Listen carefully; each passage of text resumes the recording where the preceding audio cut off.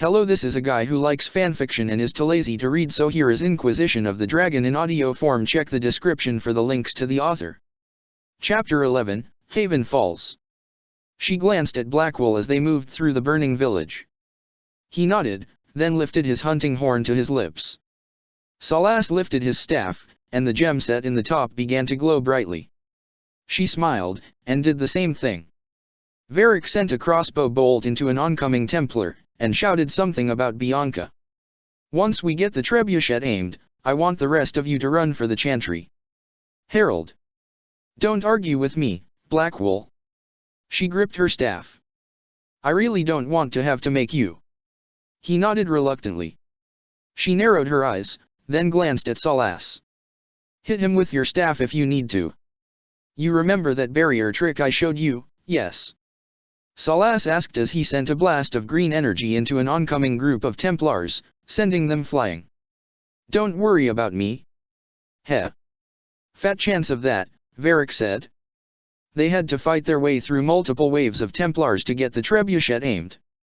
To her horror, she actually recognized a couple of them. Kudzaver, her other cousins. No. She had to hope they hadn't been drawn in by the lures of this Elder One. With the last wave came a monster. The red lyrium had spread to cover some poor soul, turning him into a behemoth of red spikes. One of his blows destroyed Blackwell's shield. Only a well-timed blast of magic from Salas stopped it from doing the same to Blackwell himself.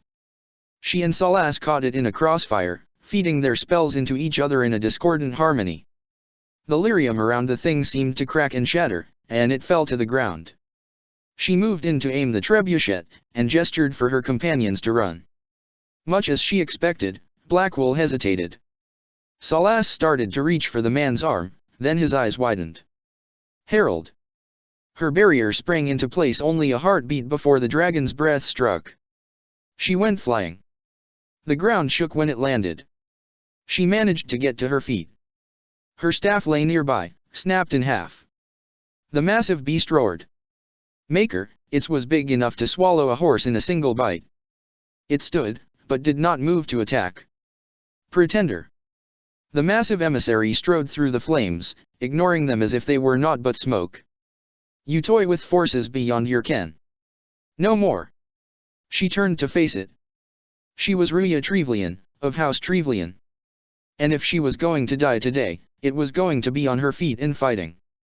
Whatever you are, I am not afraid. Words mortals often hurl at the darkness. Once they were mine. They are always lies. He continued towards her. Know me, know what you have pretended to be. He spread his hands, the long fingers ending in sharp claws. Exalt the Elder One. The will that is Corypheus. He pointed a claw at her. You will kneel. Not a chance. You'll get nothing out of me. You will resist. You will always resist. It matters not. He held up an orb. I am here for the anchor. The process of removing it begins now. The orb glowed, and suddenly the pain in her hand was overwhelming. It is your fault, Harold. You interrupted a ritual years in the planning, and instead of dying, you stole its purpose. I don't know how you survived, but what marks you as touched, what you flail at rifts, I crafted to assault the very heavens. Her hand glowed green, and the pain drove her to the ground. And you used the anchor to undo my work. The gall. She struggled back to her feet, glaring at him defiantly. It's a boon from Androsta. She saved my life. He gave her a mocking smile. Then your lady wished me to kill you, for her boon is a beacon I cannot let escape. He caught her wrist, and lifted her into the air. I once breached the fate in the name of another, to serve the old gods of the Empire in person. I found only chaos and corruption. Dead whispers. For 1,000 years I was confused. No more. He lifted her higher, until their faces were level. I have gathered the will to return under no name but my own, to champion withered Tevinter and correct this blighted world. Beg that I succeed, for I have seen the throne of the gods, and it was empty. He flung her towards the trebuchet. It was more instinct than intent that raised the barrier. She struck the wooden beam of the trebuchet, but her skull didn't split.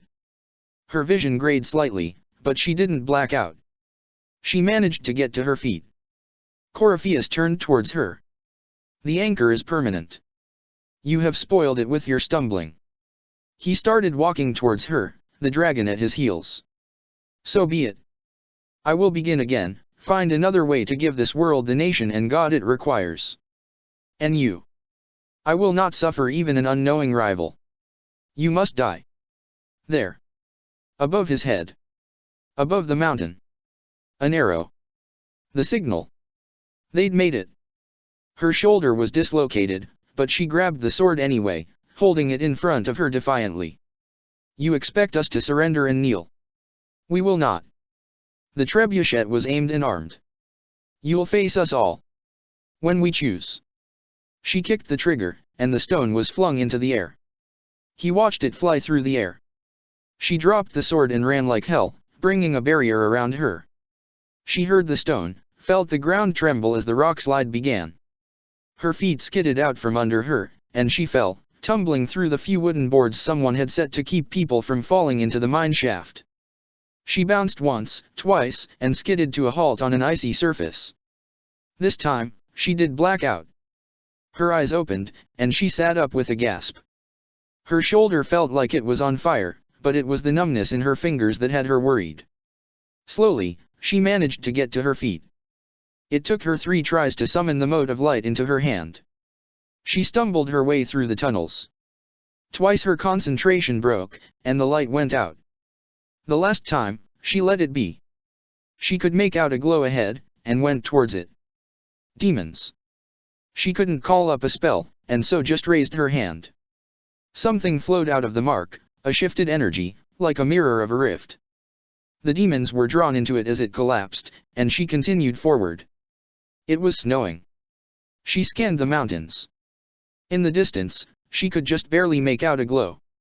Drawing her coat around her, she headed towards it. The snow was deep. She'd fallen through a crust, and something had cut open her leg. She was leaving a trail of blood behind her now. The snow had stopped, but the chill wind remained. Something howled. She was pretty sure it was a wolf. Wayfinder was what Cassandra had called the wolf that had saved her. She could use such a creature now. Something to find her way through the snow and ice. The howl came again. North. She walked towards it, blind in the falling snow. Stars. The wind had died, and with it the snow. The drifts were piled high. Her lungs burned with each freezing breath. Left foot. Right foot. Left foot stuck. She pulled it free. Right foot. A camp. A fire. Embers. Recent. She blinked at it. It wasn't buried by snow. They couldn't have been gone long.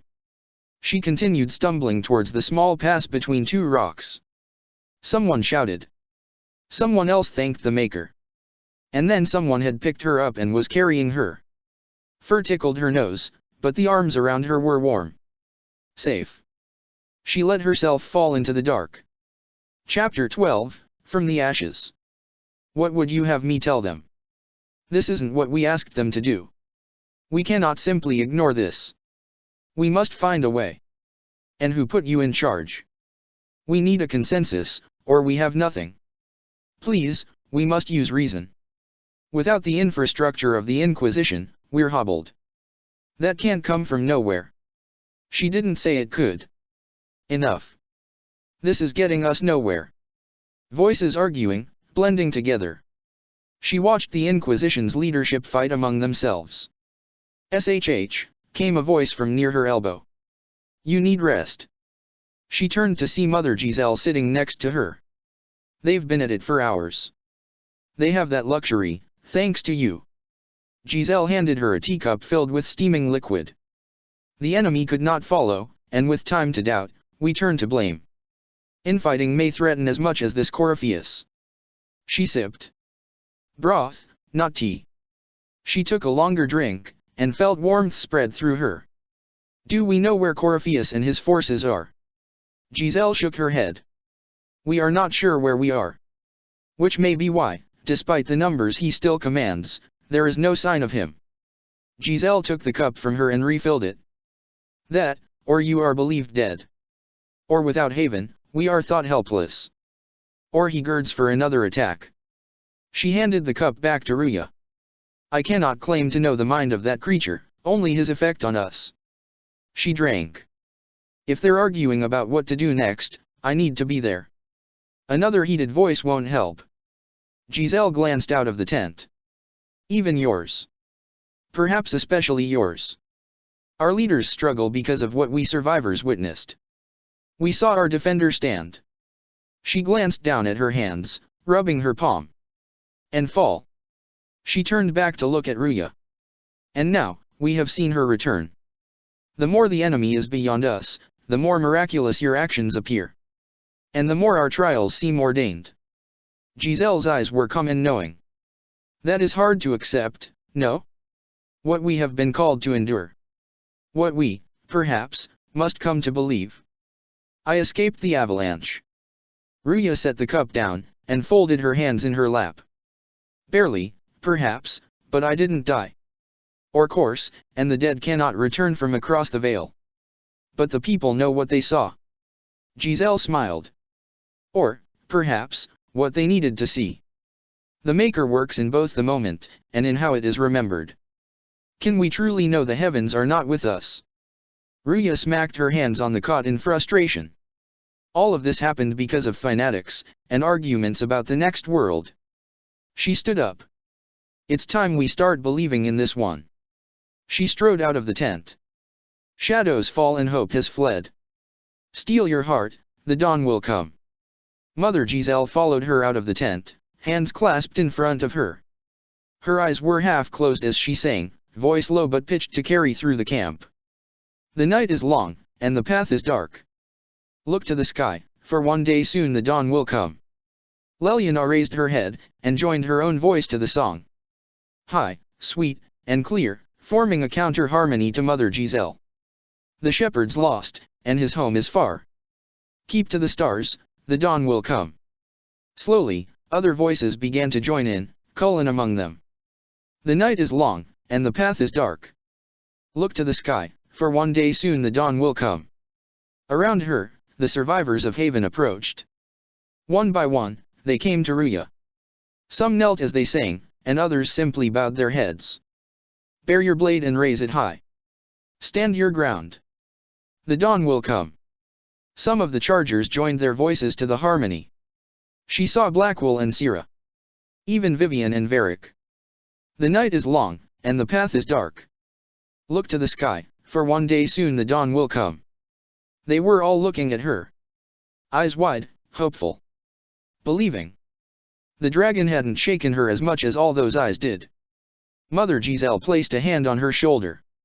It's all one world, Harold. All that changes is our place in it. She walked into the crowd, which slowly began to thin as people returned to their work with lighter steps. A word. Salas said from behind her. She nodded. Ruya was a bit grateful when Salas led her away from the tents. He lit a torch with a wave of his hand. A wise woman. Worth heeding. Her kind understand the moments that unify a cause. Or fracture it. He clasped his hands behind his back, and looked at her. The orb Corypheus carried, the power he used against you. It is Elven. Corypheus used the orb to open the breach. Unlocking it must have caused the explosion that destroyed the conclave. I do not yet know how Corypheus survived. He shifted his weight from one foot to the other. Nor am I certain how people will react when they learn of the orb's origin. She gazed out into the distance. All right, what is it, and how do you know about it? They were foci, used to channel ancient magics. I have seen such things in the Fade, old memories of older magic. Salas twitched a shoulder. Corypheus may think it Tevinter. His empire's magic was built on the bones of my people. Knowing or not, he risks our alliance. I cannot allow it. This whole mess is confusing. She shook her head. So much desperation out there. I can see how elves might be an easy target. History would agree. But there are steps we can take to prevent such a distraction. He laid a hand on her shoulder. By attacking the Inquisition, Corypheus has changed it. Changed you. He knelt, and used his finger to sketch a map in the frost on a rock. Scout to the north. Be their guide. He looked up at her. There is a place that waits for a force to hold it. He stood. There is a place that where the Inquisition can build, grow. Convincing them to follow her was easy. Ruya barely had to point, and they were moving. Together, she and Salas ranged ahead of the others. It seemed every time she looked back, there were more following. The trail was old, but here and there, Salas was able to point out markers, nearly faded into the stone. He tapped her shoulder just before they crested a rise, and gestured. Skyhold. It was magnificent. Despite the span of time it must have remained hidden here in the mountains, the stone of its walls were only crumbled in a few places. She walked towards it, wonder written on her face. Home. They were coming home. Varric crumbled the fourth piece of parchment, and threw it into the fire with the others. Words didn't fail him often. The problem was he knew what the answer would be. If he asked, Hawk would come. And if Hawk came. First the expedition. Convincing him to go looking for a Grey Warden with maps. Then Corypheus. Even that woman, Talus. Hadn't he gotten his friend into enough trouble already? Hawk was safe with his family. Or was he? The whole damn world was at stake. He dipped the pen in the inkwell, and wrote. I need your help. Meet me where you met the guy who wasn't an ogre after all. Varric. Folded and sealed with the very same signet ring Hawk had once recovered for him, the letter almost looked harmless. He scrawled a name, and went to find Josephine. Gabriel tossed the parchment into the fire, and went to get his staff. He could feel Orana's disapproving gaze. Caleb and Sala were with Fenris, and wouldn't be back for hours yet, but he hadn't been able to come up with an excuse for Orana to leave that wouldn't arouse her suspicions. What if it's a trap? It's not. He kissed her cheek, then grabbed his cloak. At least tell me where you are going. If I tell you, you'll tell Fenris, and he'll follow me. Gabriel shook his head. He needs to stay here, to keep you and the kids safe. And your safety. She folded her arms and glared. I'll be fine. At least take lunch. He sighed, and took the rucksack she handed him. I'll be fine, Orana. Yes, master. And don't call me master. Yes, master. Officially, he was using his contacts to help with getting supplies into Skyhold. One good thing about Cullen was the man really didn't have a devious bone in his body. He hadn't questioned Varric volunteering at all. The tavern still looked the same. A bit dingy, and out of the way. He walked into the private room, and felt a hand on his shoulder. He jumped about a foot in the air. Expecting the merchant guild. Hawk. Varric turned around, and hugged his friend. A few minutes later, they were sitting with tankards of ale, catching up. What about Daisy? Last time I heard from Carver, he said she'd help them translate some old elven lore they'd found. I don't suppose you've heard from Dash? No. Hawk cut off that line of inquiry. And Sebastian is still causing problems for Avellini. Short of sending him Blondie's head, I don't know we can do anything about that. Varric sighed. She can handle him. Might see if I can't convince the Herald to lend Avellini some help. And I take it this Herald is the reason you wrote me. Corypheus. Varric drained his tankard. And red lyrium all over the damn place. Missing wardens. They are hunting Loghain. Varric blinked. You know where to find him. He's on the run, but got a message to me letting me know where he is heading. The Inquisitor going to have an issue with him. He shook his head. She's from Ostwick. Ostwick's circle, to be exact. The Nightingale might be a different issue, but seems to be the Herald calling the shots now. She'll hear him out. Got a plan, then. Hawk drained his own tankard. Sneak you in, get you a meeting with her before anyone is the wiser, and then let her handle the ruffled feathers. She's pretty good at it. Varric laughed softly. I think she's got a good shot at fixing Blondie's mess. Ruya. They tell me you are alive. If I don't get a letter in your hand in the next 2 weeks telling me what is written on the backside of Great Aunt Marguerite's portrait, I am calling in every favor I am owed and bringing a fucking army down there to rescue you. Please tell me you are okay, little sister. Lucas. Chapter 13, Skyhold. Ruya emerged, blinking in the bright daylight. She saw Cassandra, Cullen, Josephine, and Leliana talking quietly together. It was good to see the four of them not arguing. Cassandra looked up and caught sight of her. The other three departed, and Cassandra walked over. She gestured at the people walking around the courtyard. They arrive daily from every settlement in the region. Skyhold is becoming a pilgrimage. Cassandra gestured for Ruya to walk with her. If word has reached these people, it will have reached the Elder One. We have the walls and numbers to put up a fight here, but this threat is far beyond the war we anticipated. But we now know what allowed you to stand against Corypheus, what drew him to you. He came after me because my efforts put the Inquisition in his way. And hopefully, she'd be able to keep the Inquisition in his way. Perhaps in more ways than you've considered. Cassandra continued walking. Your decisions let us heal the sky. Your determination brought us out of Haven. She led Ruya towards the stairs. You are that creature's rival because of what you did. And we know it. All of us. The Inquisition requires a leader, the one who has already been leading it. Leliana stood on the landing, a long sword laying across her hands. Below, the survivors of Haven were starting to gather, led by Cullen and Josephine. Cassandra turned back to face Ruya. You. She stared at the faces below her before turning towards Cassandra. Perhaps I didn't hear you correctly. A mage at the head of the Inquisition. Not a mage. You. I happen to be a mage. Cassandra's lips twitched just slightly. I will not pretend no one will object, but times are changing. Perhaps this is what the Maker intended. There would be no Inquisition without you. How it will serve, how you lead, that must be yours to decide. The hilt of the blade was fashioned to look like a dragon's head. She wrapped her fingers around the hilt, and took it gently from Leliana. Light reflected off the blade as she held it in front of her. With fear running rampant, they need to see a mage standing for what is right. She turned to look at the gathered people. I'll defeat Corypheus standing with them, not over them. Wherever you lead us. Cassandra stepped towards the edge of the landing and raised her voice. Have our people been told? They have, Josephine called back. And soon the world. Commander, will they follow? Inquisition. Will you follow? Cullen's question was answered by a loud cheer. Will you fight? Another cheer answered him. Will we triumph? Their voices raised again. Cullen drew his sword as he turned back towards her. Your leader.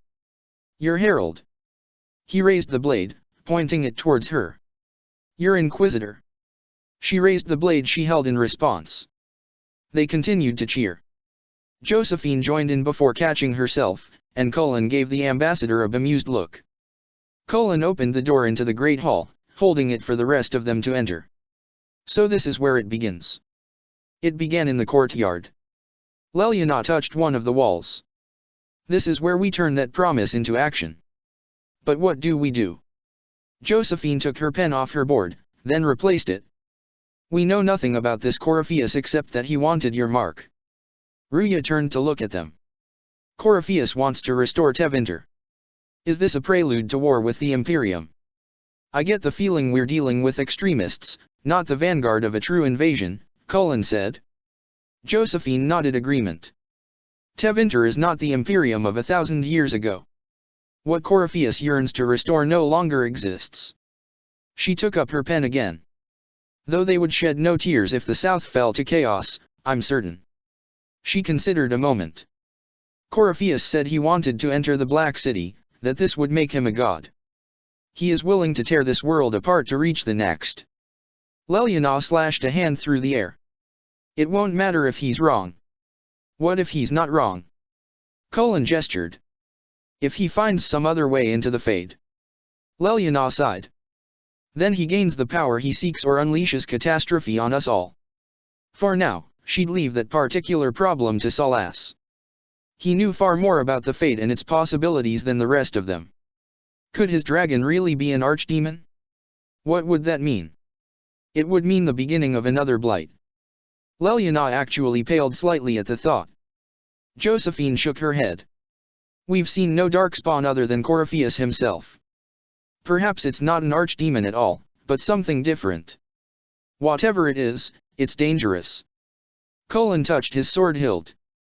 Commanding such a creature gives Corypheus an advantage we can't ignore. Ruya turned towards him. Could he strike at us here? We can't have a repeat of what happened at Haven. Colin gestured at the walls. Skyhold has the bones to withstand Corypheus. After what you did with one trebuchet, I'd bet against a direct attack. We do have one advantage, we know what Corypheus intends to do next. Leliana gestured. In that strange future you experienced, Empress Selene had been assassinated. Imagine the chaos her death would cause. With his army. Josephine's pen dotted the air. An army he'll bolster with a massive force of demons, or so the future tells us, Colin added. Corypheus could conquer the entire south of Thedas, god, or no god. Josephine put her pen down again. Leliana sighed. I'd feel better if we knew more about what we were dealing with. I know someone who can help with that. They all turned towards Varric. He walked towards Tem. Everyone acting all inspirational jogged my memory, so I sent a message to an old friend. He crossed paths with Corypheus before, and may know more about what he's doing. He can help. I'm always looking for new allies. Ruya nodded to him. Introduce me. Varric rubbed the back of his neck with one hand. Parading around might cause a fuss. It's better for you to meet privately. On the battlements. Out of the corner of her eye, she saw Leliana and Josephine exchange a look. Trust me. It's complicated. He turned and walked away. Well, then. Josephine adjusted her board. We stand ready to move on both of these concerns. On your order, Inquisitor. Colin nodded to her. Leliana was still watching the dwarf leave the room. I know one thing, if Varric has brought who I think he has, Cassandra is going to kill him.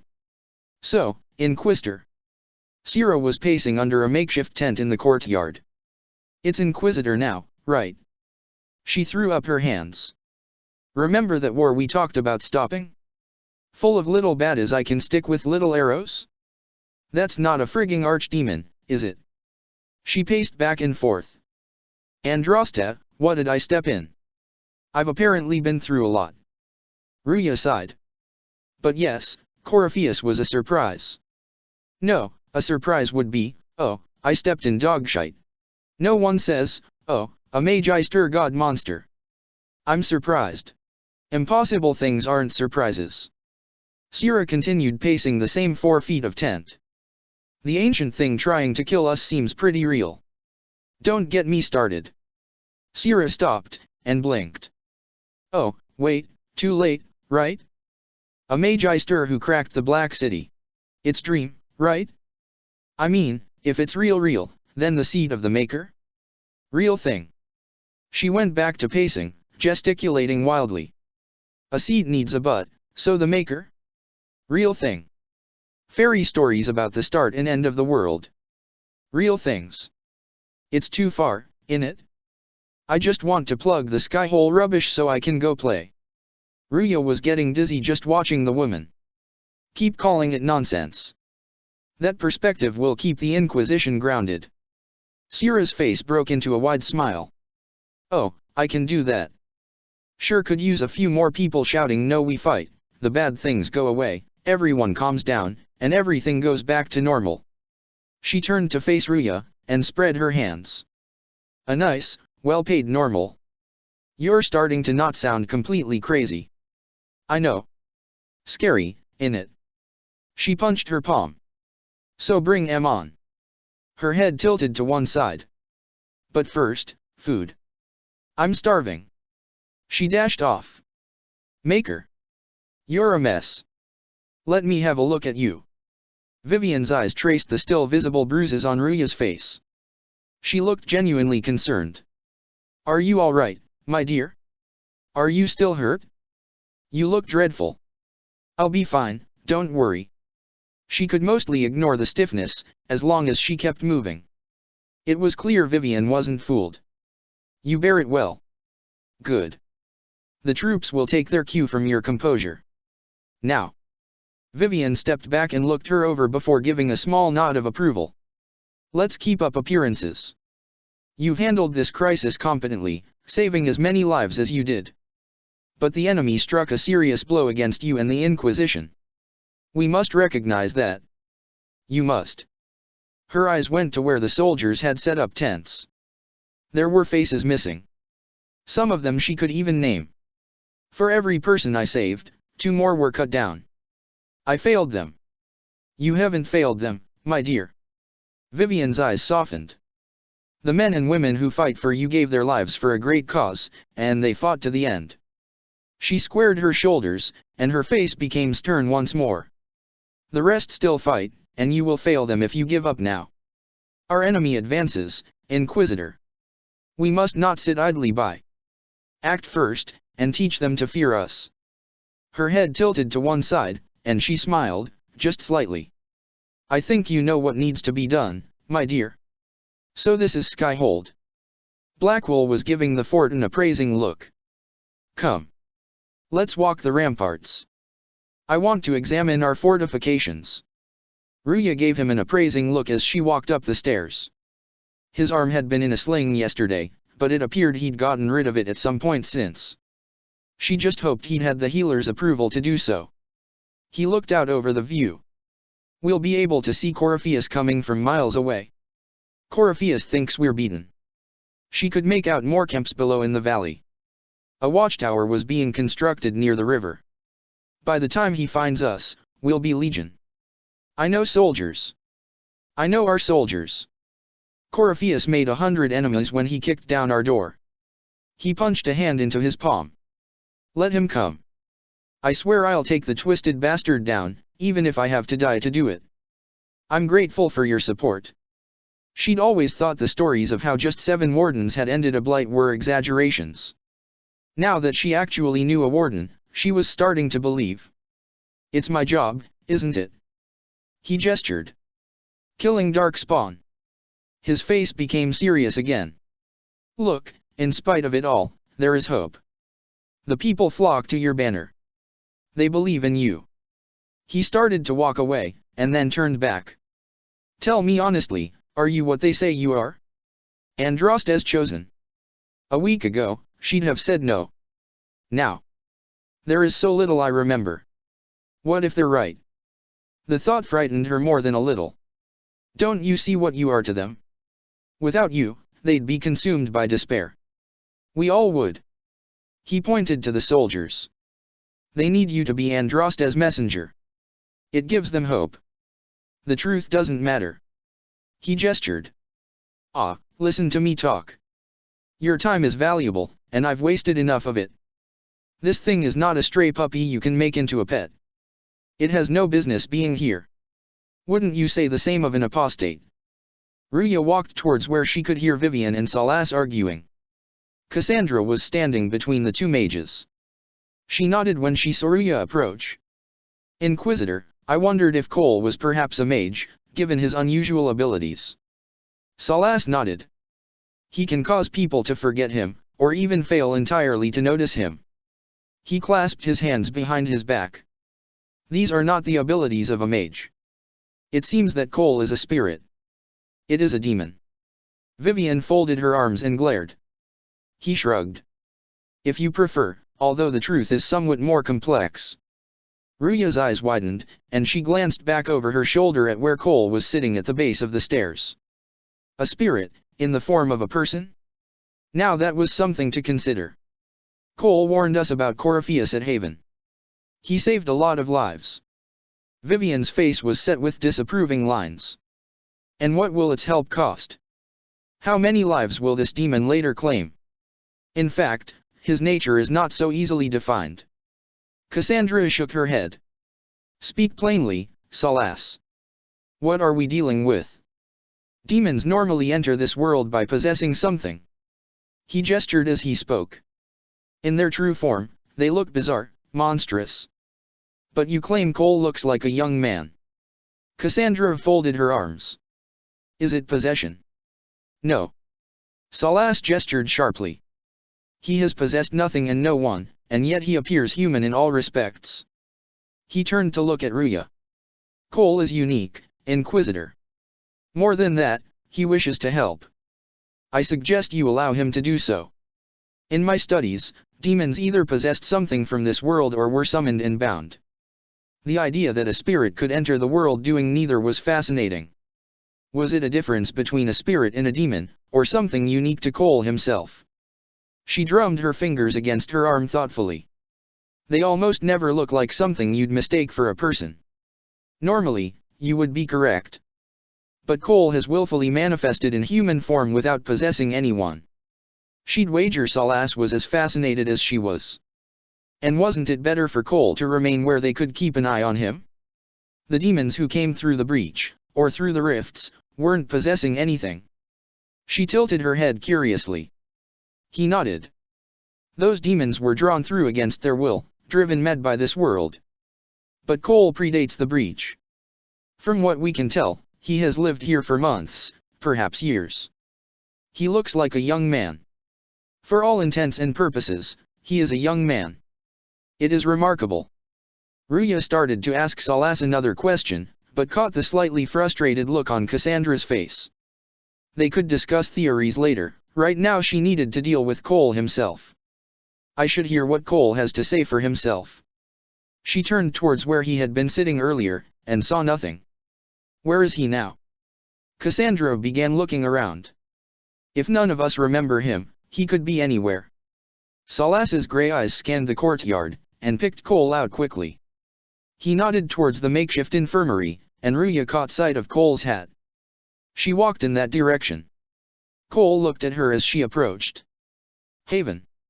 So many soldiers fought to protect the pilgrims so they could escape.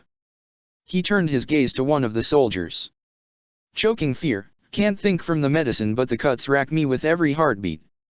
Hot white pain, everything burns. I can't, I'm going to. I'm dying, I'm. The man he was looking at went still. Dead. She bent, and closed the man's eyes. He wasn't the first. She feared he wouldn't be the last. You're feeling their pain. It's louder this close, with so many of them. It is hard enough seeing. She couldn't imagine feeling. The dead man had laughed when the children had pelted him with snowballs. Would you like to go somewhere more comfortable? Yes. But here is where I can help. He walked towards another soldier. Every breath slower. Like lying in a warm bath. Sliding away. Smell of my daughter's hair when I kiss her good night. Gone. He turned away from the dead man, and his head came up. Cracked brown pain, dry, scraping. Thirsty. He filled a cup with water, and brought it to another of the wounded. Here. He looked up at Ruya. It's all right. She won't remember me. You're using your powers as a spirit to help people. To help her people. Yes. He rose. I used to think I was a ghost. I didn't know. I made mistakes. He turned towards her. But I made friends, too. Then a Templar proved I wasn't real.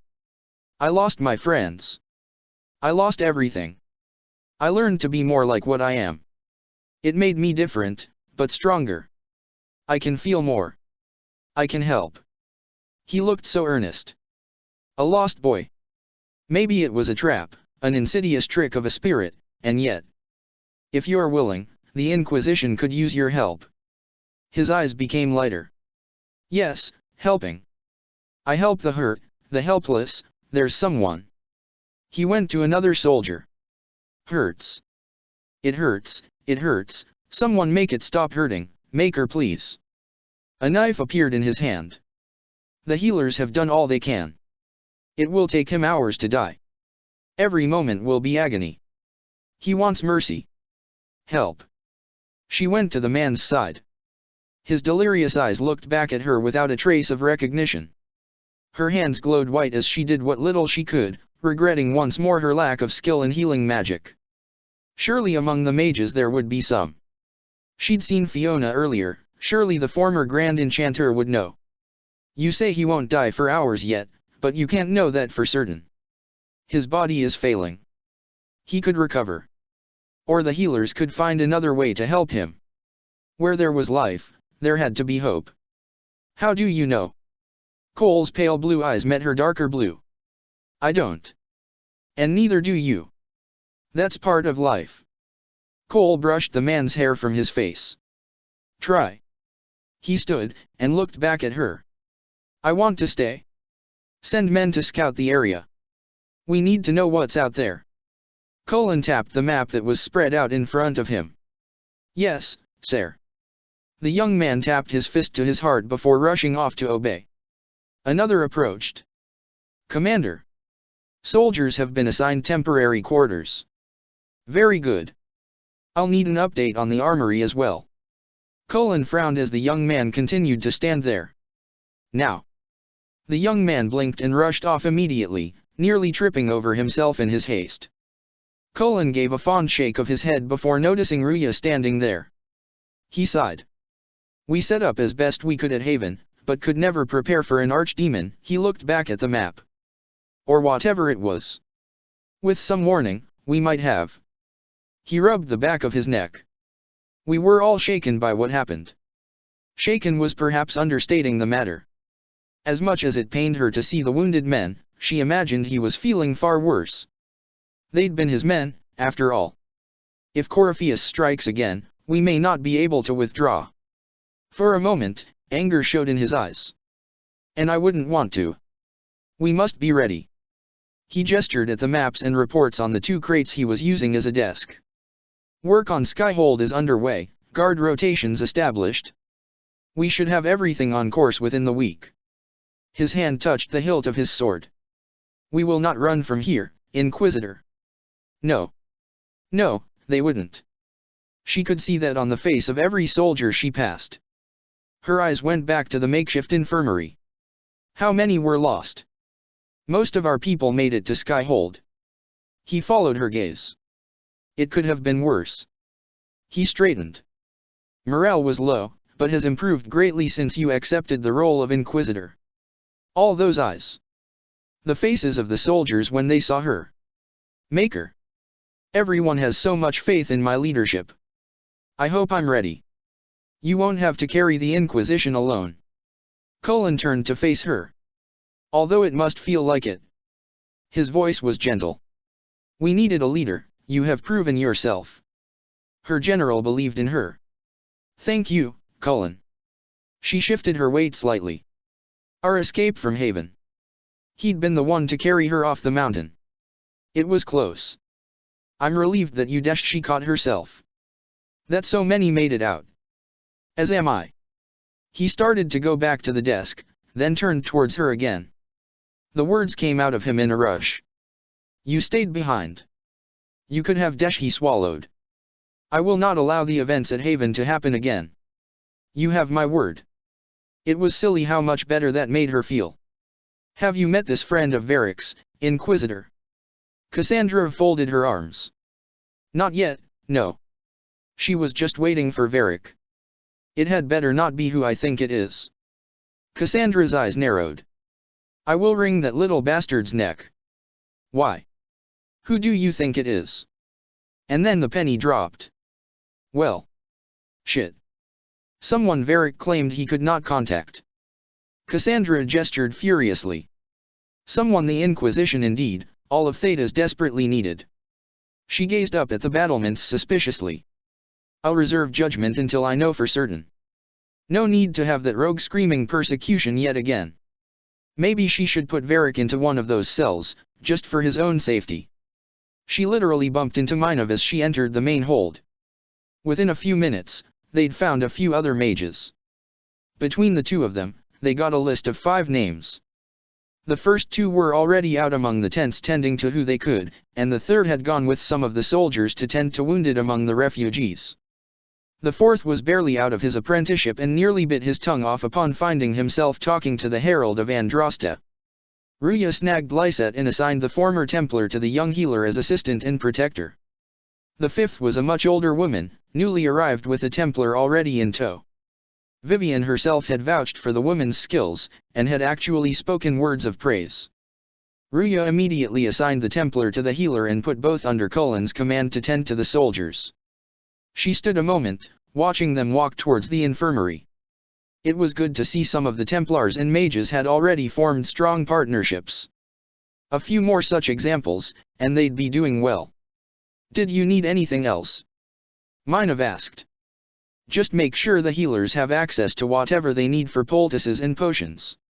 She tilted her head at the other woman. "Did all the tranquil?" Mainav's face brightened. "Oh, yes. Benton made it in with the last group of stragglers just this morning." "Wonderful. Maybe now you'll get some sleep." "You first, Inquisitor." Iron Bull dressed her as one of his mercenaries, then took her to meet with some of the soldiers. She was a bit surprised that none of them seemed to recognize her. Then again, the way they talked about her, she scarcely recognized herself. They acted like she'd stared the archdemon down, cowing it with the force of her will instead of just standing there willing her knees not to shake. "I don't sing the chant of light as much as I should," Myra said. "But you can't see something like that and not believe." "Well, Grim and I should find our tents."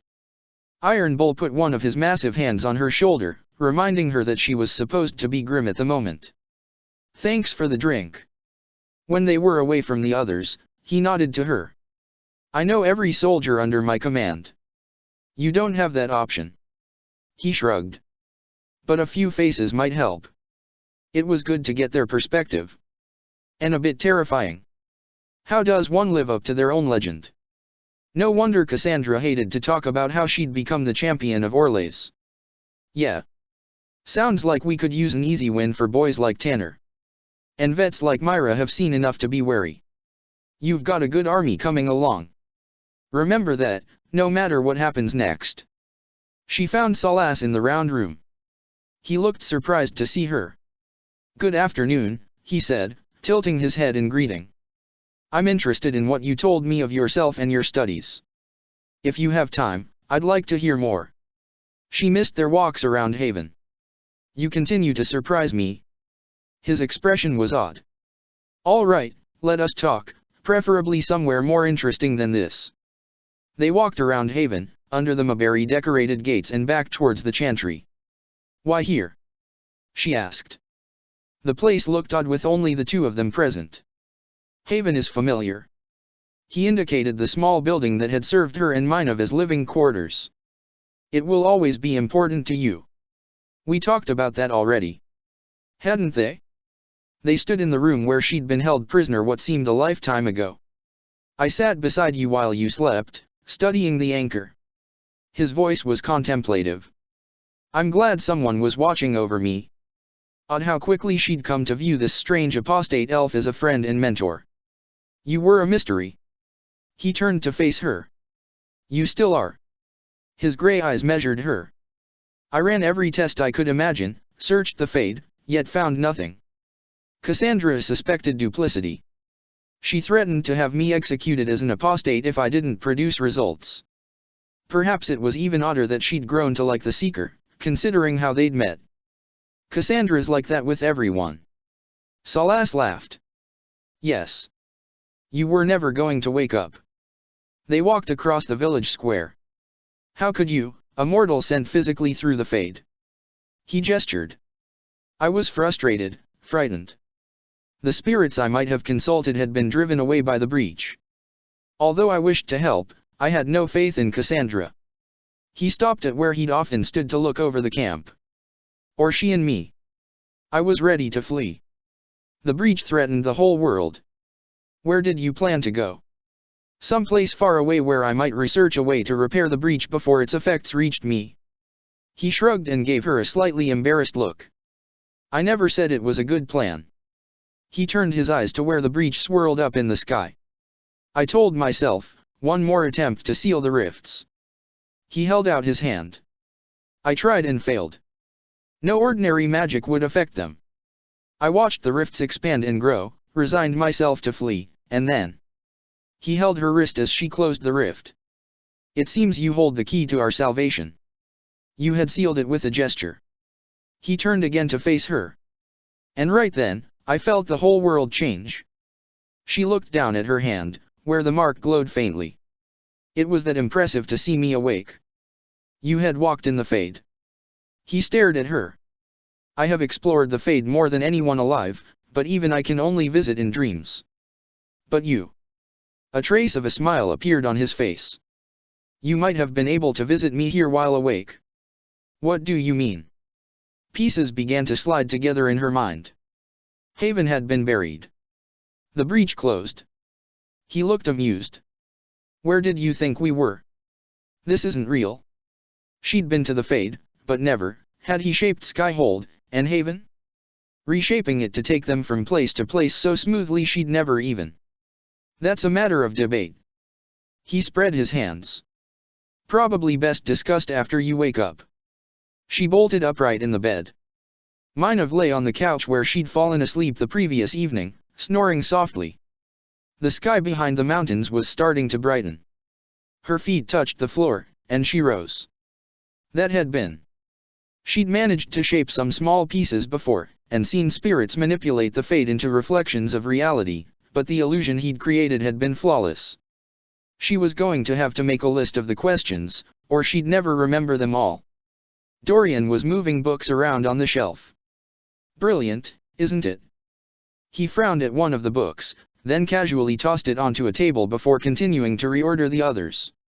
One moment you're trying to restore order in a world gone mad. That should be enough for anyone to handle, yes. He glared at another book and for a moment she thought he was going to toss it over the balcony. Instead, he shoved it contemptuously onto the very top shelf. Then, out of nowhere, an archdemon appears and kicks you in the head. What? You thought this would be easy? No, I was just hoping you wouldn't crush our village like an anthill. Sorry about that. Archdemons like to crush, you know. Can't be helped.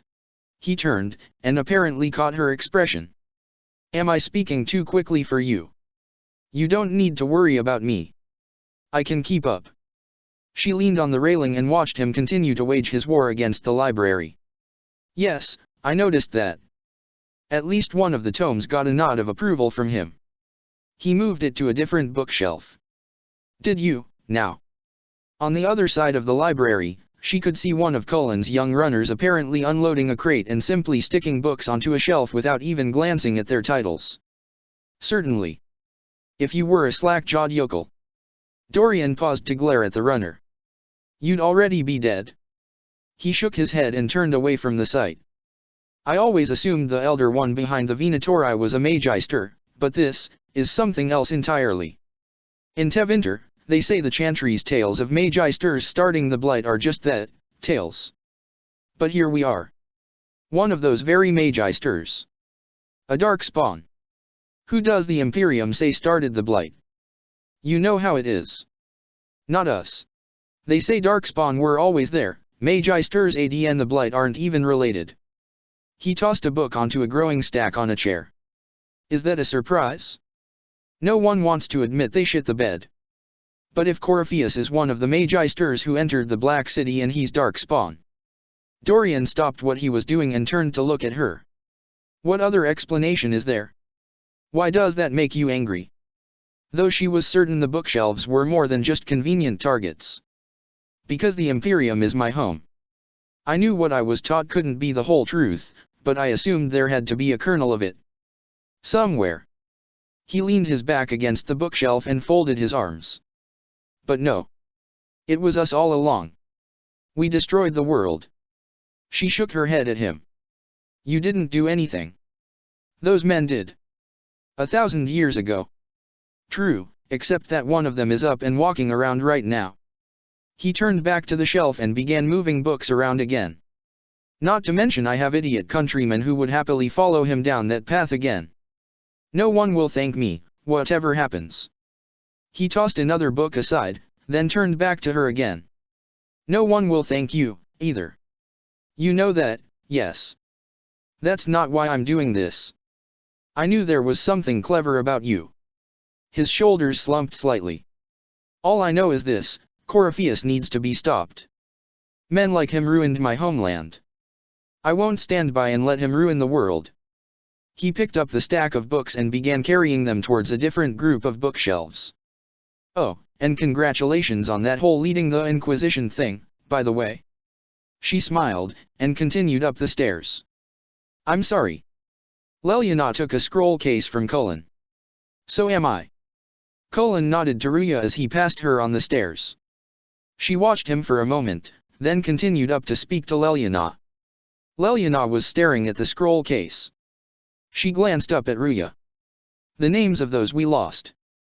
She set it on the table, and stared at it some more, her shoulders slumped. You must blame me for this. We all saw who attacked us. We know exactly who to blame. Ruya came to stand next to the older woman. I keep wondering if I could have done something different. Leliana leaned on the table, her head bowed. She shook her head, then walked to the window. When the first of my lookouts went missing, I pulled the rest back, awaiting more information. If they'd stayed in the field, they could have bought us more time. She folded her arms. I was afraid to lose my agents, and instead we lost Haven. You look out for your people. Ruya touched the scroll case, and then turned to look at Leliana. That's a good thing. Is it? Leliana let her hands fall to her sides. My people know their duty. They know the risks. They understand that the Inquisition may call upon them to give their lives. Ruya slapped her hand down on the table, causing the other woman to jump. Our people aren't tools to be used and discarded. Your instincts were right. Their lives matter. Can we afford such sentimentality? What if Corypheus dash? We are better than Corypheus. She met Leliana's gaze steadily. It took the spymaster a few moments to nod. The Arcanist has arrived, Inquisitor. You should meet with her. The Arcanist has arrived. Harrod turned to look at Ruya. His expression was befuddled. You should see for yourself. She walked down the stairs. At first she didn't see anyone. Then a young, cheerful voice greeted her. Hello there. A dwarf. Why had no one told her the Arcanist was a dwarf? The young woman grinned up at her. Well, don't just stand there slack-jawed, let's figure out what you need. You're the magical advisor. The girl's eyes suddenly widened. Oh, you're her. The Inquisitor. She bounced up from where she'd been examining a piece of equipment, then practically skipped in a circle around Ruya. I'm Danya. Arcanist Danya. It's an honor, your worship. She caught Ruya's hand and stared at it. Is that it? The hand anchor mark. It's pretty. The breach was pretty, too. In a destroy everything sort of way. She laughed as she let go of Ruya's hand and began pointing at and describing the new equipment that had been moved in. Ruya caught that one of the new devices was for runes, but the girl was talking far too fast for her to be able to follow even if she had been a metallurgy expert. Eventually, Danya took a breath and Ruya was able to get a word in edgewise. I welcome you to the Inquisition, and look forward to your contribution. Me, too. I've heard some impossible things. I love impossible things. Those are the best to make, well, possible. I've looked at Harrod's devices. The precision is fantastic, but typical. Mundane. Old thinking. It's what now? Harrod seemed to be trying to work out how insulted he should be. No disrespect meant to the classical trades, Danya called over her shoulder. She turned back to Ruya. But you need a new perspective. I've made adjustments. As long as I keep making them, you can craft just about anything. Almost safely. Where does a dwarf go to study magical theory? Ruya folded her arms and watched Danya tinker with something on one of the benches. Get out. I asked myself that question for years. Danya waved a hand. Turns out, not in Orzammer. I had to start at a circle. I had help, though. A Grey Warden, and I am forever grateful. With that sanction, I visited a half-dozen circles. She sighed happily. The wonders I have seen. And with an objective eye, I can spot where they overlap. That's a surprise for every teacher. She continued on, discussing several different fields, and Ruya decided that one of the first things she needed to do was ensure Danya and Minav got acquainted. Your years of study have paid off. Leliana had been thrilled when Danya had agreed to join them. Oh, yes. The mages said I brought a valuable perspective. I've even presented my work to the College of Enchanters. I wanted an exchange. The surface could learn about lyrium smithing, and Orzammer would gain knowledge of magic. But now there's no college, and so far as the shape rate is concerned, I'm casteless. Danya's shoulders slumped just for a moment. So you're getting my best work, Inquisitor. She brightened again. Let's make some great stuff. You gave up so much. Left your home. Was it really that amazing? Yes. Danya nodded emphatically. I left my home and my family, but I just knew I could be more than a smith. I wish my people weren't stuck in the past, and I regret that my father couldn't imagine another life for me. But I don't regret what I did. Pride showed on her face, and Ruya couldn't help but smile. You mentioned a Grey Warden who helped you start your studies. Not just any Grey Warden. The Grey Warden. He's a hero in Orzammer too. It's incredible that someone like him would stop to help the little people. Literally. She giggled. Ruya wasn't entirely sure which Warden Danya meant. The Warden affected you in a special way. Talk to anyone, they'll say the same. It was a dark time. He was my light. He saved us. Her voice grew quieter. He saved me. When I heard he was gone, I cried for days. She took a small dragon bone dagger out of her belt. He used to send me odd things he'd found so I could study them. This came from the Black Marsh. The dragon bone was exposed to so much energy from a tear in the Fade that when they made the mistake of putting some of the bones back together, the dragon actually came back to life as some sort spirit creature and they had to kill it all over again. I've been studying the residual harmonics and... She was off again, talking about receptivity and mirrored energies. Ruya smiled. All right, rein it in. You have work to do. Right, sorry. I get carried away when I think of it. Ready when you need me. Sleep well. Salassa's eyes danced mischievously. I've never done anything like that before. She tilted her head at him. Do you regularly talk to people in dreams? No. Consider that one more rule you have effortlessly broken in your rise to power. He gave her a curious look. I had no idea the anchor would allow you to dream with such focus. It is truly remarkable. He twitched a shoulder. But I am reasonably certain we are awake now, and if you wish to discuss anything, I would enjoy talking. They walked along the battlements, occasionally stepping to the side to make way for others. I need to know more about Corypheus. We spoke of this on our travels to Skyhold. What more can I tell you? He nodded at where Cassandra was smacking around practice dummy. Cassandra and Varric seem more familiar with our adversary. You've given me good counsel before. I could use some now. He slowed his pace, and then nodded.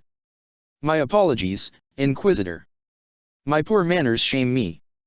I claim no secret wisdom, but I will guess as best I can. What can you tell me about the source of Corypheus's power? She paused at one of the towers, stopping to admire the view. According to the lore, the ancient Magisters of Tevinter received guidance from the old gods. He stood next to her, leaning on the stone as he looked out over the valley below. Corypheus commands a false archdemon, a corrupted old god. This suggests he no longer sees himself as their minion. Some of his unique power comes from the corruption of the blight.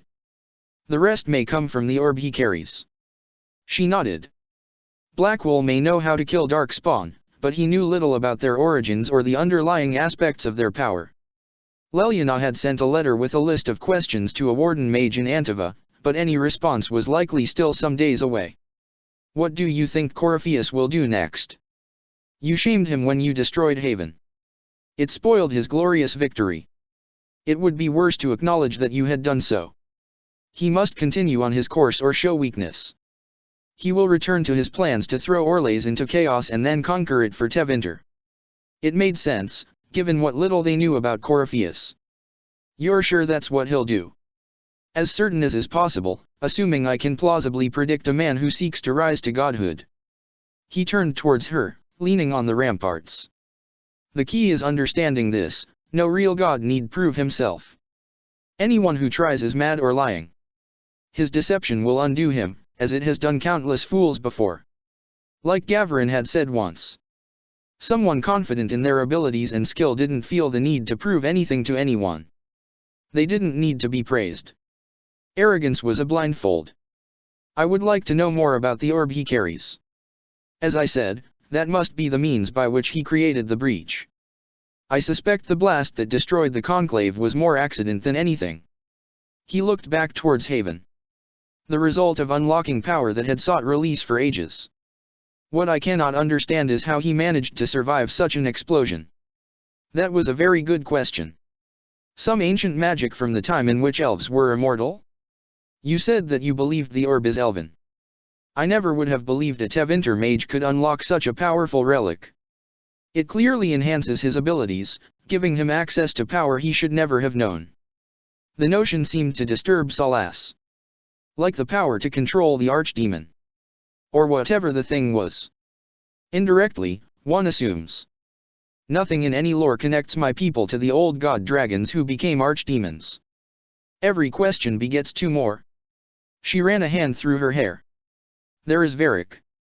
Hopefully his friend will have an answer or 10. Varric held a bottle, and took a swig as she joined him on the roof. He nodded to her, then gestured as someone approached. Inquisitor, meet Hawk. The champion of Kirkwall. She blinked, and stared at the man. He was taller than she'd expected, and built far more like a soldier than a mage. For that matter, he actually wore a sword and armor. He gave her a small bow.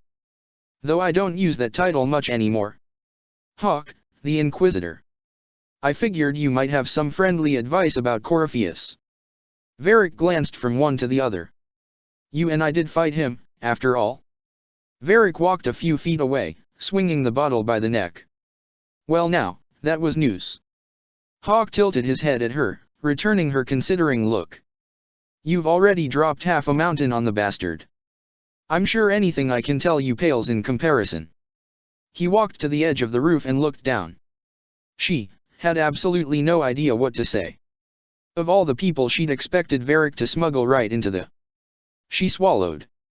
Oh, I don't know. You did save a city from a horde of rampaging Qunari. I don't see how that really applies. He turned towards her and raised an eyebrow. Or is there a horde of rampaging Qunari I don't know about? There's a Qunari. Hopefully Varric had already filled him in about Iron Bull.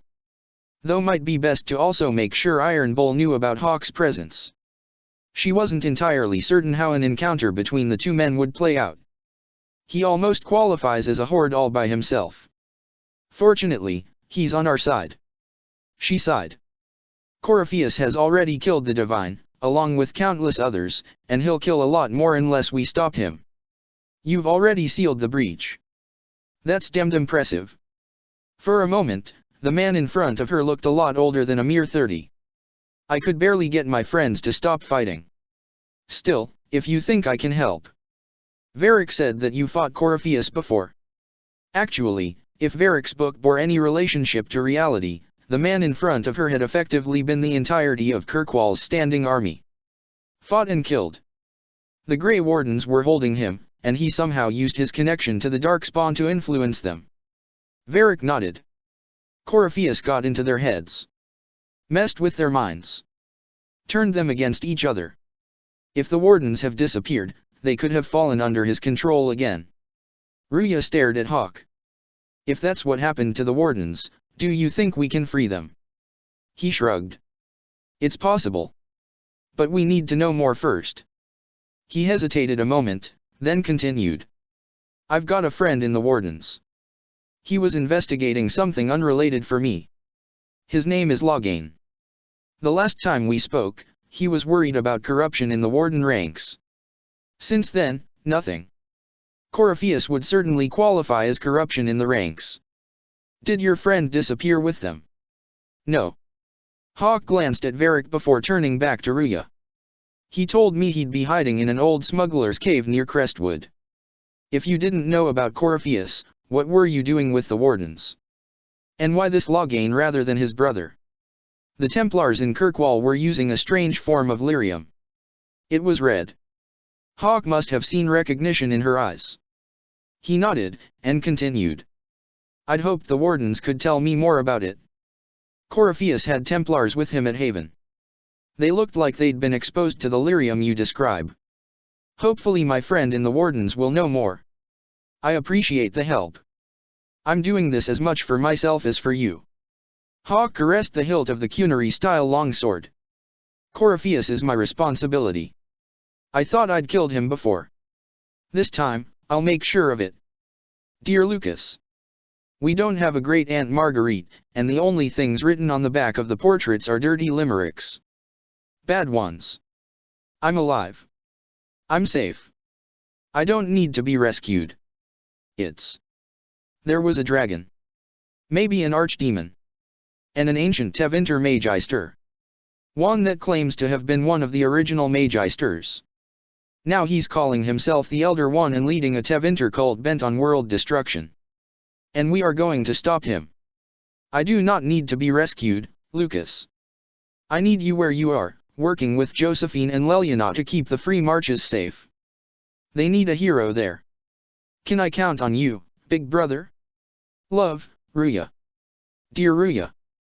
Maker, you are such a manipulative little brat sometimes. Fine, but as soon as this fussing between Starkhaven and Kirkwall is done, I'm coming down there and rescuing you. Love, Lucas. Chapter 14, Crestwood. She made arrangements to send scouts ahead to Crestwood, then went to find Hawk. He was sitting at a makeshift table, sharing a drink with Cullen.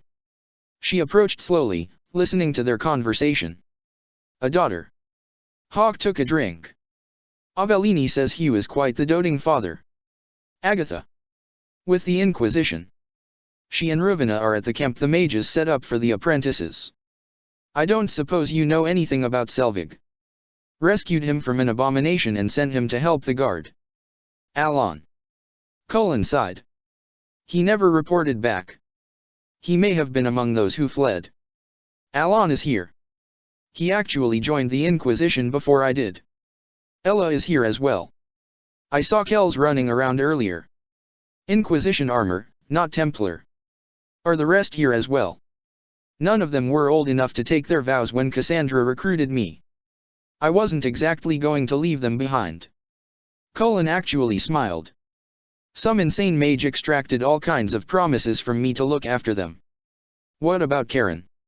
I know absolutely nothing about him joining up with a certain pirate captain, nor am I at liberty to tell you he's fine.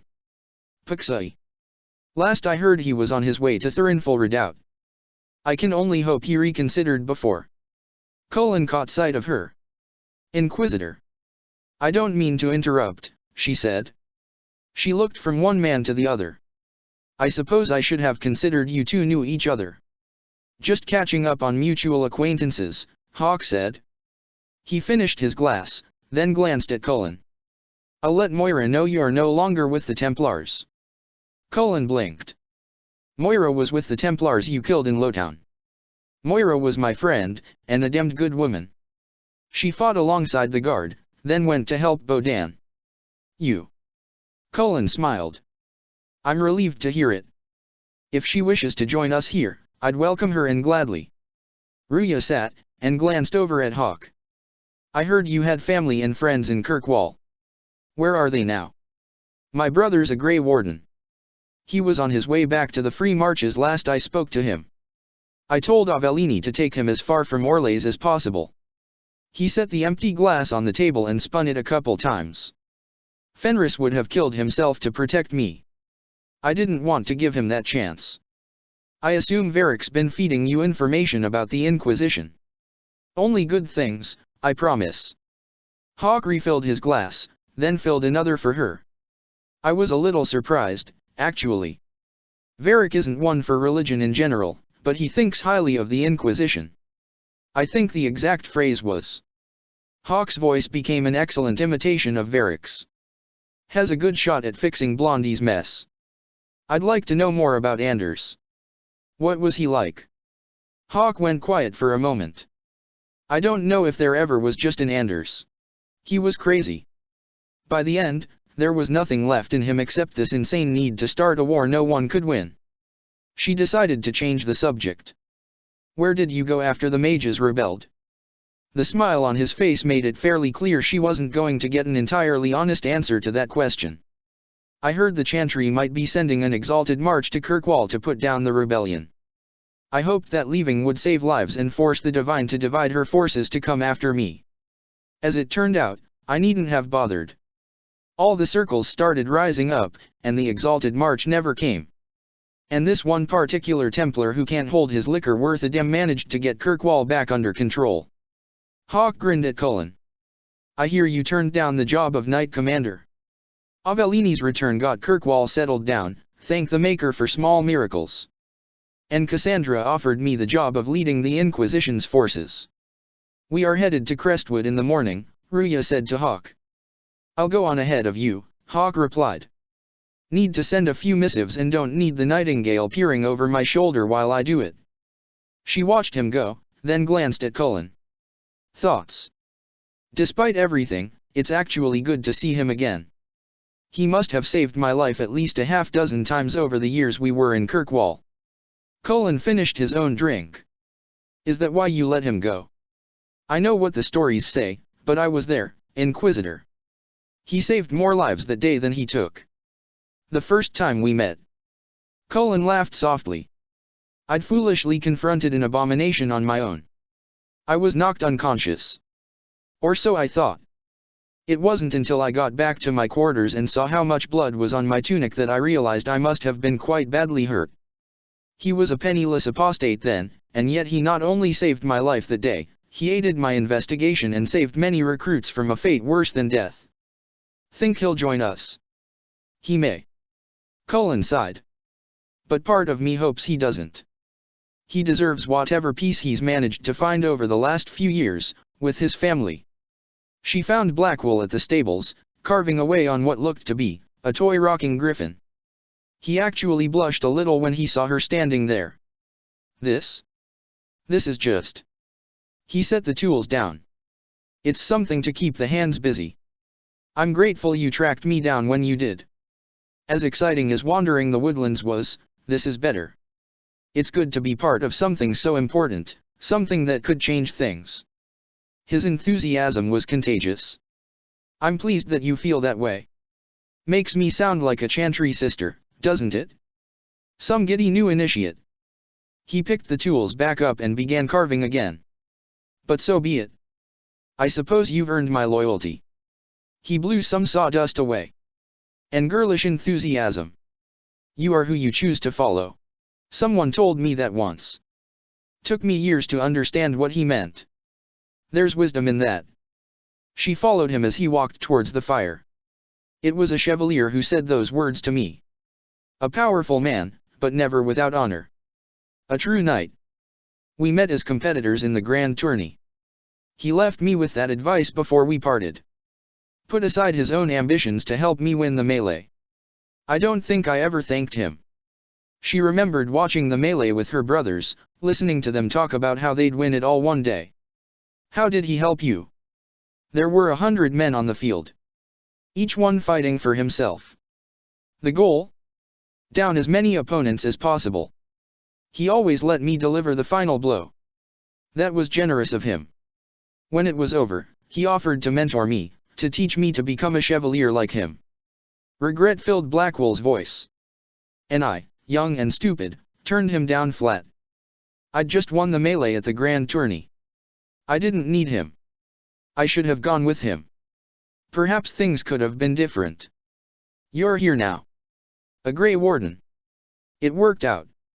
Without him, she'd have been nothing more than ash after that archdemon had appeared on the field. I suppose it did, didn't it? He picked up the tools again. But I'm older, hopefully wiser, and I think I've chosen the right person to walk with. We are heading out to Crestwood in the morning, to meet with Hawk's contact in the Wardens. I'd like you to come along. He nodded. My sword is yours, Inquisitor. Cassandra wasn't at the practice dummies. Ruya heard a small commotion from the nearby building and went to investigate. She arrived just in time to see Cassandra throw a table at Varric. You knew where Hawk was all along. Cassandra yelled. Varric ducked away, putting a table between himself and the irate seeker. You're damned right I did. You conniving little shit. Cassandra aimed a punch, but too high. Varric ducked beneath it and fled again. You kidnapped me. You interrogated me. What did you expect? Hey. Ruya put up a barrier between the two of them, arresting Cassandra's forward motion. Enough. You're taking his side. Cassandra whirled to face her. Ruya raised her voice. I said enough. Both Cassandra and Varric took a step backwards. Cassandra took several deep breaths. We needed someone to lead this Inquisition. She paced. First, Leliana and I searched for the hero of Ferelden, but she was gone. Then we looked for Hawk, but he was gone, too. We thought it all connected, but no. She glared at Varric. It was just you. You kept him from us. Varric gestured at Ruya. The Inquisition has a leader. Hawk would have been at the conclave. Cassandra took a step towards Varric before catching herself. If anyone could have saved Most Holy. She choked on the words. And there it was. Cassandra hid her grief better than Leliana, but it was still there. Ruya kept her voice calm and gentle. You can't change the past, Cassandra. So many had been lost. And stories were stories. She heard the ones they were already telling about her. And she'd seen the weariness in Hawk's shoulders. He was a man, not a legend. So I must accept. Cassandra waved her hand. What? That the Maker wanted all this to happen? That he. She turned away from them. Varric is a liar, Inquisitor. A snake. Even after the conclave, when we needed Hawk most, Varric kept him secret. He's with us now. Varric lifted his chin defiantly. We're on the same side. Cassandra whirled back around. We all know whose side you're on, Varric. It will never be the Inquisition's. Ruya stepped between them. Attacking him now won't help us, Cassandra. Especially given that Varric was nothing more than a convenient target. Exactly, Varric said. He shrunk a little when Ruya turned her gaze to him. And you better not be keeping anything else from us. He started to argue, then sighed. I understand.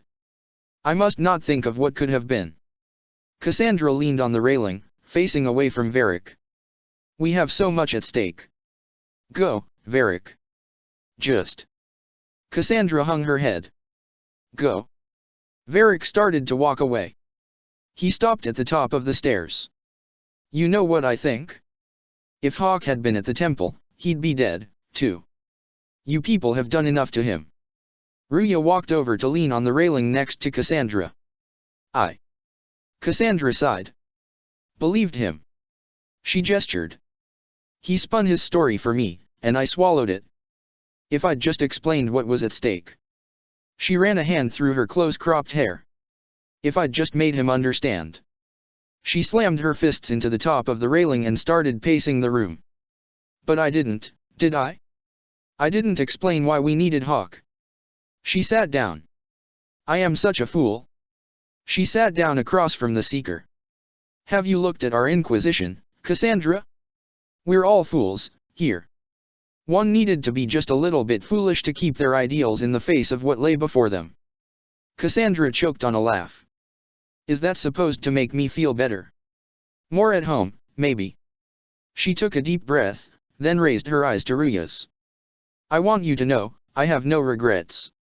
Maybe if we'd found Hawk or the hero of Ferelden, the Maker wouldn't have needed to send you. But he did. You're. Cassandra tilted her head at Ruya, but her look was more curious than disappointed. Not what I'd pictured. But if I've learned anything, it's that I know less than nothing. Hawk is with us now, Cassandra. He is. I wish. She sighed. So many good people, taken from us. There were people you knew, at the conclave. Not just the divine. Old friends. Cassandra folded her arms. A few I hadn't even spoken to in years. It still hurts to realize they are gone. And you. My Uncle Gavrin. Perhaps others. And. Ruya sighed. Some of my cousins were among the Templars. Not all have been accounted for. Xaver. We were children together, and then at the circle. Templar or no, he was family. I can't help but wonder if he's there, lying under the rubble and snow, and that I might have put him there. Cassandra sighed. When Justinia first made arrangements for the conclave, she sent a message to Bruhan. I thought about offering to take it in person. I cannot help but wonder if I had. They died in the deep, only a few days before we went to speak to the hero of Ferelden. A few days, if he'd been at her side, would he have seen the signs we missed? Warned her in time. She sighed. I suppose we will never know. Why wasn't he there? They. Cassandra sighed. I cannot fault him for walking away when he did.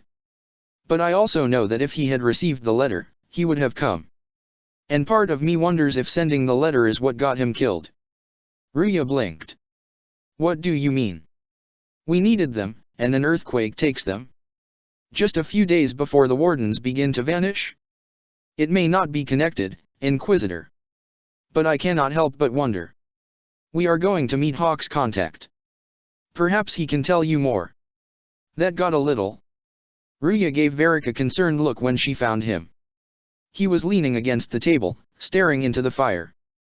Heated. Are you all right? Well, that depends. How angry is Cassandra? Varric gave her a wary look. He sighed. I wasn't trying to keep secrets. I told the Inquisition everything that seemed important at the time. I know, Varric. She touched his shoulder. You never would have kept quiet otherwise. I keep hoping. Varric stood up. None of this is real. Maybe it's all some bullshit from the Fade, and it'll just disappear. I know I need to do better. I'm sorry. Cole was following the Inquisitor. Cassandra narrowed her eyes slightly. She wasn't convinced allowing the strange boy to remain was a wise idea. Yet with the Inquisitor and Salas both along, they were probably more equipped to handle the creature than those remaining behind. She glanced up at the tower Cullen had chosen as his office. It was positioned neatly between where Salas worked and where Cole had chosen to lair. You could take the man from the Templars, but not the Templar from the man. She gave the boy-like creature a wary look. If you are to fight alongside us, Cole, I expect you to follow orders. The Inquisitor believes you wish to help, but I will not allow you to threaten innocents. Yes. He nodded at her happily. Help the hurt, save the small. If I become a demon, cut me down. Do not doubt me. I will do it. He actually smiled at her. Good. You're. She tilted her head at him. Serious, aren't you? Yes. He tilted his head back at her. I hope you are, too. The air around Crestwood was filled with a mist that bordered on rain. Scout Harding was waiting for them. We've got trouble ahead. I'm sure it's nothing the Inquisition can't handle. Ruya tried to project confidence into her voice. Careful, your worship. That optimism might be catching. Harding's eyes twinkled. Are things that bad? Instead of responding, Harding led her down to the shore. Beneath the lake she could see the telltale green glow of a rift. Water and mist sprayed out of the water above the glow, creating a small storm. Ruya found herself at a complete loss for words. Crestwood was the site of a flood 10 years ago during the Blight. Harding gestured at the remains of houses that dotted the shore. It's not the only rift in the area, but after it appeared, corpses started walking out of the lake. You'll have to fight through them to get to the cave where Ser Hawk's Grey Warden friend is hiding. Have any undead attacked the camp? It might be worth the effort to send for some additional reinforcements. We've had a few Chambliers, but most head toward the village below. Maybe someone in Crestwood can tell you how to get to the rift in the lake. Maker knows they'll want help. Good luck, and please be safe. Cullen glanced up as the door to his office opened. Eben scrambled inside, looking back over his shoulder. He was followed a moment later by an irate Dorian. Commander, would you kindly explain to your young ruffian that Orlshian military history is not a subject matter one organizes by color? Eben fled to the other side of the office and put a chair between himself and the Tevinter mage. For a moment, Cullen thought the young man was actually going to cower behind it. I will make a note of. He stopped as Dorian went to his bookshelf. The mage threw up his hands and immediately began moving things around. "Can I help you? Are you aware that you are missing volumes 3 and 7 of Valganar's Librum Militre?" Dorian shot Eben a look. "Unless that one has helpfully shelved them with Varric's seminal works. Perhaps you could convince the champion of Kirkwall to return them." Cullen folded his arms. "If you are done terrorizing my assistant." He put Gabilaire's Compendium of Les Trois on the same shelf as Genitives in Pursuit of Knowledge. Dorian shook his head. "They execute men for lesser crimes." "It was alphabetical, sir." "Alpha?" Dorian glared. "And that's quite enough of that, thank you." Cullen stepped between them. "Eben, leave any more books on the table and leave the organizing to the mages." "Dorian, I will point out that we could easily leave you to dig the books out of the rubble by yourself." Dorian sighed. "You have a point." Cullen dismissed Eben, then turned to see Dorian moving things around on his bookshelf again. "Dorian, I put them in the order I reference them most often." Dorian stepped back. "I see. Your copy of the Mediation on Blades is quite badly damaged. I'll see if I can't acquire you one in better condition." Cullen nodded. "I'd appreciate that." Kells entered. "Commander." "Report." "The Inquisitor says the situation in Crestwood is a bit more complicated than anticipated, and asks that the camp there be sent some additional soldiers. Preferably those that can handle fighting undead. Tell Bryony and her people to head out." Cullen considered a moment. "And let Leliana know. She may have people she wishes to send." "I might as well accompany her," Dorian said. "Perhaps the Tranquil can get the library situation dealt with before my return.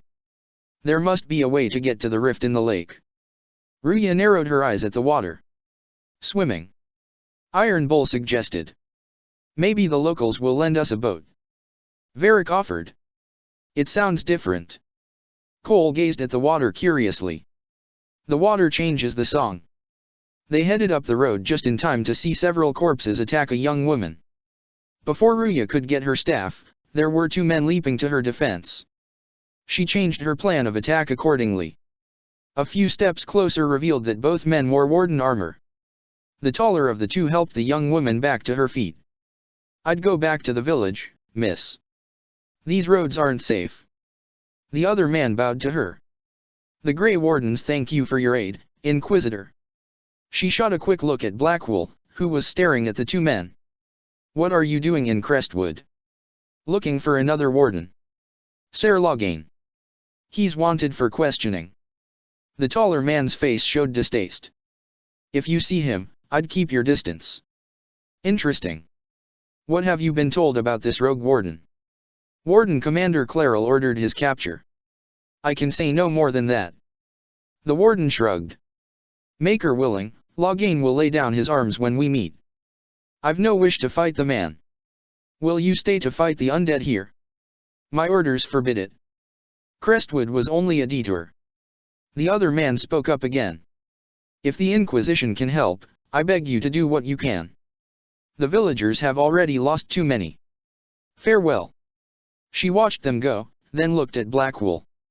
"I take it you didn't know either of them." He shook his head in response. "Nor do I know the warden they are hunting." "Not right, refusing to help. None of those wardens mention a new leader.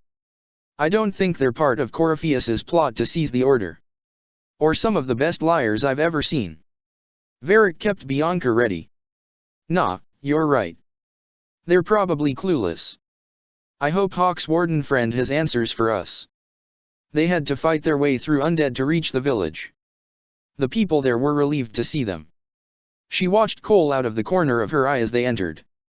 The spirit, or young man, seemed happy to be out with them, helping people. And his combat skills were formidable. He saw her looking at him. They're frightened inside. Trapped by the walls that protect them.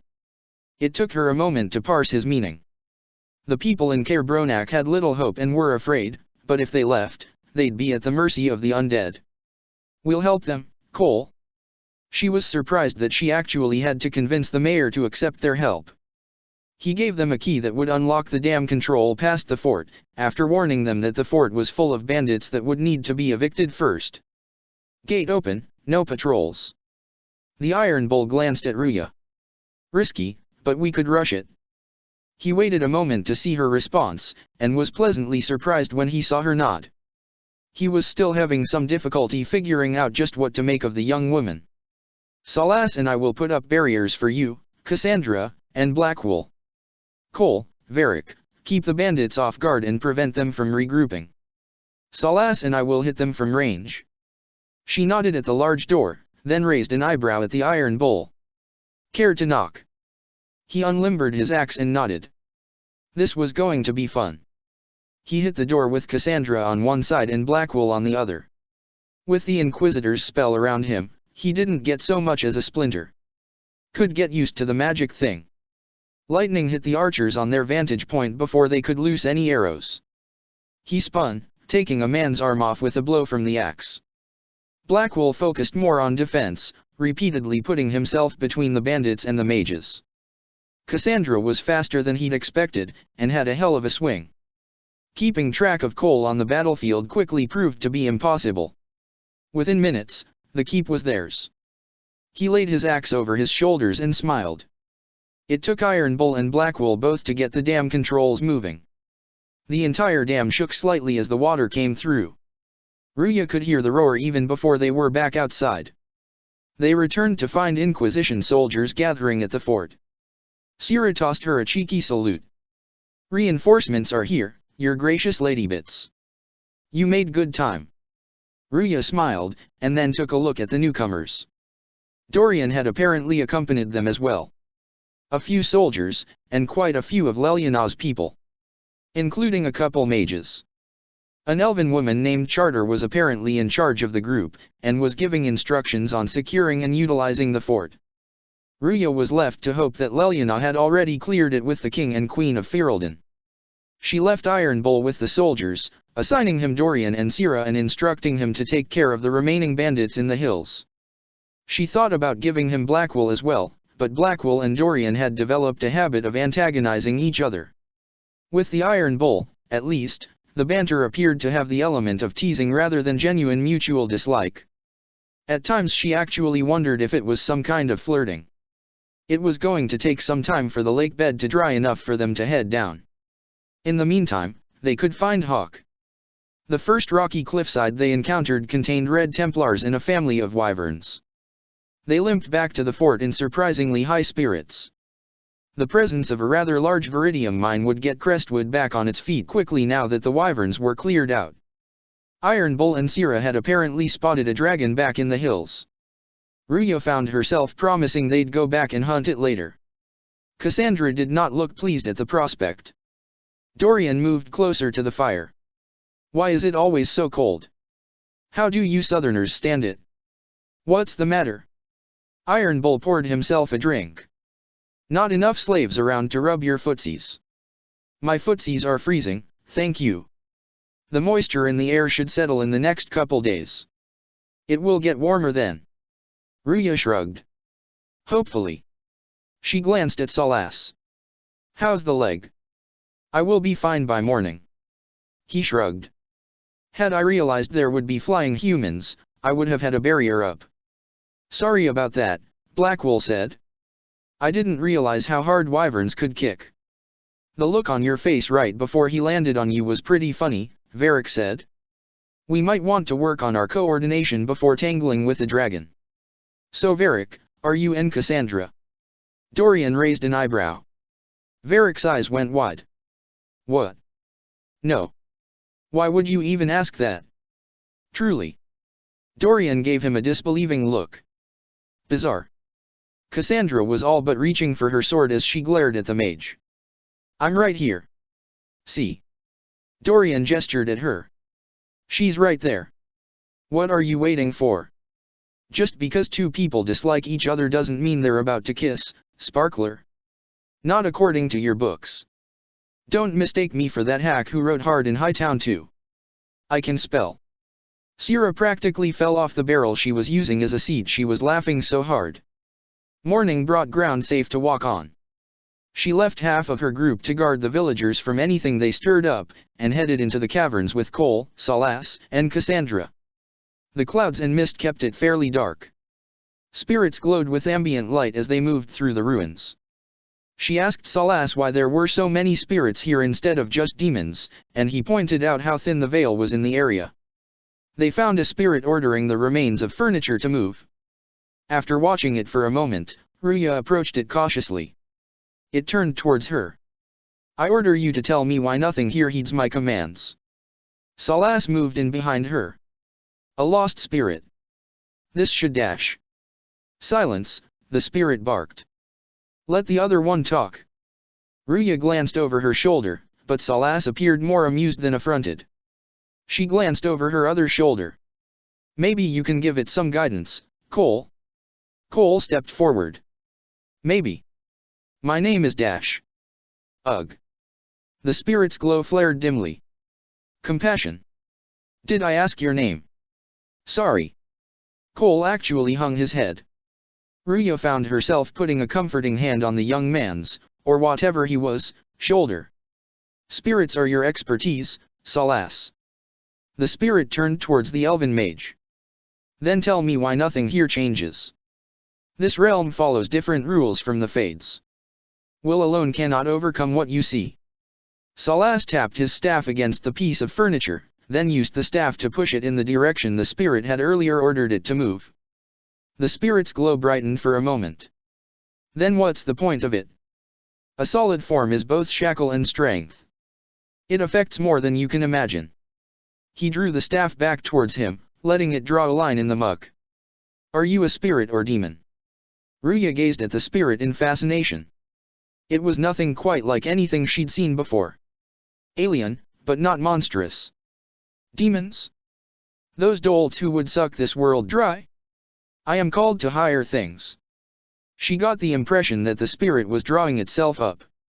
All-powerful spirits represent something. Compassion, justice, wisdom. At least, that had been her understanding, and Salas had seemed to agree. Soft virtues, all. I am more. I am command. Or pomposity. She almost laughed at Salas's quiet comment. The spirit flowed a few inches towards her. What of you? I felt you're coming. Is there something like in us? Well, they had put her in command anyway. I think there must be. The spirit rose slightly, and glowed more strongly. I knew it. Make your armies ready. Cleave to your loyal servants. You will need them all. Good advice, at least. What's so distressing about the real world? It ignores me. The spirit sank down almost a foot.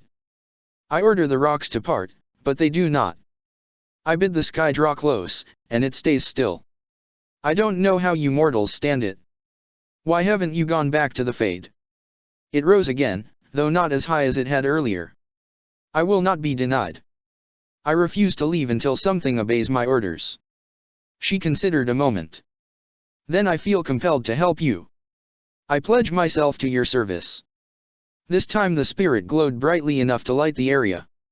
Excellent. I have only one command. A creature made of rage had the gall to chase me across the lake. Destroy it in my name and be rewarded. A simple enough request. Cassandra looked a bit nervous at the situation. The rage demon might threaten others as well. Killing a demon is worthy of us, at least. It's humming below us. A window, wandering, looking back at what's looking. Cole believes we are headed in the correct direction, Salas clarified. They continued making their way through the caves. Ruya stopped at a couple points to collect samples of ore for Danya. She caught sight of something else in one of the tunnels. Bodies? Were people living down here when old Crestwood flooded? Yes. Cole's voice answered her. A wall of water, washing over. Lungs tight to bursting, and then suddenly soft, sleepy, sliding away. Maker. There's dwarven ruins down here. Salas touched one of the walls. The dwarves built well. Their runes still sing. They continued ahead and found the rage demon. She used ice to hold it in place, and Cassandra's sword came down, shattering the creature. Cole moved in to deal with one of the shades, and Ruya ducked beneath the claws of the other. Cassandra was there a heartbeat later, using her shield to force it back. Ruya used her meager healing abilities to deal with the scratch on the Seeker's arm. Cole and Salas were both undamaged. Demons ahead. They don't understand it here. They want to destroy everything. Cole looked troubled as they approached the rift. It sparked, and the strange glow that indicated the arrival of demons appeared. Ruya concentrated on the two nearest her, focusing her magic to dispel the energies. The fountains burst, but did not produce demons. She saw Salas nod as he put up a barrier around Cole and Cassandra. Both of them used their power to dispel the fountains during the next wave, cutting the number of demons they faced by 2/3. It took a third wave before she was able to close the massive rift. The spirits possessing the dead will plague Crestwood no more. Salas bent to collect some of the residue the rift had left behind. Let's tell the mayor. Ruya looked around the chamber. When they had time, she'd have to send researchers down here. They were hurting, and we helped. Their lives are better because of us. Cole almost sounded cheerful. The nugs seem to like it down here. It's quiet. They like the quiet. Cole watched the nugs a moment. Dwarves used to trap them, but they don't remember the dwarves. Even dwarves don't really remember the dwarves. You know, Leliana used to keep one as a pet. Ruya turned to look at Cassandra. You're joking. Laughter infused Cassandra's voice. I am not. She glanced back at the nugs. What was its name again? Schmepples? Schmupples? It is right on the tip of my tongue. How did she keep a nug if her warden kept a wolf? That time Cassandra did laugh. I once asked Brihan that very same question. She shook her head. He claimed they managed it by telling Virgilani that Leliana had a pet cat. They activated another of the elven artifacts. Salas marked the location on his map. After so long in the caves, it was blinding to see daylight. Actual daylight, not cloud cover. The sky above was blue. And there was another rift. Once again, she and Salas dispelled some of the fountains before they could produce demons. She made a mental note to ask Salas if preventing the demons from crossing over would prevent them from actually becoming demons, or what exactly was happening when they dispersed the energies. Royal elfruit grew in the shade of the small pond.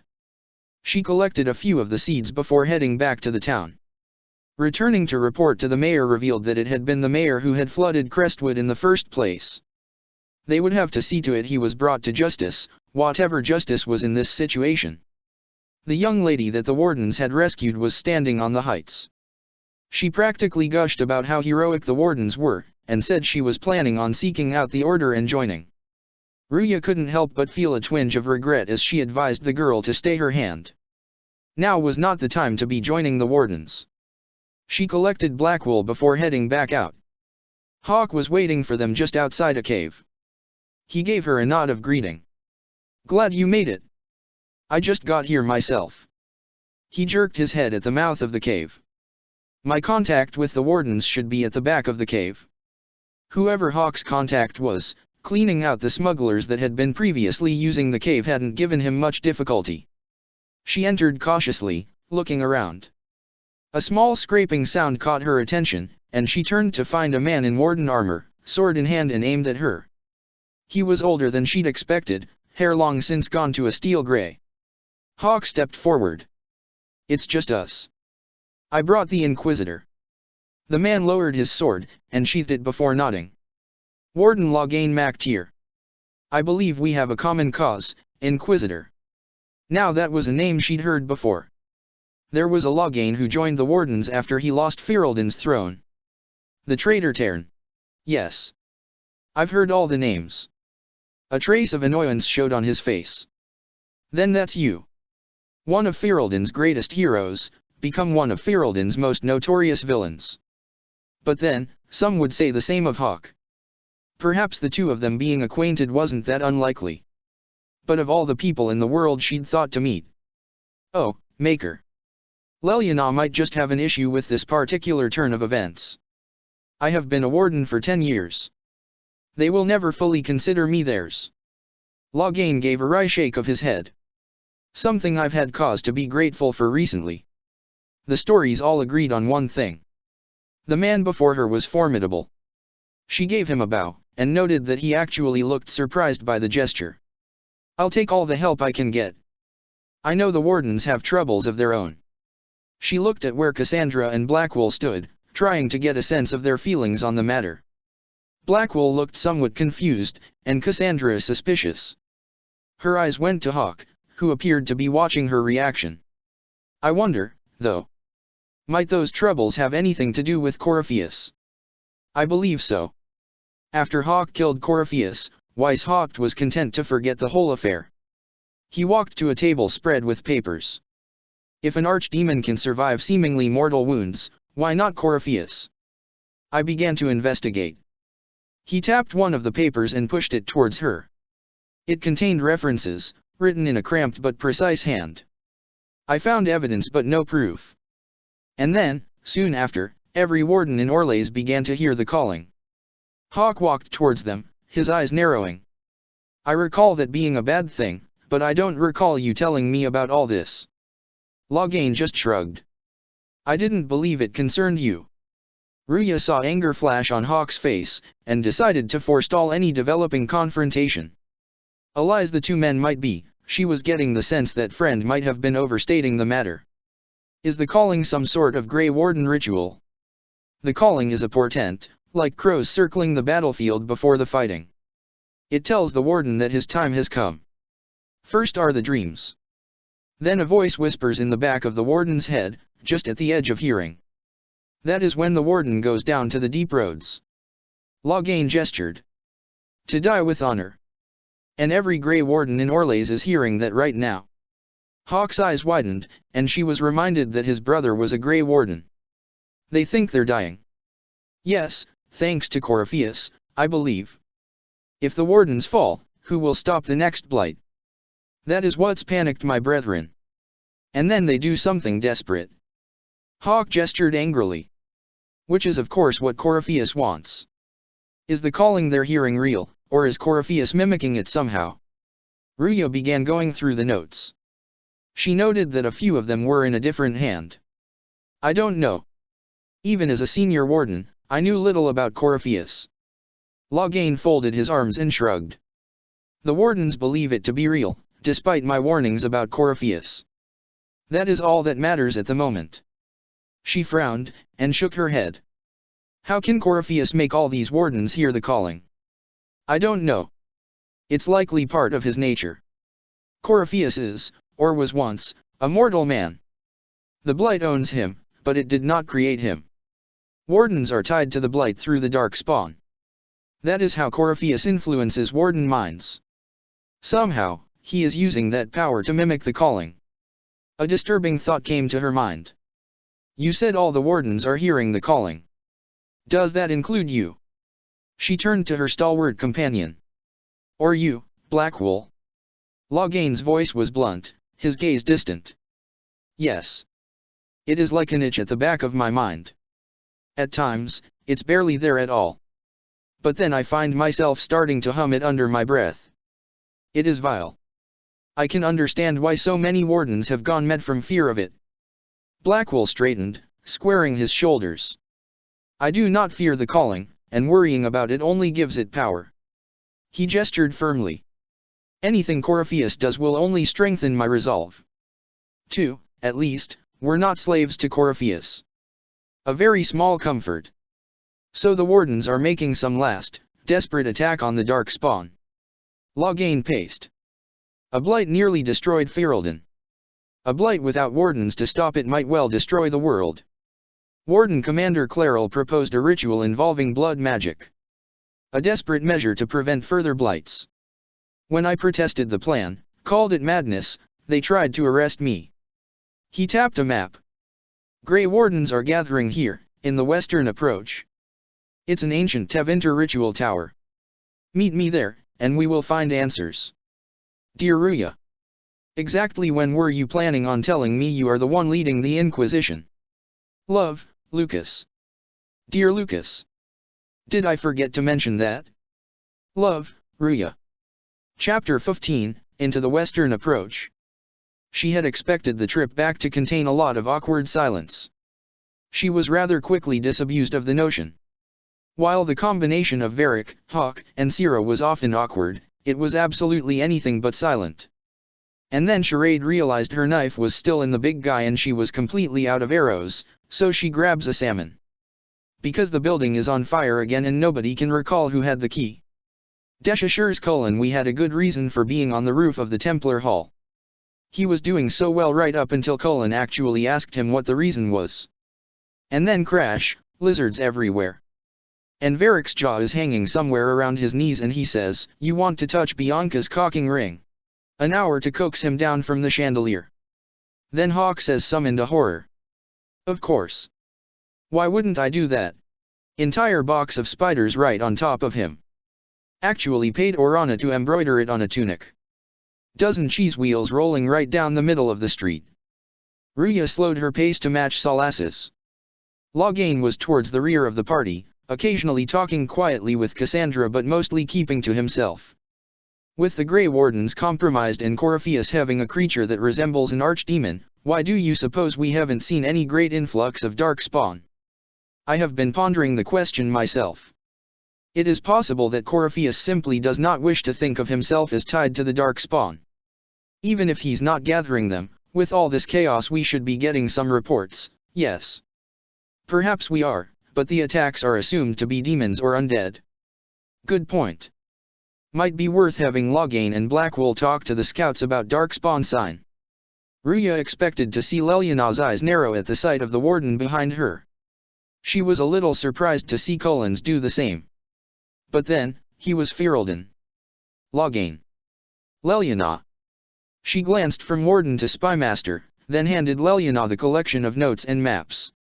This is what we have to go on so far. Loghain says that the wardens are gathering in the western approach. We'll need to get a forward camp set up there as soon as possible. I'll notify Harding. Leliana folded her arms and glared at Loghain. How is it you came by this information? After Constable Bruhan told me the warden commander was missing, I began looking through the library for anything having to do with Corypheus. Why? Loghain met Leliana's gaze levelly. Because Jarath was my friend and someone needed to answer for what happened. Leliana looked slightly taken aback, but nodded.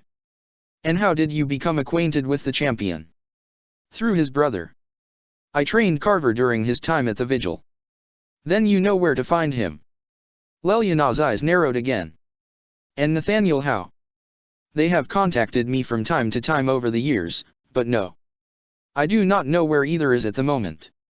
The best I can do is give you the location of a dead drop both have used in the past. What prompted Clairol to order your arrest? Ruya asked. She was talking about a blood magic ritual. I protested the plan and was promptly branded a traitor and forced to go on the run. He shook his head at Leliana. And no, the irony is not lost on me. That actually got a small laugh from Leliana. Inquisitor. I've found where the Red Templars came from. Thurinful Redoubt. Cullen handed her the report the Chargers had brought back. The knights were fed red lyrium until they turned into monsters. Samson took over after their corruption was complete. She read over the report. Cram certainly didn't pull any punches in his description of the findings. Back at Haven, when Corypheus had appeared, Cullen had recognized this Samson. How do you know Samson? He was a Templar in Kirkwall, until he was expelled from the Order. I knew he was an addict, but this. Cullen leaned on his bookcase. Red lyrium is nothing like the lyrium given by the Chantry. Its power comes with a terrible madness. The Red Templars swarming Haven were proof enough. We cannot allow them to gain strength. Cullen gestured sharply. The Red Templars still require lyrium. If we can find their source, we can weaken them and their leader. Ruya nodded. I like finding the Red Templars' vulnerabilities before fighting them head-on. We'll need every advantage against what courses through their veins. Cullen went back to the map, using his finger to underscore several notations. Caravans of red lyrium are being smuggled along trade routes. Investigating them could lead to where it's being mined. He looked up at her. If you confront them, be wary. Anything connected to Samson will be well guarded. There was a throne in the great hall. A throne. An actual throne. And Josephine was explaining that Ruya was expected to sit in it. Impressive, is it not? Fit for a leader. Meant to show influence and the burden of it. It is where the Inquisition will sit in judgment. Where you will sit in judgment. Who will I be judging, exactly? Surely there were already enough lives in her hands. Maybe she could appoint someone to hold court, like a Senes Chal or something. Those who have done wrong. Josephine smiled.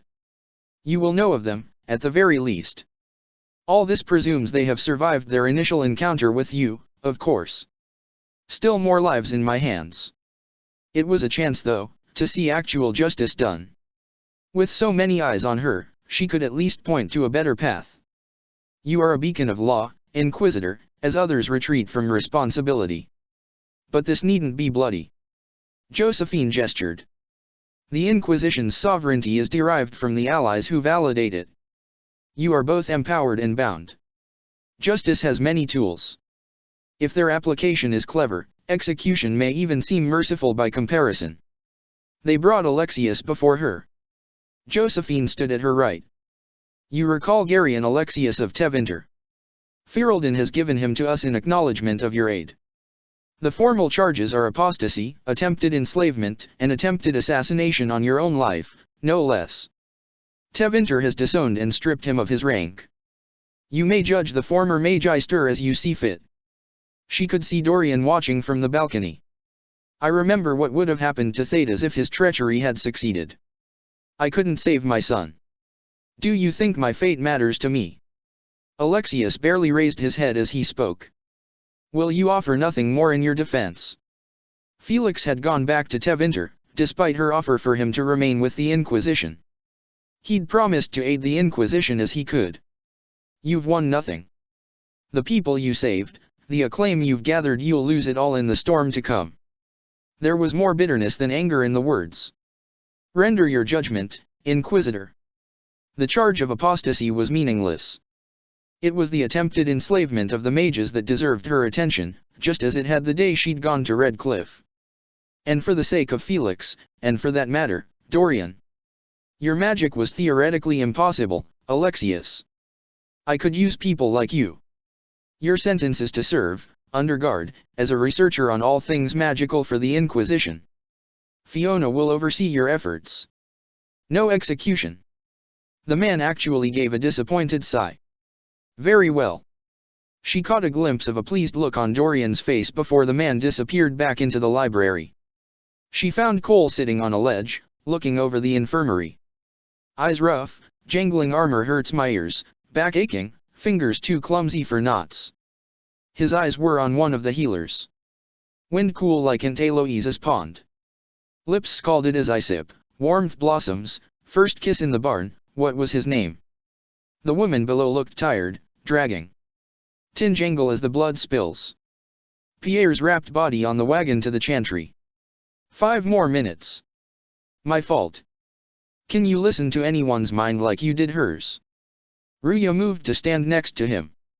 No. They have to need me. He glanced at her before going back to watching the healer. Pain, fear, sadness, guilt, anger, hurt. Things I can fix. The healer did look exhausted. Still so many wounded among the refugees. One of the fields back at the crossroads had been planted with nothing but elfroot. Can you do something for her? Cole seemed to vanish. A moment later, she saw him walking towards the woman. Quickly, she went down the stairs to watch. She got there in time to hear Cole speak. It's okay. Nothing you did mattered. What?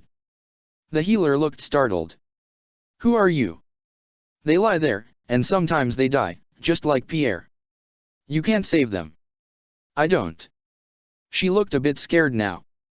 I don't know who you are. Wait, that didn't work. Let me try again. You'll forget me in a minute. She had to stop herself from asking questions. After a few moments, the healer turned away and started to go back to her work. Cole spoke again. You can't save all of them. What? The healer turned back to Cole. Like Pierre getting sick after you snuck out to Aunt Eloise's pond. You want it to be your fault, so there's a reason and it's not so frightening. But there's no reason. Pierre just got sick. The soldier was never going to live. It wasn't your fault. The healer turned away again, but this time some of the weight was gone from her shoulders. Cole looked pleased with himself as he turned back to Ruya. Better. She doesn't blame herself anymore. Not as much. It was bouncing around inside her, closing up into a ball of wrong. Now it's open. She'll get it out. He smiled. Thank you for letting me help her. It's not how a person would do it. He shifted awkwardly. But it helped. That's what matters. It does. Thank you, Cole. She smiled. It helped me too. This was the part she hated most. Waiting for word. Leliana had dispatched Harding and a group of scouts to set up the forward camp. It would be a couple days before the rest of them could head into the western approach. The desert was a vast and dangerous place. Without a camp to fall back to, any trouble they encountered would be a dozen times more lethal. She found Cullen drilling some recruits in sword work. A few of them were complaining about the work. She tilted her head to the side as she watched them, then picked up one of the practice blades and joined in. After a few minutes, she saw a few other young mages join drills as well. There was some laughter as robes were tripped over, and some good-natured banter was tossed back and forth between the mages and a couple men in Templar armor. She couldn't quite hide a smile at the sight. Cullen walked with her back through the gates of Skyhold. Your recruits are coming along well, she said. The Templars from Hesmel joined us when their mages did. I don't suppose. He shook his head. I asked about Xaver. A few knew the name, but not his current location. Ruya sighed. Otwin has accounted for Dolph and Habriada. They've joined us, and are escorting Josephine's people in the free marches. Errol is. She looked down at her hands. He joined the Red Ones. I am sorry. He held the door to his office open for her, and she followed him inside. Maybe we'll be lucky and some of them will come to their senses and we'll find a way to. She glanced at the practice dummy, then punched it. Have you been able to track down your friends? Some. Others. He leaned on his desk. Leliana is looking. She'll find them. He glanced up at her. As leader of the Inquisition, you. He sighed. There's something I must tell you. He wouldn't quite meet her eyes. Whatever it is, I'm willing to listen. Right. Thank you. He straightened, and rested his hands on his sword hilt. Lyrium grants Templars our abilities, but it controls us as well. Those cut off suffer, some go mad, others die. We have secured a reliable source of lyrium for the Templars here. But I. He met her eyes. No longer take it. She blinked. You stopped taking it. When I joined the Inquisition. It's been months now. Cullen, if this can kill you. Gavarin had told her stories, back when she'd first told him she wanted to be a Templar. It hasn't yet. He looked down. After what happened in Kirkwall, I couldn't. He looked up at her again. I will not be bound to the Order or that life any longer. Whatever the suffering, I accept it. He straightened again. But I would not put the Inquisition at risk. I have asked Cassandra to. He looked at his hands. Watch me. If my ability to lead is compromised, I will be relieved of duty. Are you in pain? She went to his side. I can endure it. Thank you for telling me. I respect what you're doing. Thank you, Inquisitor. He squared his shoulders. The Inquisition's army must always take priority. Should anything happen. He took a breath. I will defer to Cassandra's judgment. Dorian was staring at a piece of parchment. Anything interesting? Ruya asked. A letter regarding Felix. Alexius's son. Dorian held up the parchment. He went to the magisterium. Stood on the Senate floor and told them of you. A glowing testimonial, I'm informed. No news on the reaction, but everyone back home is talking. Felix always was as good as his word. She started to nod, then her eyes widened. He's dead. The blight caught up with him. Ruya laid a hand on his arm. Are you all right? He tried to wave his hand dismissively. He was ill, and thus on borrowed time anyhow. That doesn't mean you can't regret his death. I know. Dorian leaned on the bookshelf. Felix used to sneak me treats from the kitchens when I was working late in his father's study. Don't get into trouble on my behalf, I'd tell him. I like trouble, he'd say. Dorian smiled fondly at the memory. Tevinter could use more mages like him, those who put the good of others above themselves. Were the two of you? Felix and I. Dorian looked genuinely startled. What an odd question. No, I had no intention of abusing Alexius's hospitality by seducing his son. Not that I've been proper my whole life, by any means. It wasn't like that. Even in illness, Felix was the best of us. With him around, you knew things could be better. She wished she'd had the chance to know him better. They were building a memorial out at Haven. She'd make sure Felix's name was added. Without him, he'd played a role in the closing of the breach, and should be honored for it. He should be an example for others to follow, or his death is wasted. Should I spread the word? Dorian's eyes shone slightly. We could spawn the cult of Felix within a matter of days. There are worse things. Probably true. He turned back to the bookshelf and dabbed his eyes serendipitously. And you're right. His actions should not be forgotten. He picked up some books and started to take them over to another shelf before turning back to her. Thankfully, Felix wasn't the only decent sort kicking around Thetis. We've sighted Warden activity to the southwest, but no one's been close enough to figure out what they're doing. Harding gestured at the maps and notes. Between sandstorms and the vicious wildlife, we haven't made it far out here. She waved at a tent. One of my men got too close to a poison hot spring and gave me a slightly delirious report of a high dragon flying overhead. In short, this might just be the worst place in the entire world. Be careful out there. Ruya couldn't help but laugh. Anything else? We intercepted a Venatori messenger and persuaded him to give up the orders he was carrying. We have them here.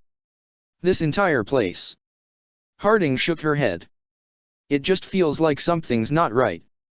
Be careful. Hawk and Loghain went ahead to the ritual tower. She thought about arguing the point, but technically neither man answered to her. They located the sites of some ambushes, and Cassandra spotted some chantry sigils carved into markers. Iron Bull spotted the dragon, and the big man actually bounced with excitement. We're fighting her, right? Tell me we're fighting her, boss. We have a bit more important concerns at the moment. She saw his crestfallen expression. Besides, we've had a report of a dragon near the crossroads. We need to take care of that one first. They had to deal with Vargosts and bandits before finally making their way to the tower. Hawk and Loghain were waiting outside. Good. Whatever's happening has already started. We saw lights coming from the tower. Hawk nodded. Blood magic, I'd wager. You can smell it. He gestured angrily. Or see the corpses. You take point. I'll guard your backs. She nodded, and followed Loghain into the tower. Wait. A warden was backing away from another warden. No. Several demons stood by still more wardens, and there were corpses littering the ground. A man in Tevinter-style clothing stood on a dais. Warden Commander Clarel's orders were clear. This is wrong, the warden said. Remember your oath: in war, victory. In peace, vigilance. In death. I'm sorry. The other warden drove his blade into the pleading man. Up on the dais, the Tevinter man gave a satisfied smirk. Sacrifice. The warden tore the veil and brought forth a rage demon. Good. Now bind it, just as I showed you. Next to her, Loghain put his hand on his sword. She nodded, and continued moving forward. The man on the dais caught sight of her. Inquisitor. What an unexpected pleasure. Lord Levius Aramond of Virantium, and your service. You're no warden, mage. Loghain's voice was angry. But you are. Aramond sighed. The one Claral let slip. And you found the Inquisitor and came to stop me. Shall we see how that goes? Ruya turned to the few gathered wardens. Wardens. This man is lying to you. He serves an ancient Tevinter Magister who wants to unleash a blight. That's a very serious accusation. Aramon stroked his goatee. Let's see what the wardens think. He glanced at the men standing there among the demons. Wardens, hands up. The wardens raised their hands. Hands down. They lowered their hands. Loghain hissed. Corypheus controls them. They did this to themselves. You see, the calling had the wardens terrified. They looked everywhere for help. In desperation, they turned to the Imperium. Loghain's hand wrapped around the hilt of his sword. Behind him, Blackwell mirrored the gesture. Yes. Aramond actually looked amused. And since it was my master who put the calling into their little heads, we in the Venatori were prepared. He tapped his chin.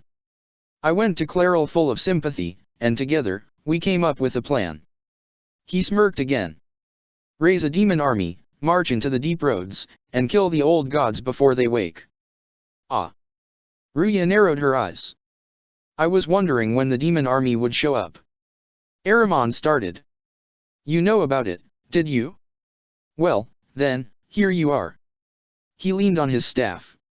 Sadly for the wardens, the binding ritual I taught their mages has a side effect. They're now my master's slaves. This was a test. Once the rest of the wardens complete the ritual, the army will conquer Thetis. Of all the insane. Do you really want to see the world fall to the blight? What do you get out of this? The Elder One commands the blight. He is not commanded by it, like the mindless dark spawn. The blight is not unstoppable or uncontrollable. It is simply a tool. Somebody's certainly a tool, Varric muttered. As for me, while the Elder One rules from the Golden City, we, the Venator, will be his god-kings here in the world. This had gone on quite long enough. She drew her staff. Release the wardens from the binding and surrender. I won't ask twice. He sneered. No. You won't. He gestured, and red light shot from his hand. The mark seared and burned, eliciting a cry of pain from her. The Elder One showed me how to deal with you, in the event you were foolish enough to interfere again. The mark you bear?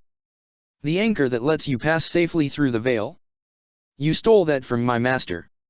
He's been forced to seek other ways to access the Fade. When I bring him your head, his gratitude will be dash. She forced energy of her own back through the mark, the same way she sealed the rifts. Aramon screamed in surprise and pain. Loghain pulled her back to her feet, and she tightened her grip on her staff. Kill them, Aramon shouted as he scrambled away. Demons and wardens attacked. Blackwell and Loghain set their shields and moved in simultaneously, forming a wall between her and the demons. She put up a barrier. From behind her, she heard Hawk call out, "I've got left." Lightning arced between the wardens as she focused on the ones attacking from the right. So. Hawk hit the last of the wardens in the face with his staff, sending the man crashing to the ground. That went well. Loghain sheathed his sword. As you feared, the mages who completed the ritual are under the thrall of Corypheus. And the warden warriors. Loghain gestured at the dead men, and Hawk's eyes narrowed. Anger filled his voice. Oh, of course. It's not real blood magic until someone gets sacrificed. Human sacrifice, demon summoning. Ruya kicked a helmet across the tower. Who looks at this and thinks it's a good idea? More wasted lives. The fearful and the foolish, Hawk replied. Loghain sighed. Despite their lack of wisdom, they acted out of necessity. Hawk folded his arms and glared. All blood mages do. He gestured sharply. Everyone has a story they tell themselves to justify bad decisions. He shook his head. And it never matters. In the end, you are always alone with your actions. Judging by the look on Loghain's face, he wasn't going to argue that point. He gestured to the west. In the direction Aramon fled, the only structure of note is an abandoned warden fortress. Adamant. I suspect we'll find the wardens there. I suppose it's fortunate a friend once gave me some old maps. Good thinking. If they were going to stop the Wardens, they were going to need an army. Loghain and I will scout out Adamant and confirm the other Wardens are still there. Hawk nodded at her. We'll meet you back at Skyhold. Hawk and Loghain returned to Skyhold only a few days after the rest of them. Kells found her talking with Meneve, and let her know. She found Varric and Hawk in the hall, talking to each other. Hawk looked up when he saw her. I tracked that Venatori mage back to Adamant Fortress. They're now looking at assault options in the war room. Thanks for coming, Varric said. He was slumped against the wall, looking down at his feet. She saw Hawk's face soften as he looked at his friend. You did well, Varric. The Inquisitor is. He nodded to her. Just who we need. Oh, it's been great. Murderous Wardens, archdemon attacks, plenty of blood mages, and crazy Templars. Just like home. I know how much you hated leaving Kirkwall. This is the ass end of Thedas. You know they eat snails here? Still, I think. Varric sighed. I need to finish this out. If it weren't for me and Bartrand, none of this would have happened. So much for changing our lives. Hawk reached out and messed Varric's hair, prompting a very irritated expression from the dwarf. That's what happens when you try to change things. Things change.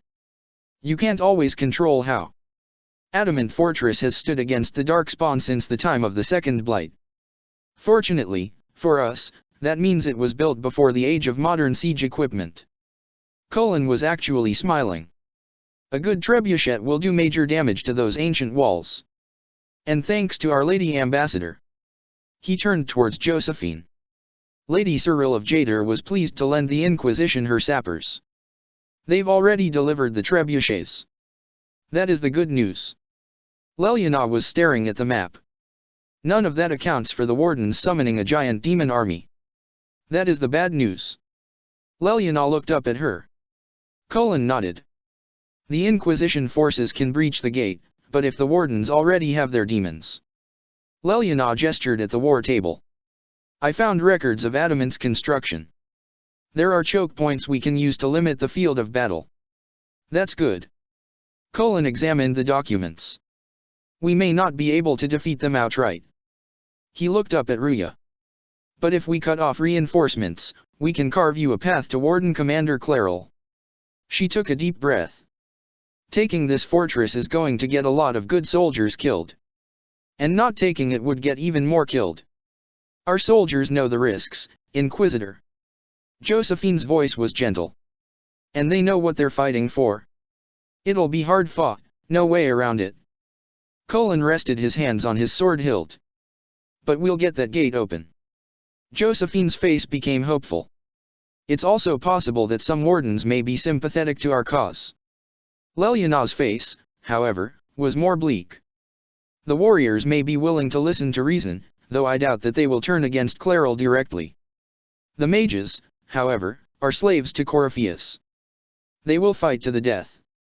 Ruya tilted her head. And you have friends among them. Leliana sighed. Lenore remains in Antiva. The others? Yes. There will be some there that I knew. It changes nothing about what must be done. We are building the siege engines and readying our forces, Inquisitor. Cullen straightened. I'll let you know when we are ready to march on Adamant. You've made such intriguing design choices for the castle, my dear. They must be inspired. Ruya smiled at Vivian. I strive to match your elegant sense of style. When things have settled down a bit, I will take you to Valroio and introduce you to my seamstress. Vivian gave her an appraising look. And appearances are important. We can't have you mistaken for a commoner. It amused her sometimes how much Vivian reminded her of her mother. I suppose it's important to show that we're in authority to be respected. Not just respected, my dear, awed, feared, aspired to. Vivian gestured at the tents in the valley below. You command an army of the faithful outfitted by the coin of the nobility. You must be a woman who commoners aspire to be and to whom nobles bow. And for that, at least she had Vivian. She'd no doubt whatsoever that the woman wouldn't hesitate a moment to tell her if she were doing things wrong. That's quite a lot for one person to pull off, don't you think? It is a challenge all great leaders must face, Inquisitor. Vivian gave her a critical look, then reached up and adjusted Ruya's collar. The stories of your accomplishments will spread and, with them, doubt. Are you truly the woman from the tales? They will question what they've heard, but they will believe what they see. They must see someone greater than legends. If that's your standard for me, what does the divine have to live up to? With the council still in deadlock, more and more eyes were turning towards the Inquisition. If they didn't get a new divine soon, she feared the chantry would never recover. Andraste and the Maker cast very large shadows. The divine absolutely must set the example for all Thetas. She must seem to be the embodiment of the Maker to the faithful. She needs the authority of the Maker and the charisma of Andraste. He was a bit ashamed it took him the better part of an hour to work up his nerve. The man in warden armor was standing at the ramparts, watching the soldiers drill. Blackwell approached him quietly. Warden Loghain. The other man turned. Blackwell Loghain said as he approached. Thought maybe you could use a drink. He offered the bottle. Loghain accepted it. Thank you. But I doubt it is my perceived thirst that brings you up here. Blackwell started to shake his head, then nodded. You've faced an archdemon before? Yes. Loghain replied simply. Blackwell glanced down at the men practicing below. Any tactical suggestions you have would be appreciated. Try to avoid the breath, Loghain replied. And the teeth. In spite of himself, Blackwell smiled. That part I'd already figured out. You believe it is an archdemon then? Loghain asked. Blackwell looked over at him in surprise. You don't. Over the years I have learned to rule nothing out, Loghain replied. He took a drink from the bottle Blackwell had brought him, then looked at it in a bit of surprise. Amaranthin. Haven't had a good ale in years. I'm surprised to find you in Orlais. Wardens go where we are needed, Loghain replied. What brings you to the Inquisition? Same answer, I suppose, Blackwell said, looking out over the wall. Corypheus is a dark spawn. Loghain gave him a considering look, then nodded. Blackwell took a drink from his own bottle. A few minutes passed, then Loghain gave a resigned sigh. Ask. I. Blackwell shook his head. Sorry. He looked down at his feet, then up at the older man. I don't really know where to start. You were at the battle in Denerim. Yes. I fought alongside the warden. He shrugged. Leliana was there as well. I know she served with the wardens, but she was at the actual battle. Loghain nodded. She took over a ballista. Warden Bruhan held the darkspawn off her while she kept it firing. Were it not for them, the thing might have made it back into the air. He shrugged. I suppose that's the other bit of tactical advice I can offer you. Keep it on the ground. Blackwell nodded. And the others? The Cunary held the gates. The hero of Ferelden and her team fought through the market, cleared out the darkspawn general that was there. I was on the team that retook the alienage. Warden Riordan died to land the thing on the tower, and we regrouped there. The thing kept calling darkspawn to defend it, which eased the pressure on those fighting through the streets. He went quiet a moment. Other than Corypheus himself, I'm told the Inquisition hasn't had any darkspawn encounters. Blackwell nodded. We've encountered more demons than darkspawn. Your Inquisitor can seal the rifts, I am told. She can, Blackwell acknowledged, then chuckled. But that isn't why we put her in charge. These people would follow her anywhere. As would he, without hesitation. They say that Andraste chose her. Loghain gave him an appraising look, and for a moment there was a hint of a smile on his face. Do you believe that? Sometimes, Blackwell admitted. Her tactical choices have been sound thus far, Loghain acknowledged, looking down at the soldiers below. The soldiers are well trained and equipped. Cullen knows his trade. Loghain nodded. Warden Commander Jarath wanted him for the Wardens, when he took command of the Vigil, but the Templars had already sent him to Kirkwall. He took another drink. Jarath had an eye for people. I didn't realize they knew each other. Colin hadn't said anything about having been invited to join the wardens when he'd spoken to the man before. Loghain's eyes trailed up to where a group of apprentices were practicing. She won over the mages. Blackwell nodded. Traveled through time to do it. Weirdest thing I ever heard. Fair number of Templars among the soldiers as well. Colin brought some of them with him, and with the Red Templars out there, well, the ones that have remembered their duty are coming here. Loghain nodded. I may stay on, after we deal with the situation at Adamant. Blackwell gave him a surprised look. Really? He gave the other man a considering look. She's dealing with rifts all over Orlais and Ferelden, as well as the Venatori and Red Templars. That's quite the challenge. Loghain leaned back and finished his drink. It might just be enough to warrant having 2 wardens along. Blackwell laughed. He turned as he heard footsteps on the stairs, and recognized the former quartermaster as she approached. Begging your pardon, my lords, the woman said. Loghain gave her a respectful nod. Thrin, it's been a long time. Blackwell saw the woman's face go from uncomfortable to practically worshipful. It has, Lord Loghain. Loghain shook his head. It's just Loghain, now. Or Warden, if you must use a title. Yes, Loghain. I heard you were here. I just wanted to come by and pay my respects. Loghain nodded. You serve the Inquisition? Yes, sir, Thrin said. Terna Anara offered my services to Lady Cassandra. I'm surprised she was willing to part with your skills as quartermaster, Loghain replied. Thrin shook her head. Some of my opinions did not make me popular. The words came out of her in a rush. What the wardens did to you wasn't right, my lord. That elf, exiling you to Orlais of all places. You deserved better. Blackwell was surprised to see Loghain bristle slightly before the man responded to Thrin. Whatever my opinions on the rest of the wardens, and the events of the last blight, may be, Warden Commander Jaroth was a fine young man, and had others been content to let him do his job, I would have been honored to remain at his side.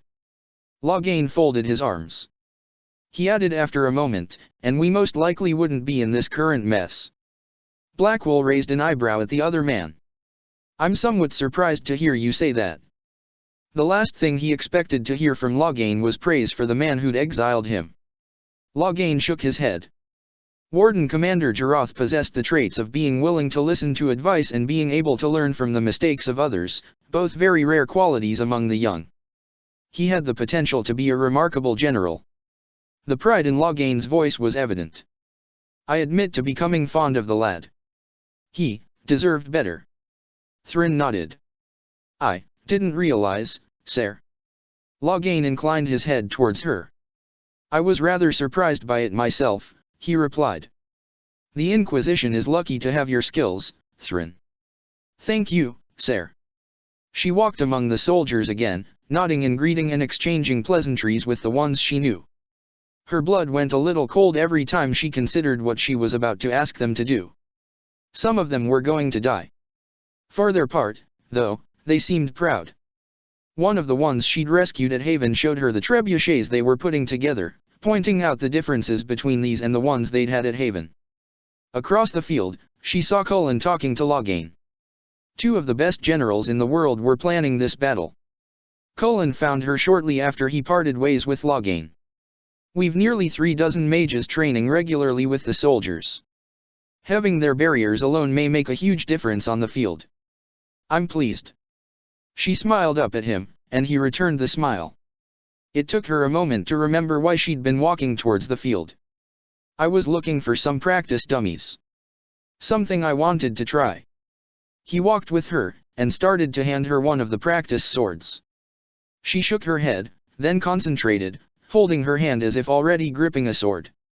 The magic blade formed, and she swung, using the motions she'd been drilling with before. The spirit blade sliced through the practice dummy as if it were smoke. Colin gave a low whistle.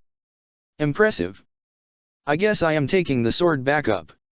She took a breath, and repeated the motion. The blade was becoming steadier in her hand. I had just started studying this when we had to flee the tower. I thought. She laughed softly. It's so silly now. I thought if I learned this, then I could fight alongside Xaver the way we'd always planned when we were young. And now. She turned and looked at the soldiers. I'm fighting alongside an army. Seeing you on the field is. Colin smiled at her. Inspiring. She picked up one of the practice swords, and bowed. He picked up another, and returned the bow.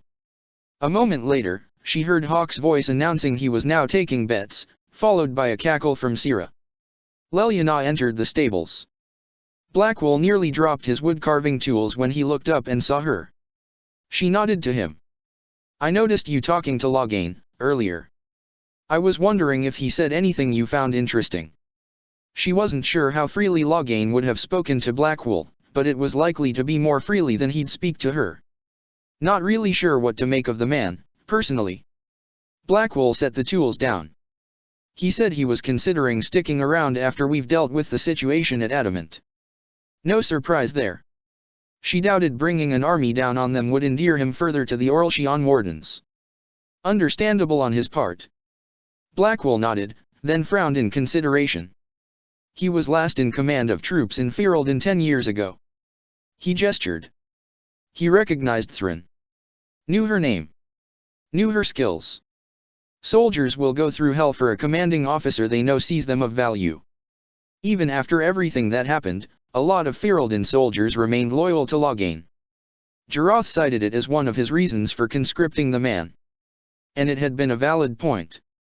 With Loghain on their side, there had been little rumbling when the opposing sides of the armies had been brought back together. That was interesting. Blackwell folded his arms. Thryn made a derogatory remark about Jarath. Loghain came to the man's defense quickly. Said he was proud to have fought at his side and admitted to being fond of him. Sounded like a man talking about a prized student. He shrugged. Or maybe a father talking about a son. He did act a bit paternal towards Jarath. Leliana laughed softly. But then, Jarath was so young even Okaren got that way at times. And Wynn could be downright overprotective. I suppose I could be as well. Then he'd go jump on the back of a dragon and remind us all he was perfectly capable of taking care of himself. Until the day had apparently come that he wasn't. I never got the chance to meet the man, Blackwell said. Wish I had. He frowned. Loghain did say something else I found interesting. He said if others had been content to let Jarath do his job, Loghain would have been happy to remain at his side and we might not be in this mess. Leliana nodded slowly. Weishaupt had attempted to interfere at the vigil several times, even bringing the king and queen in once. It occurred to her that Loghain had essentially functioned as Jarath's second-in-command at the vigil itself. The man had probably seen Carver's original report. And Loghain had been looking into Corypheus. Jarath must have known something. Thank you, Blackwell. Hey you. Got an Inquisitor favor to ask. Sira pulled her inside the tavern sitting room she'd claimed as her personal domicile. Just a little thing, really. A little march around for some of your people. It's nothing for you, right? All right, let's hear what you've got. Ruya sat down across from Sira. Jump right in, huh? I like that. Sira sprawled on the bench. It's a Red Jenny thing. I got a tip that some noble stiffs are arguing over Virchiel. Land squabble. They're getting little people beat up, so I need you to go to your big table and send some people to walk through town. Just walk through. Just walk through. Easy, right? They'd be passing that way on the way to Adamant anyway. There couldn't be any harm about sending some of the newer recruits to do a training exercise or something.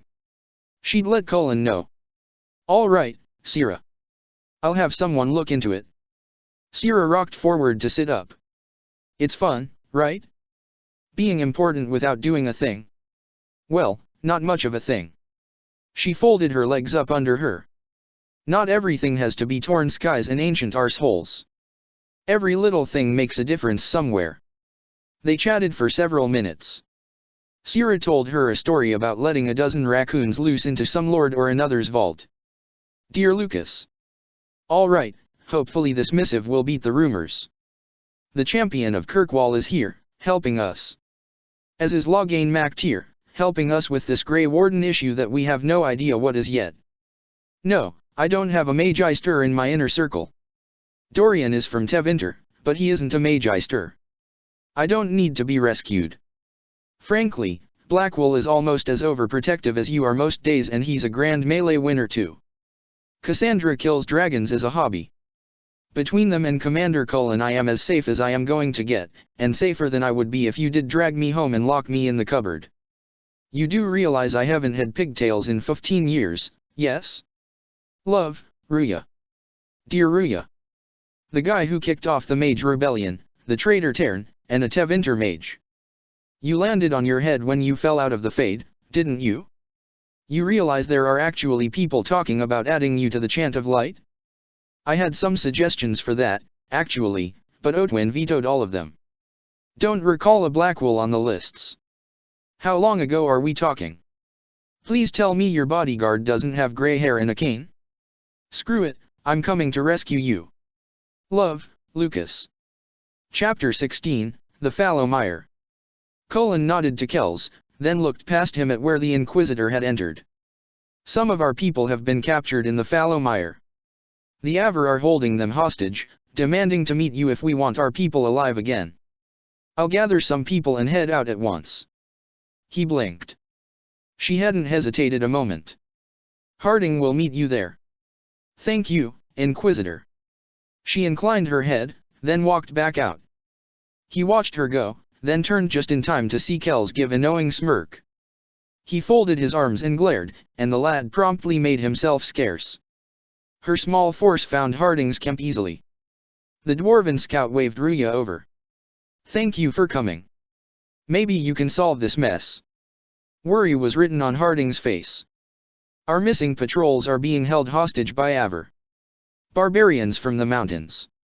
She knew little of the Avar. What are they doing in a bog? That's the thing. Their leader. Harding folded her hands behind her back. He wants them to fight you. Because you're the herald of Androsta. Ruya blinked. What do they have against Androsta? Well. Harding shrugged. The Avar think there are gods in nature. As in, the sky has a god, and the forest. The Avar say you're claiming to be sent by one, and they'll challenge the will of your god with their own. I think their leader's just a boastful little prick who wants to brag he killed you. They were holding her people hostage for a trophy hunt. With her the trophy? Of all the... I've survived demons. I think I can handle myself against some southern barbarians. You'd think, but they're a brawny bunch. Harding led her into a tent, out of the light rain, and gestured at a map. Getting to our troops won't be easy. You'll have to fight your way through undead. She looked up and grinned. But you're probably really good at fighting undead after Crestwood, right? It doesn't matter. Ruya narrowed her eyes. I'm not letting the Avar butcher the Inquisition's people. I appreciate it. She touched the map. The Avar are holed up in the castle on the other side of the Fallow Mire. Maker willing, the Inquisition's people are still alive. Dorian touched her shoulder, and gestured to a carved obelisk atop a hill. She nodded, and went towards it. Fate energy hummed from a sconce, and she concentrated to light the veil fire. Almost immediately tightness to the air coalesced, and the first demon appeared. Iron Bull brought his axe down as she and Dorian both hit it with bolts of magical energy. Corpses began to rise, and she put up a barrier on her allies before concentrating to form the magical blade. It worked well against the spirit-inhabited bodies. The rest of the corpses fell as Iron Bull finished off a terror demon. Good eye, Ruya said to Dorian. We could use these, lure those corpses out of the mud and fight on solid ground. Sierra elbowed Blackwell as they continued deeper into the bog. Look at you, all serious. What do wardens do when there's no blight anyway? Whatever it takes to keep the world safe. Blackwell shook his head at Sierra fondly. Like join Inquisitions. Sierra waved her bow. If that's what necessary. He jabbed her lightly in the shoulder. Hey, you're here too. She laughed. The Inquisition can't be all broody beards like you and Cassandra. She doesn't have the hair for it. Oh, I'd bet she does. Places. Sierra gestured lewdly. Cassandra gave them a scandalized look. That's enough. Sierra just cackled harder. Knew it. Her feet slid a bit on some mud, and she'd have fallen into the water if Salas hadn't reached a hand out to steady her. He wrinkled his nose at the muck. We will want to launder our clothes later. Or burn them. The mud wants my feet to stay, Cole said. They continued through the swamp. She listened idly as Dorian asked various questions of Cole. Some of the answers were fascinating. Blackwell gave the spirit a strange look. How does a spirit become flesh anyway? I don't know. Cole turned his pale eyes towards Blackwell. How does a warden become gray? Blackwell just rolled his eyes. Cole turned his eyes back to Dorian. You ask a lot of questions, Dorian. I'm curious about you. Dorian shrugged. I had no idea something like you was possible. I'm curious about you, too. Dorian gave him a friendly smile. You can ask me questions, if you like. I'm not sure why you'd want to, but... Good. Cole sounded thrilled at the possibility. Thank you. I'm... Dorian blinked. Going to regret this, aren't I? They lit another beacon, and battled another demon. Ruya noted that Cassandra and Iron Bull had managed to develop a good rhythm with each other as they moved across the field. She called up the sword to intercept a corpse attempting to close with Salas, and a moment later Blackwell was at her side, using his shield to push the corpse back and away. Dorian's style of combat was flashy, and leaned heavily towards fire. Salas used his magic to arc lightning across combatants. She'd noticed he'd started to leave the barriers to her since the last time they'd practiced together, and she'd created one that had arced his own spell back at him. She showed the rune to Salas and Dorian, and both agreed that it and the one they'd found previously were part of a larger set. No doubt she'd need all for them to make sense. No sign of the Aver who want to challenge me. Or the Inquisition's soldiers.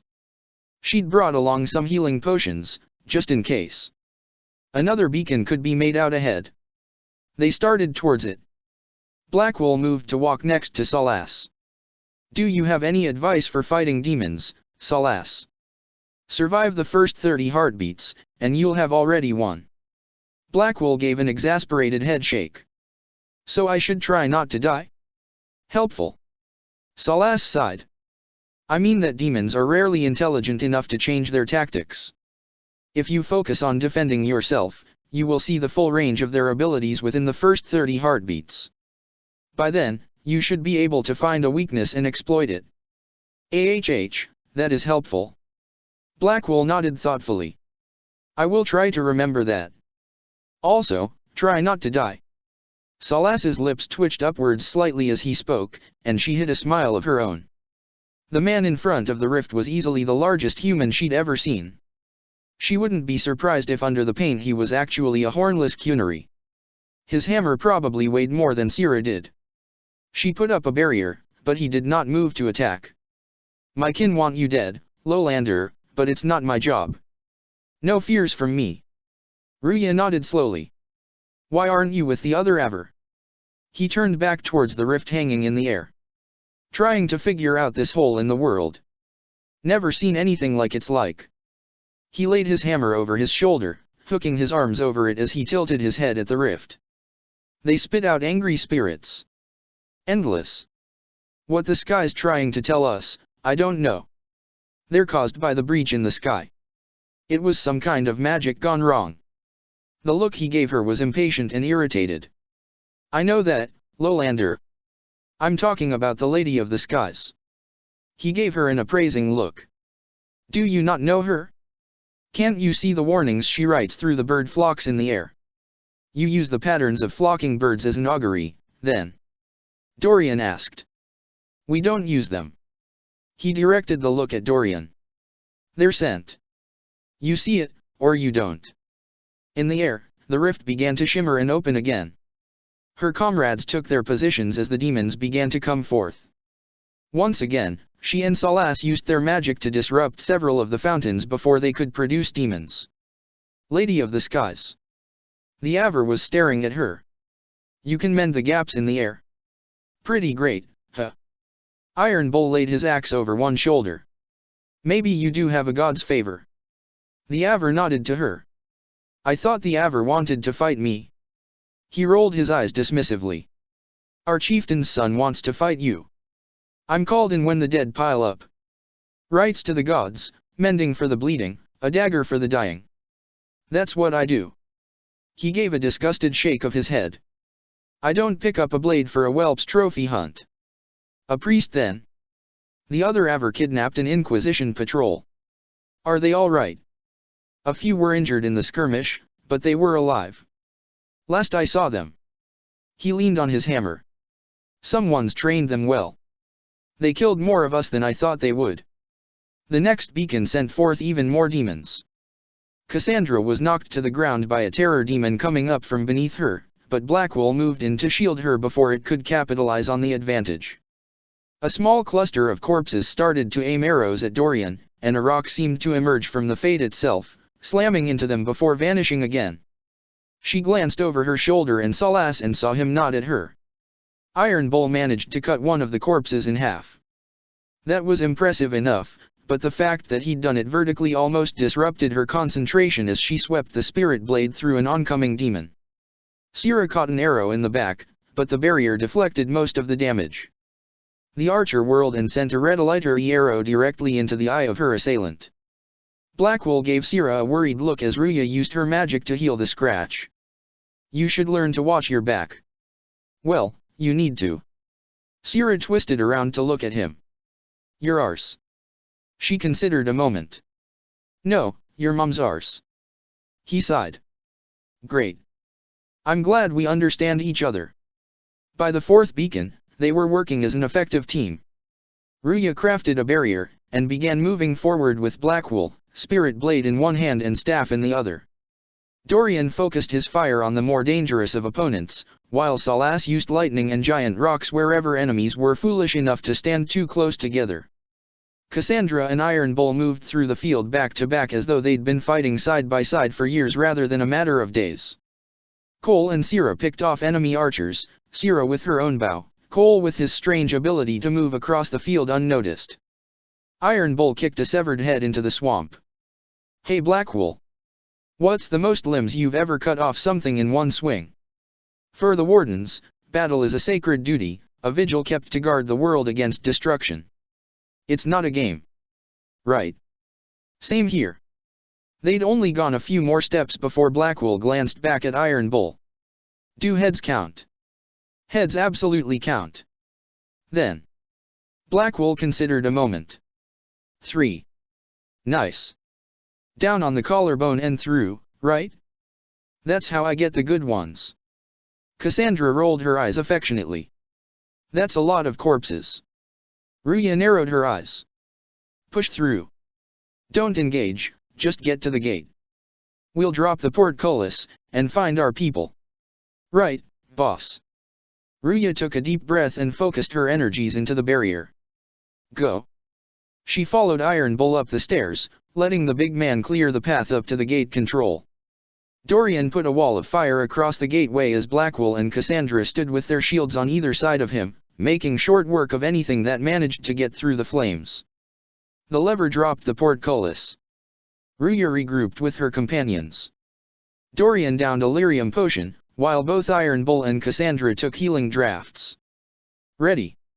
Nods and a few smiles answered her. Herald of Andrasta. Face me. The big Avar held an axe over his head as he charged towards her. I am the Hand of Korth himself. Rather than stand there like an idiot, Ruya focused a barrier on Iron Bull and let him meet the Avar with a charge of his own. The Avar may have been big, but Iron Bull had considerably more skill backing up his size. She and Salas called lightning arcs simultaneously, feeding into each other's magic to create a tempest where the Avar archers stood. She took a glancing blow from a spear, and swept the spirit blade through her attacker's leg, dropping him to the ground. Cole finished the man off before he could rise to attack again. A few moments later, it was over. She found the key on a chain around the Avar leader's neck, and went to free her people. Herald of Andrasta. Several of the Inquisition soldiers on the other side of the door scrambled to their feet, and the wounded ones tried to follow suit. We dealt with the Avar. She entered the room and knelt next to one of the wounded. Is everyone all right? Her fingers glowed white as she did what healing she could. Between her, Salas, and the potions they'd brought, they managed to get everyone on their feet. She heard awestruck voices whispering among the soldiers. "I can't believe the Herald came for us. I told you she'd come." Blackwell was smiling broadly when she emerged. Apparently, the ruined fort had once been a warden outpost of some kind, and he'd found a few treasures. He carried a banner over one shoulder, while Cassandra carried a book. The woman's face was set when she looked at the tome, but she shook her head at Ruya when Ruya gave her a concerned look. The big Avar they'd met earlier was standing outside the gate as they started to leave. He gave them a respectful nod of his head. "Your god looks after you, Herald." He actually looked pleased when he saw the hand of Korth on the ground. "There lies the brat. His father, chief of our holding, would duel me for the loss, if he cared enough."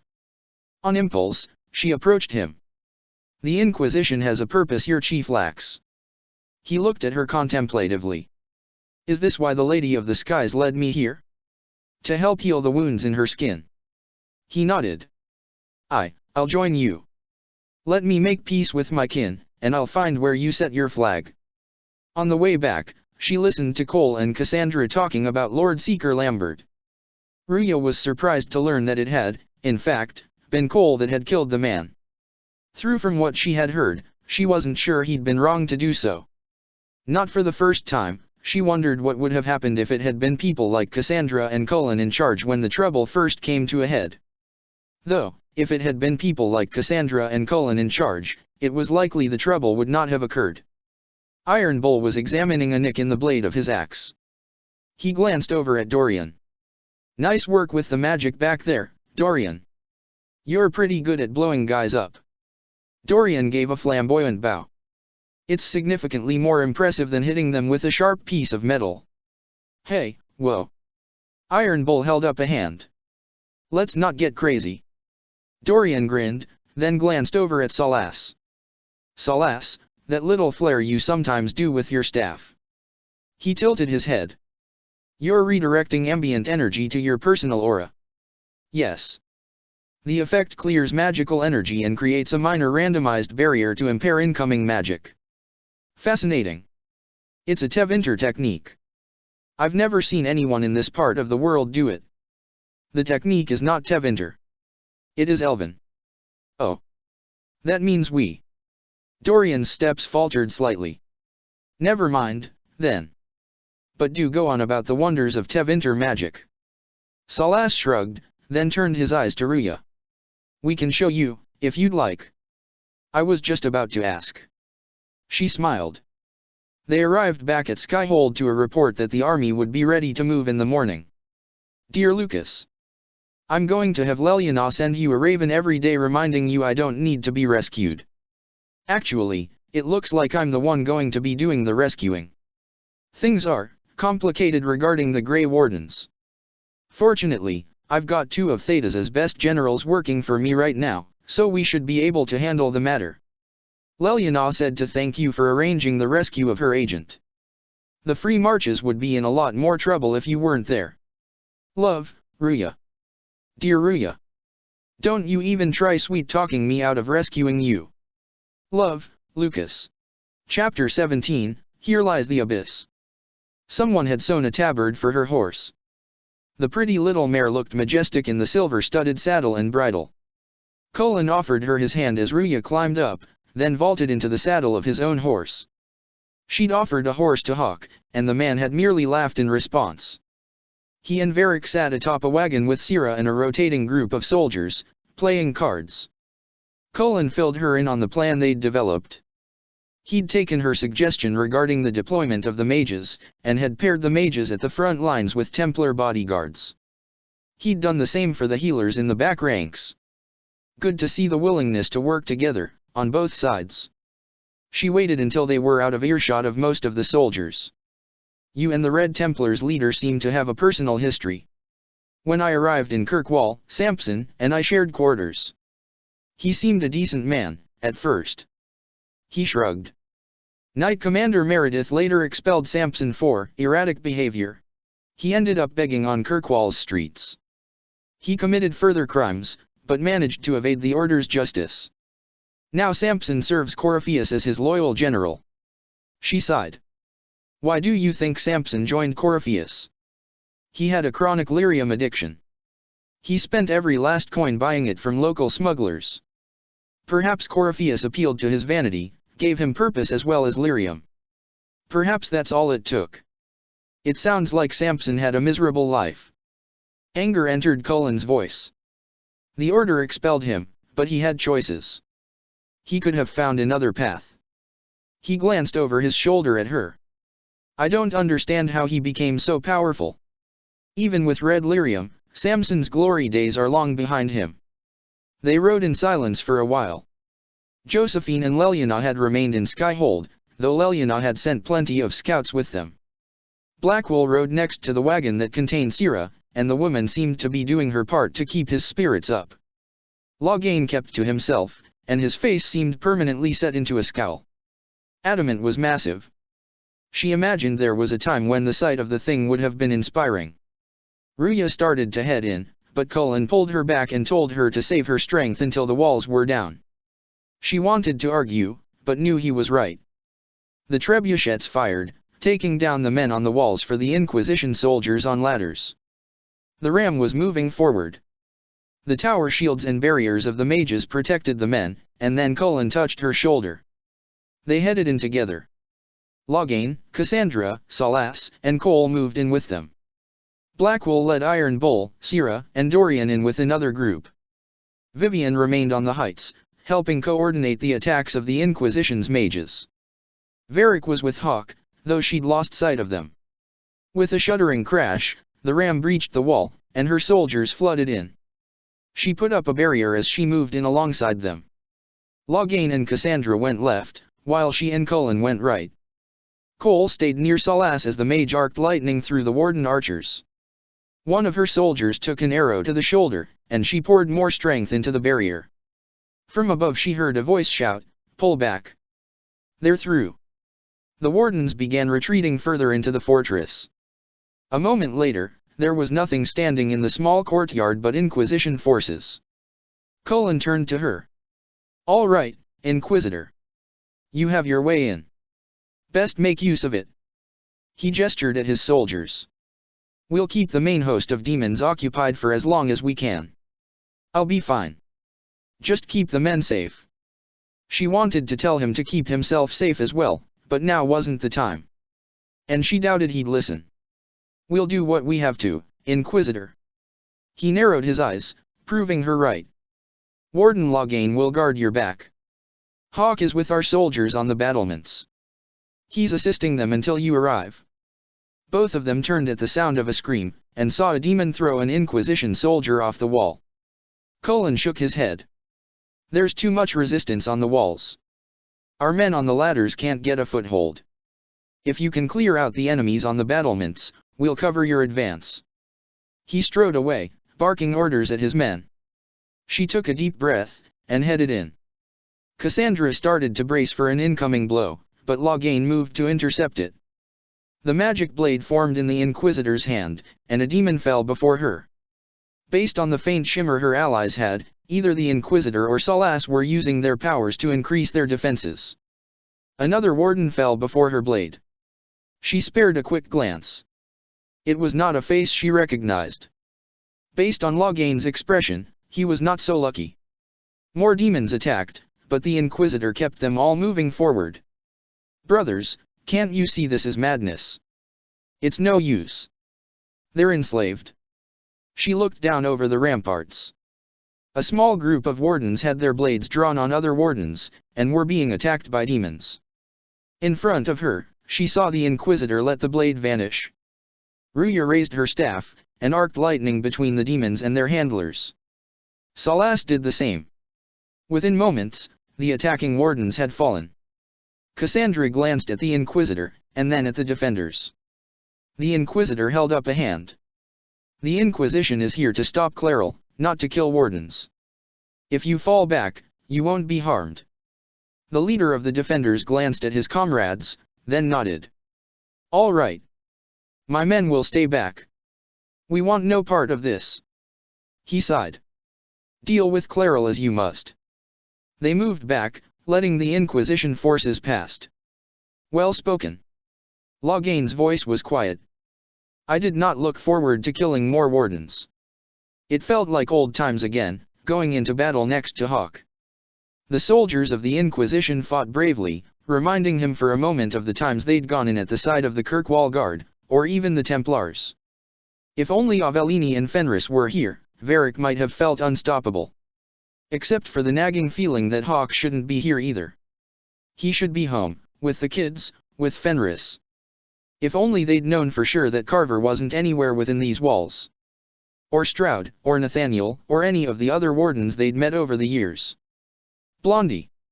Varric took aim, picking off a demon that had managed to escape the storm Hawk had conjured.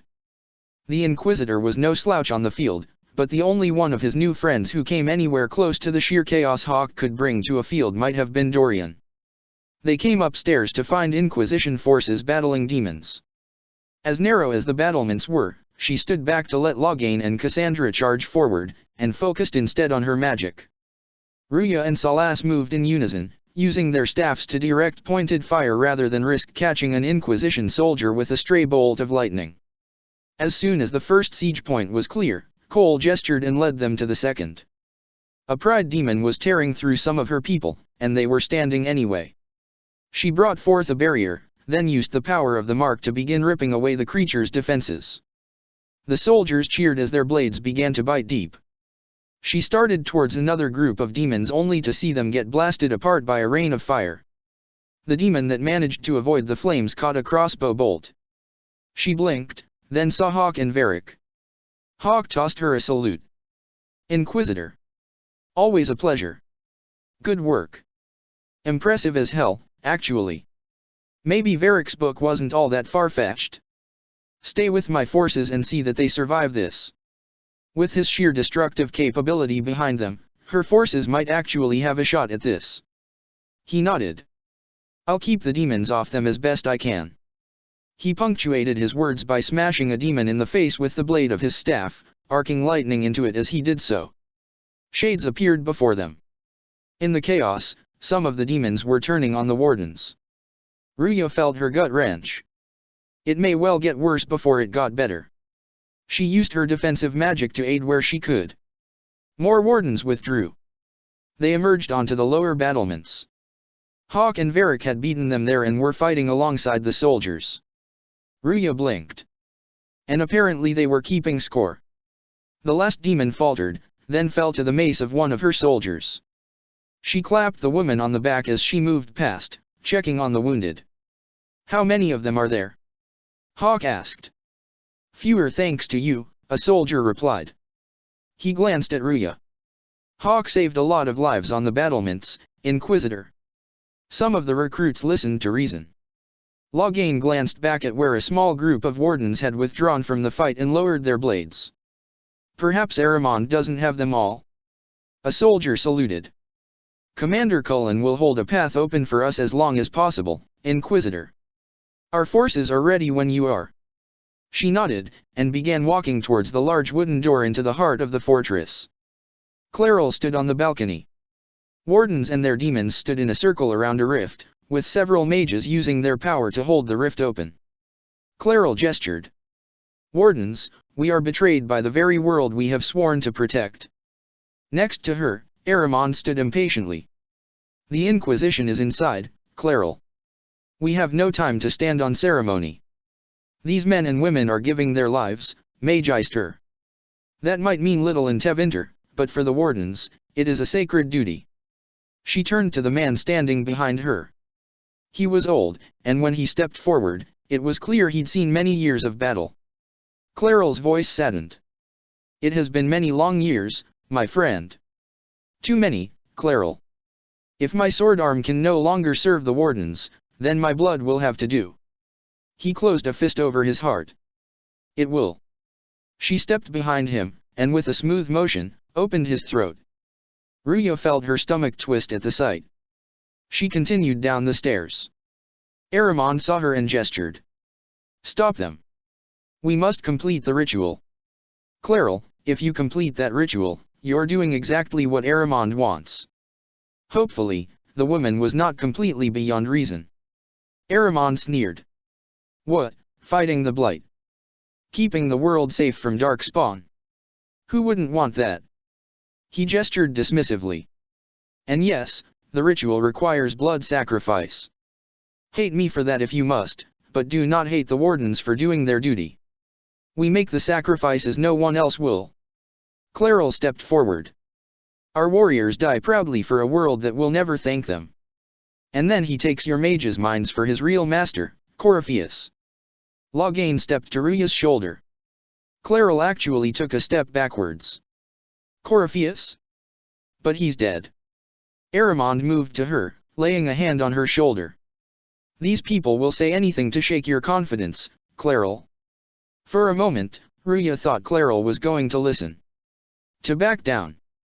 Then the woman straightened. Bring it through. Please, I have seen more than my share of blood magic. Hawk shook his head. It is never worth the cost. I betrayed the wardens once, and it cost me everything. Frustration filled Loghain's voice. Are you mad enough to think I'd do it again? On the balcony, Aramond actually looked amused. Be ready with the ritual, Claral. This demon is truly worthy of your strength. Green light shimmered from the rift as the warden mages began to focus their magic.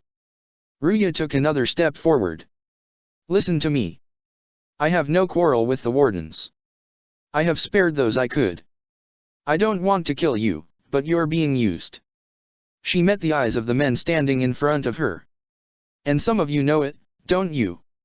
A dark-skinned man in warden blue slowly nodded. The mages who've done the ritual? They're not right. They were my friends, but now they're like puppets on a string. You cannot let fear sway your mind, Warden Kurnoff. Hawk glared up at Claral. He's not afraid. You are. You're afraid that you ordered all these brave men and women to die for nothing. Loghain gestured at the gathered wardens.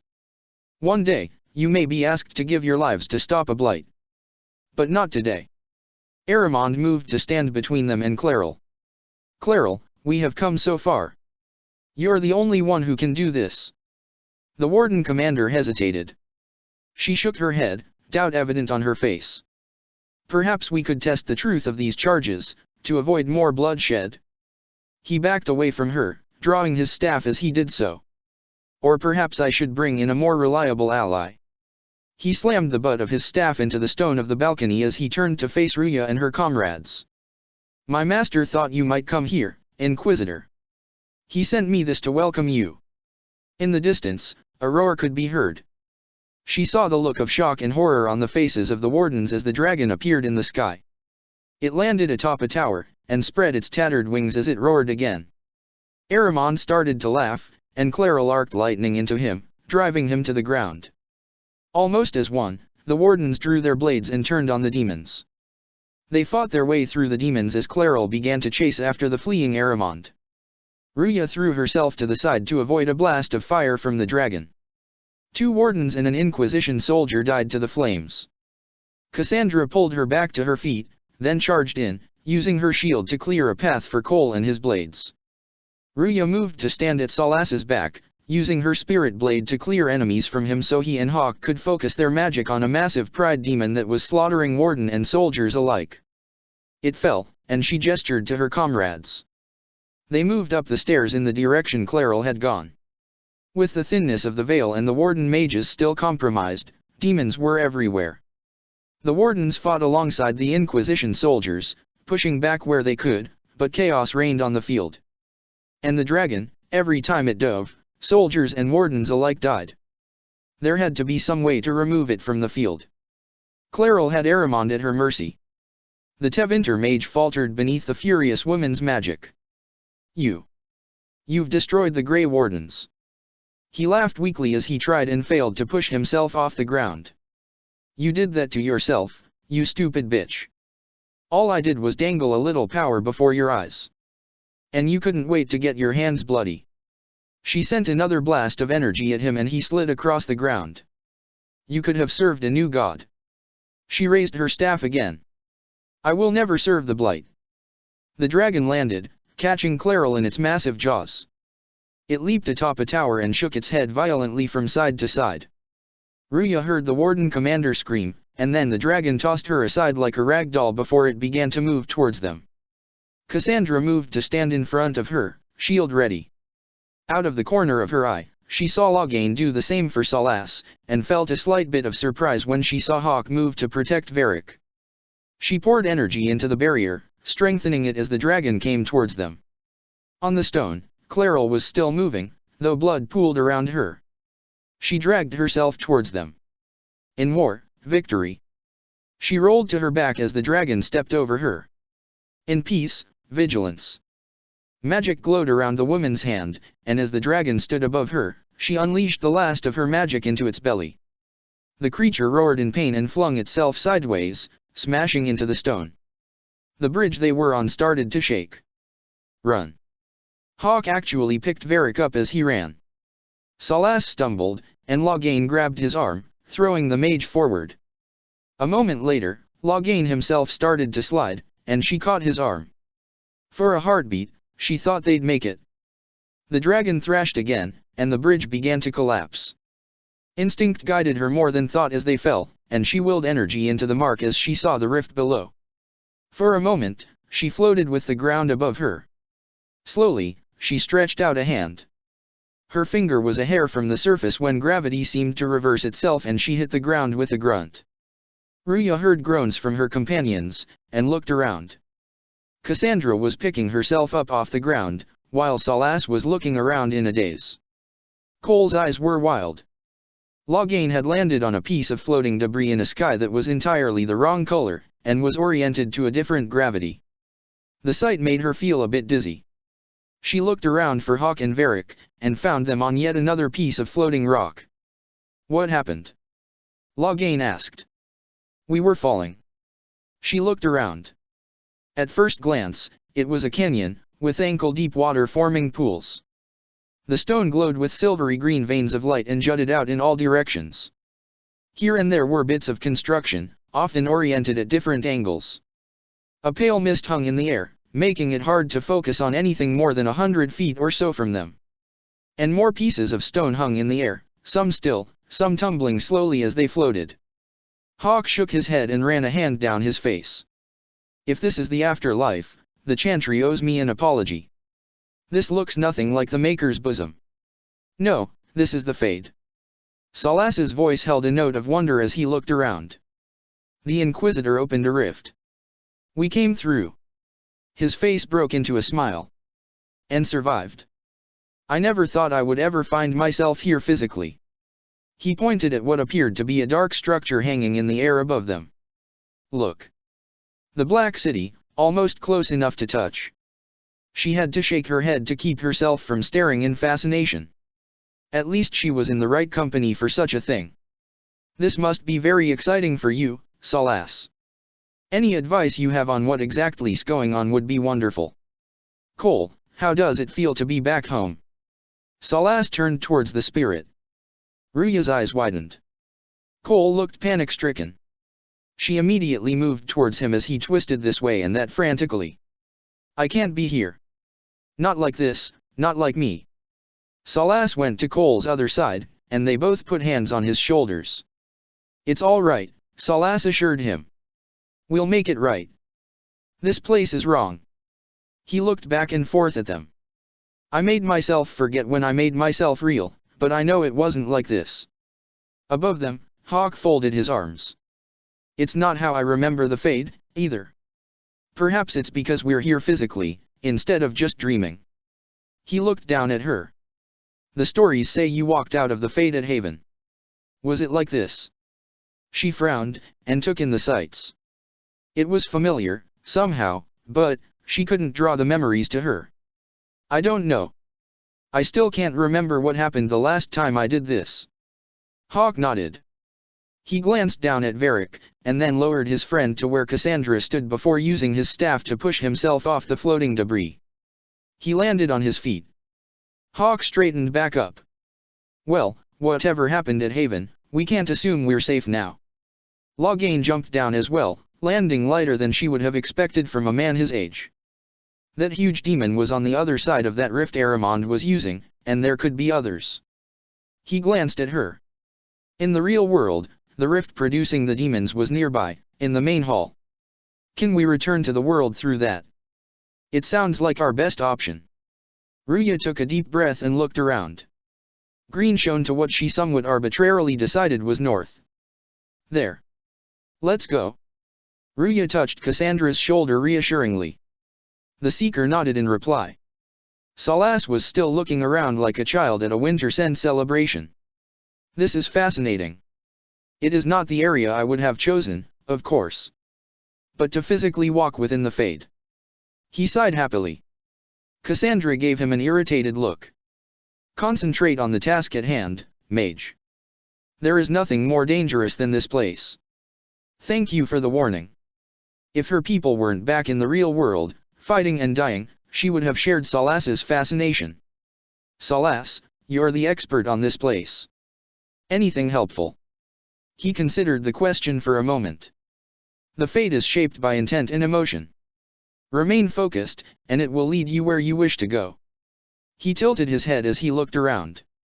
The demon that controls this area is extremely powerful. Some variety of fear, I would guess. I suggest you remain wary of its manipulations and prepare for what is certain to be a fascinating experience. Varric glanced up at Hawk. Is this really what it's like when you dream? How do you people ever sleep? He shrugged. Remember last time you ended up in the Fade, Hawk? Oh, how could I forget? My closest friends showed such loyalty in the face of a demon's temptations. Well, they got better. Some of them. They continued moving forward. Cole's movements were jerky. Wrong, wrong, wrong. Wringing me out. Right and rigid. Can't relax. Can't release. You doing all right, kid? Varric glanced at the spirit worriedly. It's all right, Cole. Ruya touched his arm. We'll get you out of here soon. Thank you. He gave her a hopeful look. It should be like home. It's not. This isn't me, not this part. They fought a group of demons. Their forms were slightly different than the ones they'd fought back on Thedas, and no sooner did she realize that than they seemed to shift to adjust. After the first battle, she focused on the spirit blade, backing up the warriors. Salas focused on their defenses. And Hawk more or less just set everything on fire. The man's sheer destructive capability was a little bit awe-inspiring. She set a fast pace, but there were riddles. Answers. Puzzles to be solved. And each time, there seemed to be some small lessening of the weight in the air, a bit barely enough to notice. Still, it felt right. Cole stayed near Salas, apparently drawing some comfort from the man's presence. She couldn't blame him. Cassandra and Loghain had shifted at some point during the last fray, with Cassandra now guarding Salas and Loghain guarding her. Hawk and Varric seemed to be taking turns guarding each other, in movements practiced enough to seem second nature to both men. You seem to be taking this well, she said as she healed a cut Loghain had taken.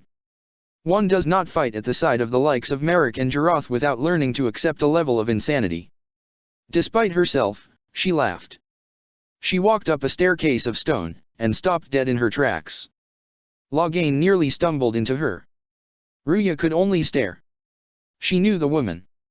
Maker, she knew that woman. Impossible. Loghain's voice was barely a whisper. Divine Justinia inclined her head as they approached.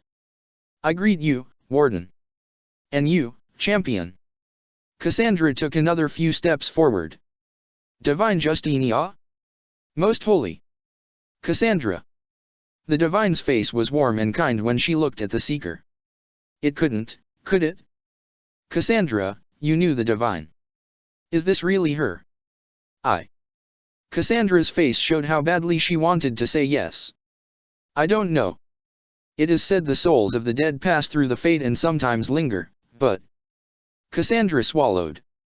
We know the spirits lie. Be wary, Inquisitor. This can't be the Divine. Loghain narrowed his eyes. It's most likely a demon. You think my survival impossible, yet here you stand alive in the Fade yourselves. The Divine spread her hands. In truth, Proving my existence either way would require time we do not have. Really? Hawk folded his arms, then lifted one hand. How hard is it to answer one question? I'm a human, and you are. I am here to help you.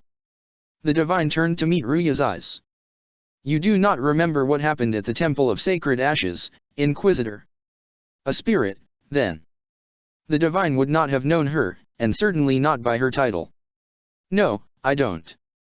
The memories you have lost were taken by the demon that serves Corypheus. She gestured. It is the nightmare you forget upon waking. It feeds off memories of fear and darkness, growing fed upon the terror. The false calling that terrified the wardens into making such grave mistakes. Its work. Behind her, Loghain bristled. Then perhaps I owe this nightmare a visit. You will have your chance, brave warden. This place of darkness is its lair. Ruya shook her head.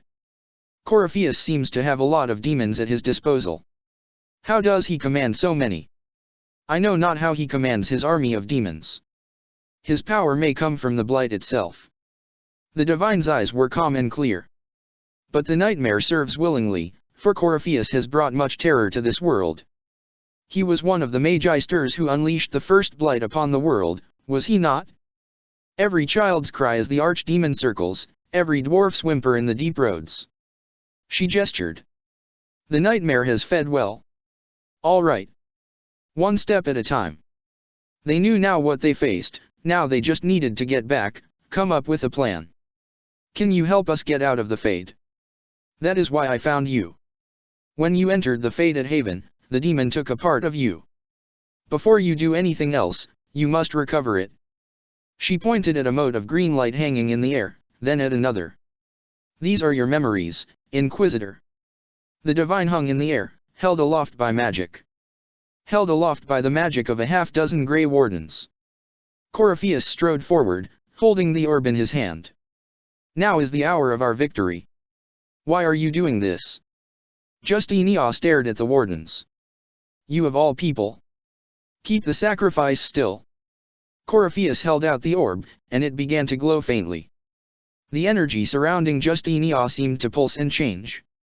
Someone help me. The door opened. Someone entered. Ruya saw herself, the day of the conclave. What's going on here? Corypheus turned to look at her, and Justinia took advantage of his distraction to strike the orb from his hand. It rolled and she caught it in her hand.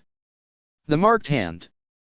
The orb glowed with a spiraling green light that flooded into her, and she heard herself cry out in pain. Corypheus started to move towards her, and the memory faded.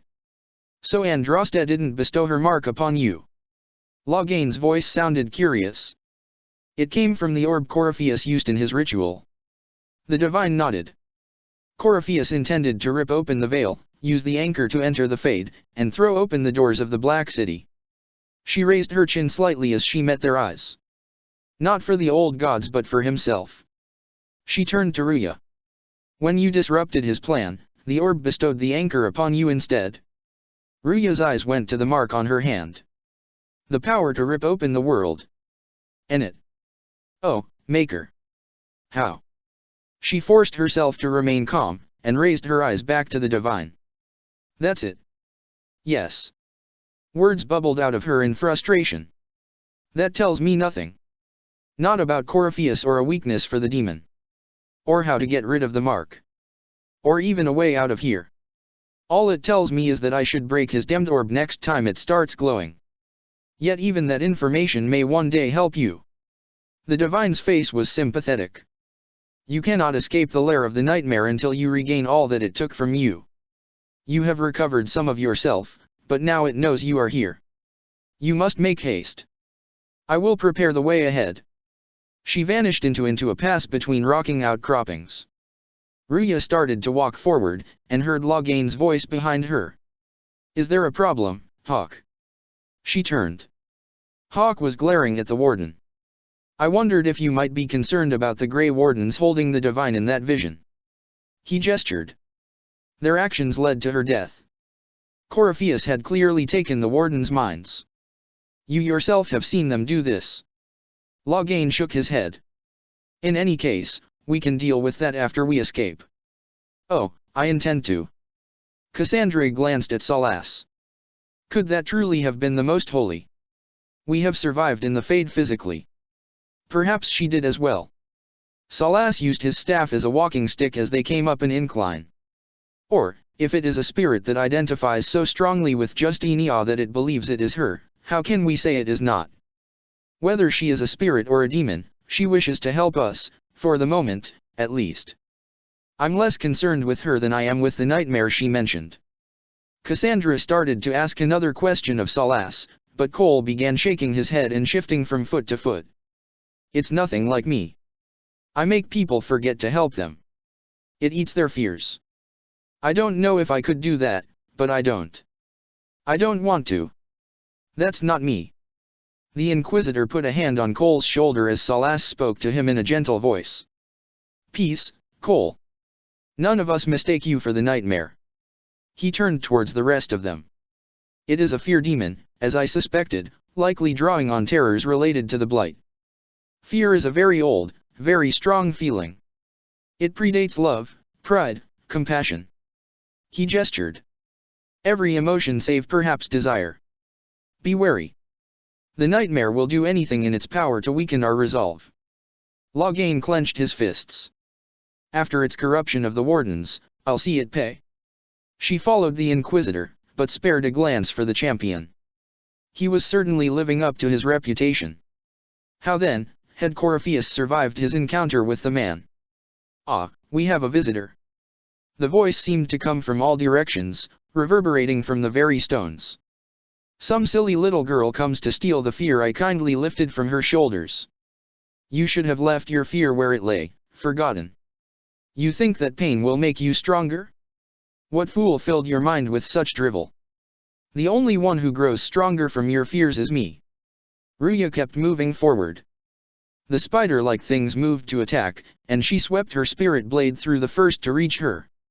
The swords of Cassandra and Loghain made short work of the others, and Varric made a beautiful shot that dropped one foolish enough to try to leap at Cole's back as the spirit stabbed his blades into another.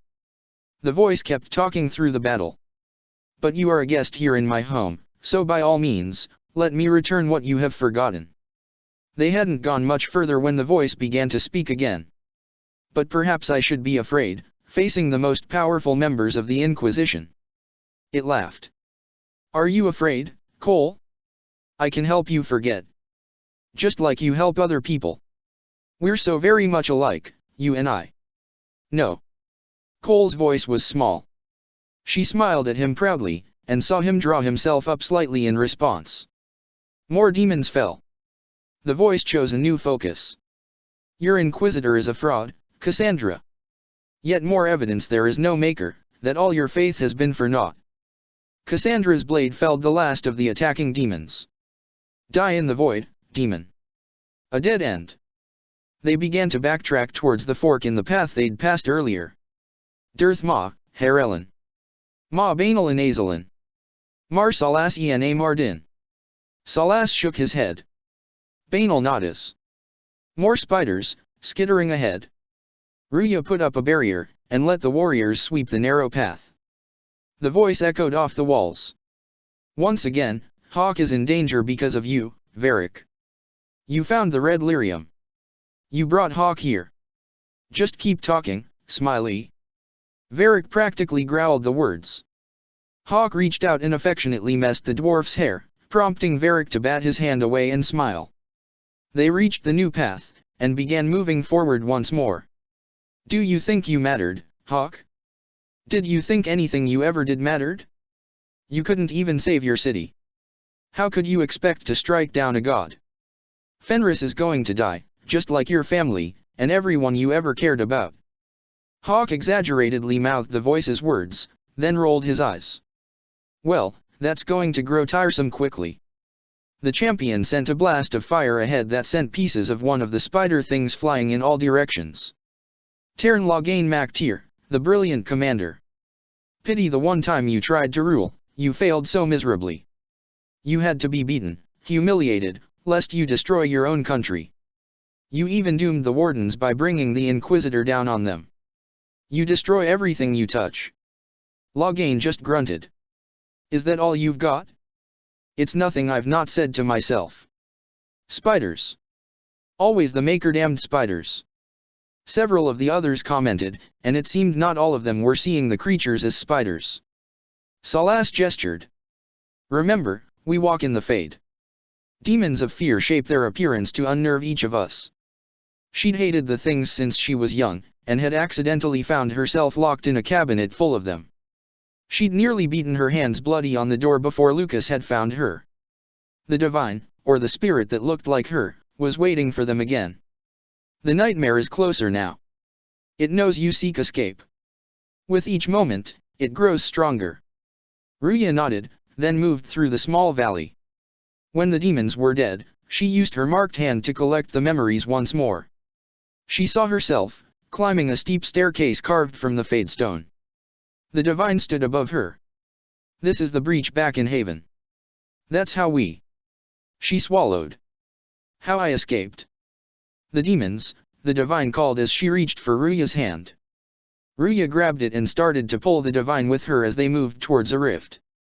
Something caught the divine, and yanked her backwards, pulling her hand from Ruya's. Ruya tried to catch her, and missed. She started to give chase, and the divine's voice reached her. Go. And then the divine was gone. The Ruya of the memory turned back to the rift. Ruya opened her eyes, and looked at the woman before her. It was you. She felt her eyes water. They thought it was Andraste sending me from the Fade, but it was the divine behind me. And then you. She took a ragged breath. She died.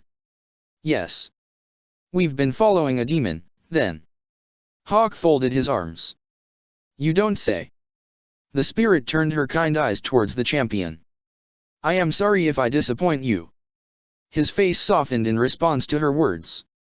There were so many things she wanted to say. To apologize for failing to save the woman. She straightened, and blinked back the tears. She watched the divine's face shift as the spirit abandoned the woman's form to become a warmly glowing being of light. The only thing that's important right now is getting out of the Fade. Whoever you are, you've helped us so far. What we do know is that the mortal divine perished at the temple, thanks to the Grey Wardens. Hawk's glare returned in full force. Loghain shook his head. Corypheus controlled them. We have discussed this already. He turned towards Ruya. If this spirit has no further revelations, we should work on getting back to Adamant alive. Hawk stepped towards the older man. Assuming that the Wardens and their demon army didn't destroy the Inquisition while we were gone. I see. Loghain turned to face him, not backing down an inch. Atrocities are your purview alone. You tore Kirkwall apart and started the Mage Rebellion. To protect innocent mages, not madmen drunk on blood magic. Hawk stepped forward until he was only a few inches from the other man. But you'd ignore that, because you can't imagine a world without the Wardens. Hawk clenched his own fists. Even if that's what we need. Agreed. Ruya blinked at the sound of Salas's voice. The Wardens may once have served a greater good, but they are far too dangerous now. The blood sings softly. It never stops, and then it's all they hear. We can't let them hurt more people. Reluctantly, Cassandra also nodded. The Wardens are a risk. Send them away before they cause even more trouble. Varric laid a hand on Hawk's arm, trying to calm his friend. They were standing in the middle of the Fade, demons all around them. Bickering. Ruya stepped towards them. Sweet Maker, could all of you please shut up? They all turned towards her with startled expressions on their faces. We can argue once we've escaped from the giant fear demon. Inquisitor. Loghain gestured to where more demons were gathering, then drew his blade. The divine floated upwards. The nightmare has found us. Hawk drew his staff, and her companions moved to stand at her back as they faced the demons. Come. Salas gestured for them to proceed as the death of the last demon caused the barrier to fall, allowing them to continue forward. Real or not, the divine is the key to escaping from the Fade. They continued forward, and once again the voice echoed from the walls. Do you think you can fight me? I am your every fear come to life. I am the veiled hand of Corypheus himself. The demon army you fear? I command it. They are bound all through me. The spirit that had been the divine's voice was filled with satisfaction, and she seemed to glow even brighter. Ah, so if we banish you, we banish the demons? Thank you, every fear come to life. A frustrated roar answered her, ringing from the stone. The spirit floated just ahead. You must get through the rift, Inquisitor. Get through and then slam it closed with all your strength. That will banish this army of demons. The spirit glowed with golden light, lighting the path for them. And exile this cursed creature into the farthest reaches of the Fade. Look, Hawk gestured with his staff. We're almost there. Great, Hawk, Varric shifted his grip on the crossbow. Why don't you just dare the old gods to stop us? They came to a platform, and stopped short as the nightmare arrived to do just that. The creature was Maker, so many eyes. Spider-like and foul, and all those eyes, everywhere. Before them, the spirit glowed even brighter. Her voice sounded sad. If you would, please tell Leliana, I am sorry. I failed you, too. The spirit threw itself at the nightmare, pushing it away and tumbling it down out of their view. Now, they just had to deal with the demons. Ruya murmured a prayer, and heard it echoed by Cassandra. The last of the demons fell. She waved to Cassandra and the others, who began to run for the rift. She, Loghain, and Hawk started to move forward. And then the nightmare was there, its bloated body between them and the rift. We need to clear a path. Loghain set his shield, holding his sword at the ready. Go, I'll cover you. Hawk gripped his staff in both hands. Loghain shook his head. No. You were right. The wardens made this mistake. A warden must dash. A warden must help them rebuild. That's your job. Hawk glared up at the nightmare. Corypheus is mine. She couldn't bring herself to look at either of them. It was seeing Varric disappear into the rift that decided it for her. Loghain. She turned towards him. He smiled, and bowed. Fight well. You will not die while I draw breath. He charged ahead, his sword slicing through the demon and causing it to shift. She caught Hawk's arm, and pulled him with her to the rift. Before they went through, she glanced over her shoulder. For a moment, she thought she saw. She landed, staff in hand. Inquisition soldiers and wardens were still locked in battle against the demons. Her eyes narrowed, and she focused her energy into the mark. Her palm glowed with green light, and then she clenched her fist, driving her nails into her palm. The rift behind her vanished, and the demons with it. Slowly, a cheer began to rise. Hawk turned towards her. She was right. Without the nightmare to control them, the mages are free, and Corypheus loses his demon army. He shook his head, and smiled. Though as far as they're all concerned, the Inquisitor broke the spell with the blessing of the Maker. They came out of this alive. As far as I'm concerned, they can tell whatever stories they like. It had already become apparent she had no way to stop them. That's how legends get started. He jerked his head at where the dwarf stood. Or, at least, that's what Varric always said. A soldier rushed towards her. Inquisitor. The archdemon flew off as soon as you disappeared. The Venatori Magister is unconscious but alive. Colin thought you might wish to deal with him yourself. He glanced over his shoulder as a man in a griffin helmet moved to stand next to him. As for the wardens, those who weren't corrupted helped us fight the demons. The warden swallowed, then closed his fist over his heart and bowed his head. We stand ready to help make up for Clarils. He hesitated. Tragic mistake. He raised his head. Where is Loghain? Hawk lowered his eyes. She clenched her fists. Mistake. He actually had the nerve to say it was just a mistake.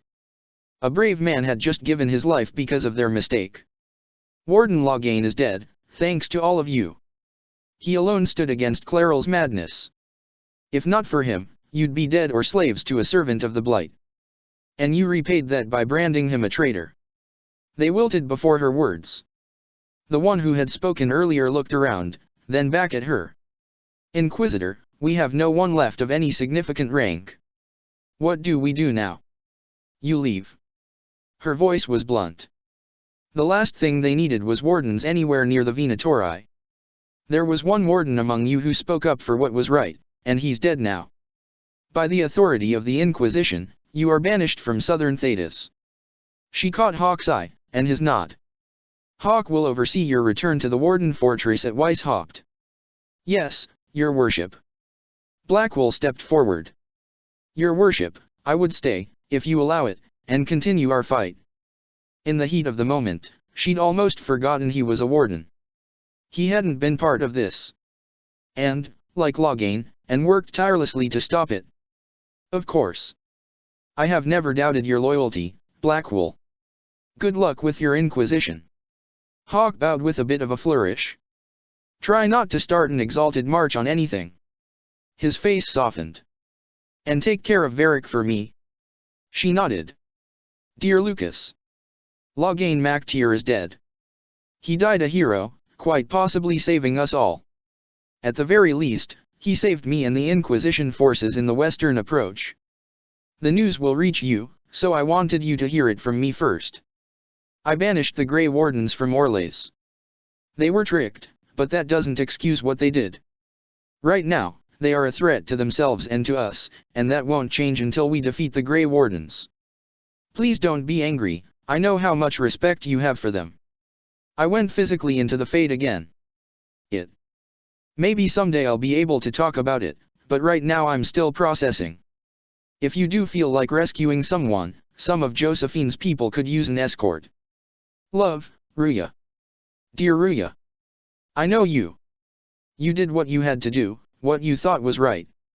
I find no fault with your decision. And I'm sorry. That could not have been an easy situation for you. And I'm terrible about finding the right words, so please accept this box of chocolate and pretend I said something that made you feel better. Your fame is starting to spread.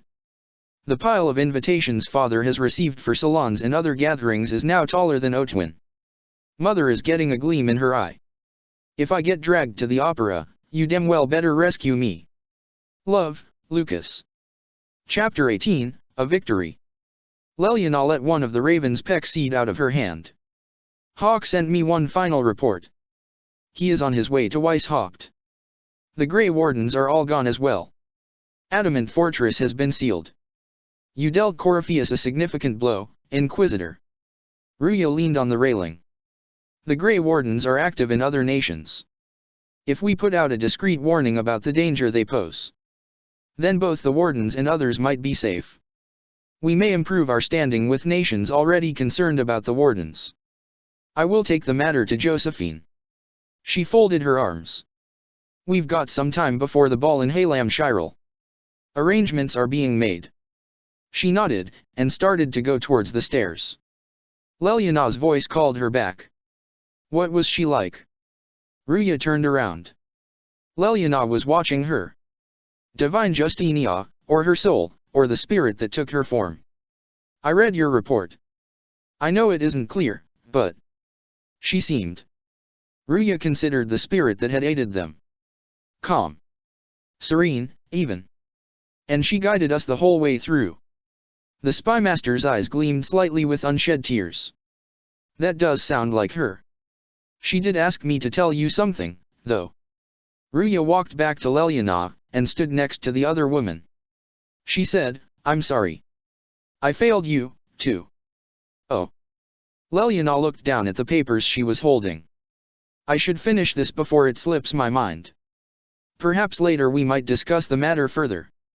Leliana walked back to her desk. Thank you. Ruya nodded, and left the other woman to her thoughts. She went to check on Cole. The spirit had been in disarray since their visit to the Fade, and she was worried for him. He wasn't in his usual spot. After a few minutes, she found him in the courtyard, arguing with Salas. No. But you like demons. Salas kept walking. I enjoy the company of spirits, yes, which is part of why I do not abuse them with bindings. Cole rushed to keep up with him. It isn't abuse if I ask. He sighed, and turned towards Cole. Not always true. Also, I do not practice blood magic, which renders this entire conversation academic. Cole saw her, and rushed towards her like a child coming to tattle. He gestured at Salas. He won't bind me. He's a mage, and he likes demons, but he won't help. Why would you want Salas to bind you? Ruya tried to put a hand on the frantic spirit's arm, but he shied away from the touch. So I'm safe. He shifted from side to side. If Salas won't do the ritual to bind me, someone else could. Will. Like the warden mages. And then. He shook his head. I'm not me anymore. Walls around what I want, blocking, bleeding, making me a monster. She moved to stand next to him, trying to meet his eyes. Isn't it extreme for Salas to bind you? What if that takes away the part of you that makes you? Words failed her. You. He looked up at her and gestured. Helping makes me who I am. I help the hurting.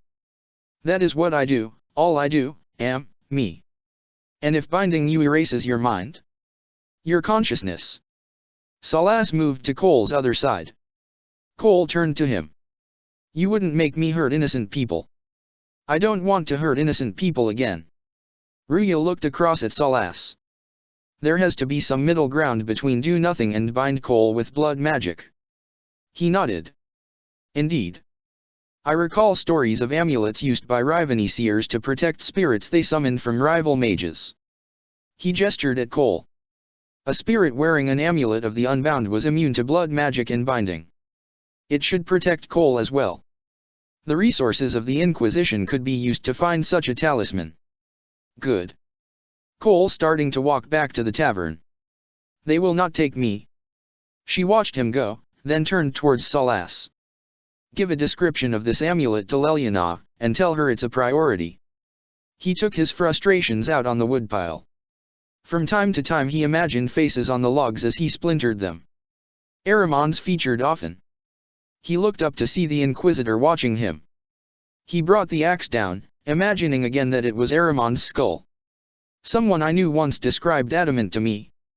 The dead man's face swam in his mind, and he set another log up. Adamant is, and always will be, the Order, he said. A guardian on the edge of the abyss, the lone soul that stares into oblivion and doesn't waver. That's what Warden Commander Clairol tried to be. What they all tried to be. He splintered the log, and set up another. I'm told her wardens never wavered. They went to their deaths willingly. As the dead man had.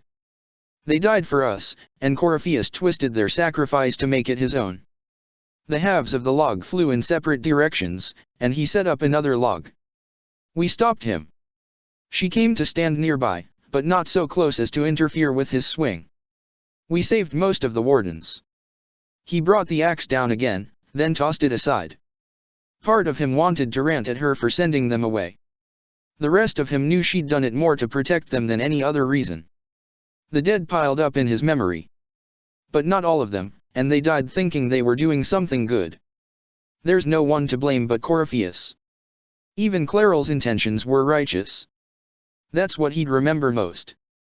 The moment the wardens realized what Aramond calling that dragon had meant, they'd gone from fighting the Inquisition to fighting at their sides. A man had gone from his axe lifted above Dorian's head to cleaving the demon attacking Ciro without batting an eye. And died to the demon's claws. Her desire to protect was so great, it led her astray. It's not right. He kicked one of the splintered pieces back into the pile. To want to do good, to be good, and have that turned against you. Her voice was gentle. Don't think of what went wrong. Think of their intentions, their sacrifice. He saw his grief reflected in her eyes. Honor their selflessness. Clairol made mistakes, but she was a great woman, and she died a great woman. Her last act upon this world had been to drive the dragon away. Who knew how many lives that had saved? Theirs, probably. It's not the armor or the trappings of the Order. It's not the joining. He turned his thoughts away from that direction. At the heart of it, all a warden is a promise. To protect others, even at the cost of your own life. That much, he knew she understood. She'd gone out to face Corypheus, knowing it was likely to end in her death. That it hadn't. He'd thought he'd stopped believing in miracles. Cassandra was hitting Iron Bull with a stick. Ruya rubbed her eyes. Cassandra was still hitting Iron Bull with a stick. With a sigh, she walked over. Iron Bull grunted. Again. She hit him again, eliciting another grunt. Again. Cassandra hit him again. Oh, come on. This is why the coon doesn't like women fighting. I should have asked Cullen. A moment later, Iron Bull was lying on his back. A slow wheeze escaped him. Good one. Cassandra shook her head, and caught sight of Ruya standing there. She shoved the stick at her. Perhaps you can take over. She stalked off. Ruya looked down at the stick she was now holding, then at Iron Bull. He shrugged at her. Culinary training exercise to master your fear. I heard about the nightmare at Adamant. Sounded big. Can you explain why I'm supposed to hit you with this stick? Probably, if I try. He shifted his position into a couple different stances before deciding on one. It involved a lot of culinary words, though. He shook his head. Just hit me with the stick, all right? I need to get over this demon crap. She took a deep breath. All right. She hit him with the stick. He grunted. There we go. He grunted again. Oh, yeah. Damn demon. He grunted. Who's stuck in the fade, huh? He grunted as she continued hitting him. It was vaguely disturbing, but oddly therapeutic. Like hitting Lucas with the broom to get him used to his new armor and ready for the melee.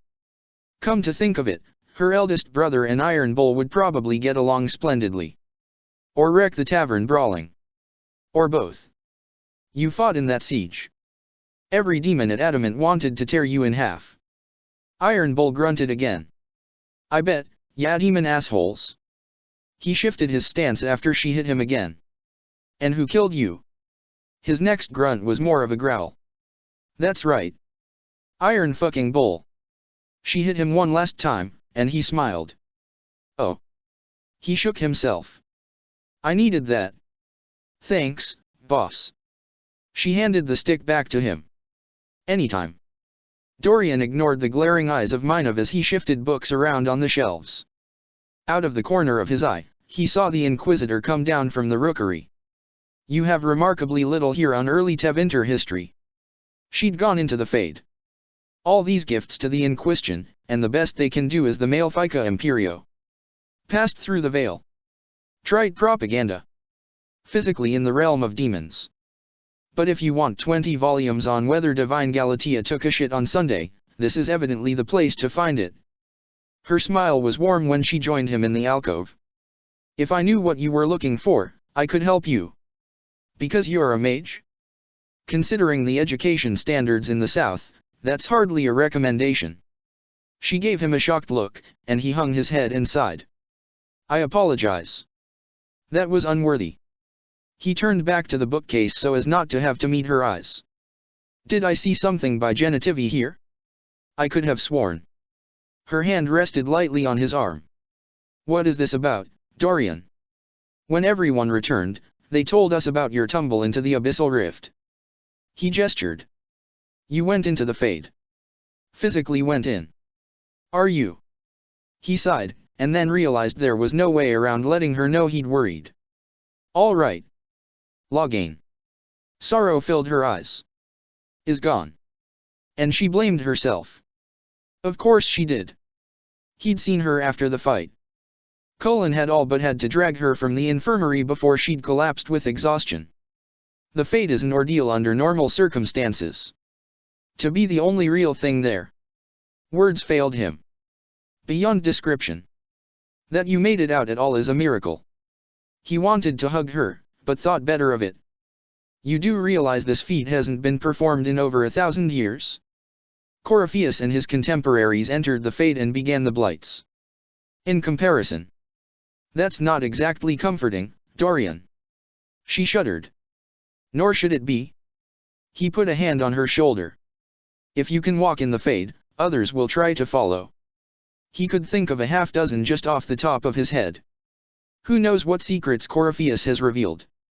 Well, more than a half-dozen, but at least a half-dozen who would make serious attempts. Not all of them will be so lucky as you. What they could unleash? He sighed. My advice? Keep this quiet. Let them speculate. Too many will see this as a challenge. That's a good idea.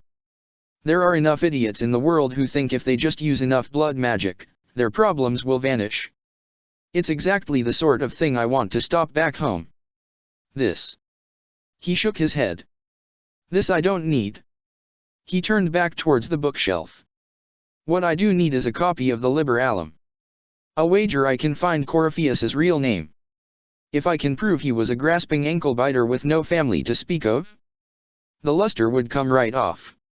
He grinned at her. Wish me luck. She gave him an affectionate shake of her head before continuing downstairs. Josephine had her hold court. They'd found the mayor of Crestwood. She exiled him, and hoped he could make a new life for himself far from Ferelden. The next they brought before her was Aramond. A clean death was as merciful as she could bring herself to be. The next they brought before her was a warden, Ser Ruth. She confessed to having slit the throat of one of her fellows, and asked for a public execution. Ruya looked down at the mark on her hand. The Inquisition stands for faith. Our work has greater purpose. She looked up at the woman before her. Sometimes, we need a reminder. Ser Ruth, the herald of Androsta, forgives you in her name. Find peace in that. Your worship, tears filled the woman's eyes. I will try. Josephine looked down at her writing board as the guards began to bring in the next prisoner. Ruya tilted her head. Her diplomat was fidgeting. A lot. Josephine raised her head. This was a surprise. After you returned from the bogs, we discovered this man attacking the building. With a. Josephine wouldn't meet her eyes. Goat. Chief Muverin the Under. He feels slighted by the killing of his Avar tribesmen. Who repeatedly attacked you first. What should we do with him? Where? Josephine continued to stare at her writing board. Should he go? This. What? You answered the death of your clan. She couldn't quite wrap her mind around the idea. With a goat. The massive man laughed. A courtroom. Unnecessary. You killed my idiot son, and I answered, as is my custom, by smacking your holdings with goat's blood. Ruya stared at him for a moment, then turned to look at Josephine. Josephine seemed to be trying to hide behind the writing board. Don't look at me. No foul. Chief Muverin shook his head. He meant to murder Tevinters, but got feisty with your Inquisition. A red-headed mother guarantees a brat. Do as you've earned, Inquisitor. My clan yields. My remaining boys have brains still in their heads. His deep laughter filled the hall again. She'd inherited her mother's red hair. And saw an opportunity. It seems our conflict was accidental, Chief Muverin, but it can't be repeated. She leaned forward. I banish you and your clan with as many weapons as you can carry to Tevinter. She could hear Sira's cackle all the way from the other end of the hall. Chief Muverin gave a hearty laugh of his own. My idiot boy got us something after all. Ruya found Cullen and Dorian sitting across from each other over a chessboard. The battle appeared to be bloody and merciless. Gloat all you like. I have this one. Are you sassying me, Commander? I didn't know you had it in you. Dorian leaned back in his seat, smirking at Cullen. Why do I even? He saw her. Inquisitor. Cullen started to rise. Dorian immediately leaned forward. Leaving, are you? Does this mean I win? Cullen narrowed his eyes, and sat back down, challenge written all over his face. Maker, it was good to see them relaxed. Are you two playing nice? Dorian's lips twitched upwards. I'm always nice. He moved a piece. You need to come to terms with my inevitable victory. You'll feel much better. Her general moved one of his pieces, then sat back with a smug expression. Really? Because I just won. And I feel fine. Don't get smug. Dorian shook his head, then rose. There will be no living with you. I should return to my duties as well. Cullen looked up at her, then gestured to the seat Dorian had vacated. Unless you would care for a game. She sat down. Prepare the board, Commander. He began resetting the pieces. As a child, I played this with my sister. She would get this stuck-up grin whenever she won, which was all the time. My brother and I practices for hours. The look on her face when I finally won. His expression sobered. Between serving with the Templars and the Inquisition, I haven't seen them in years. I wonder if she still plays. They sat a while, sharing stories of their siblings. She told him of the time she'd put a weasel into Lucas's dresser, only for her brother to end up keeping the creature as a pet. He smiled. This may be the longest we've gone without discussing the Inquisition or related matters. He moved his piece. To be honest, I appreciate the distraction. She felt much the same way. We should spend more time together. I would like that. He looked up at her from across the board. Maker, she could feel her cheeks starting to go red. Me, too. He smiled, and looked down at the board. You said that. He swallowed. We should. He started to reach for the board, and knocked one of the pieces off. Finish our game. Right. My turn. He set the piece back in its proper location. She made an adjustment to her strategy, and they discussed their respective journeys across the waking sea. And a dozen seasick mages. I don't think any captain has ever been so happy to make it into port. She moved one of her remaining pawns. Did you leave anyone behind in Kirkwall? No. I fear I made few friends there, and my family's in Ferelden. No one special caught your interest. She watched him from under downcast eyes. He smiled. Not in Kirkwall. They played a while longer, until she managed to corner his king. He inclined his head. I believe this one is yours. Well played. We shall have to try again sometime. Varric stared into the fire, trying to avoid thinking of their recent excursion into the Fade. When he'd looked back, and Hawke and the Inquisitor weren't there. Those moments before they'd emerged had been the worst moments of his life. And Loghain hadn't emerged at all. He wasn't looking forward to telling Carver. He looked up to see the Inquisitor. I guess the hero of Riverdane's story finally came to an end. Loghain was the Ferelden ideal, you know? The common boy who freed his kingdom and became a Tairn. He helped to end the Fifth Blight. The rest aside, that made him a hero. He wasn't the first good man to fall to Corypheus. He won't be the last. This story's no good for heroes. She stood next to him, an affectionate hand on his shoulder. You must be glad that Hawke made it back in one piece. Yeah.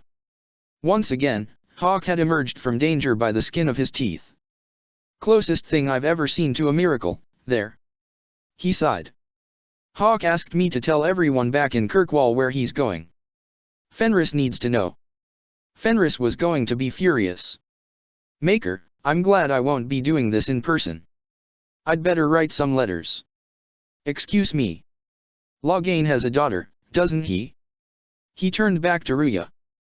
Anara. Terna of Gweren. I should write her. Let her know. She sighed. Let her know he died a hero. Yeah. He sat at the table and got out his pen. Words wouldn't come.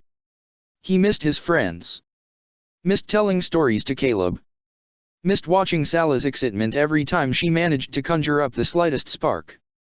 Missed Orana's baking. Even missed Fenris brooding all over the place. At least with this, with the Inquisitor and Cassandra, nobody would be hunting Hawke any longer.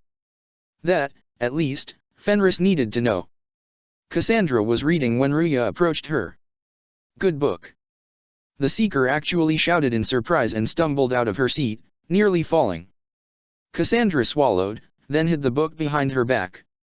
I don't know what you're talking about. Wait. Ruya's eyes widened. Are you blushing? Cassandra shifted her weight from foot to foot, like a child caught with her hand in the cookie jar. What would I have to blush about? You tell me. Ruya tried very hard not to smile. She was pretty sure she was failing. It's of no interest to you, I'm certain. Cassandra righted the chair, then sighed. It's a book. I can see that. It's. Cassandra touched the cover of the book, which depicted a red-haired woman in armor. One of Varric's tales. Swords and shields. The latest chapter. The romance. She'd never managed to get her hands on a copy of that one. So you like to read? She tilted her head at the other woman. What's wrong with that? It's frivolous. There are more important things for me to do. That's just her favorite. Dorian leaned on the tower next to where the infirmary was being constructed. For a moment, Ruya thought Cassandra was actually going to draw her sword on the man. Nobody asked you, Tevinter. Dorian's smile widened. I couldn't finish the last one you lent me.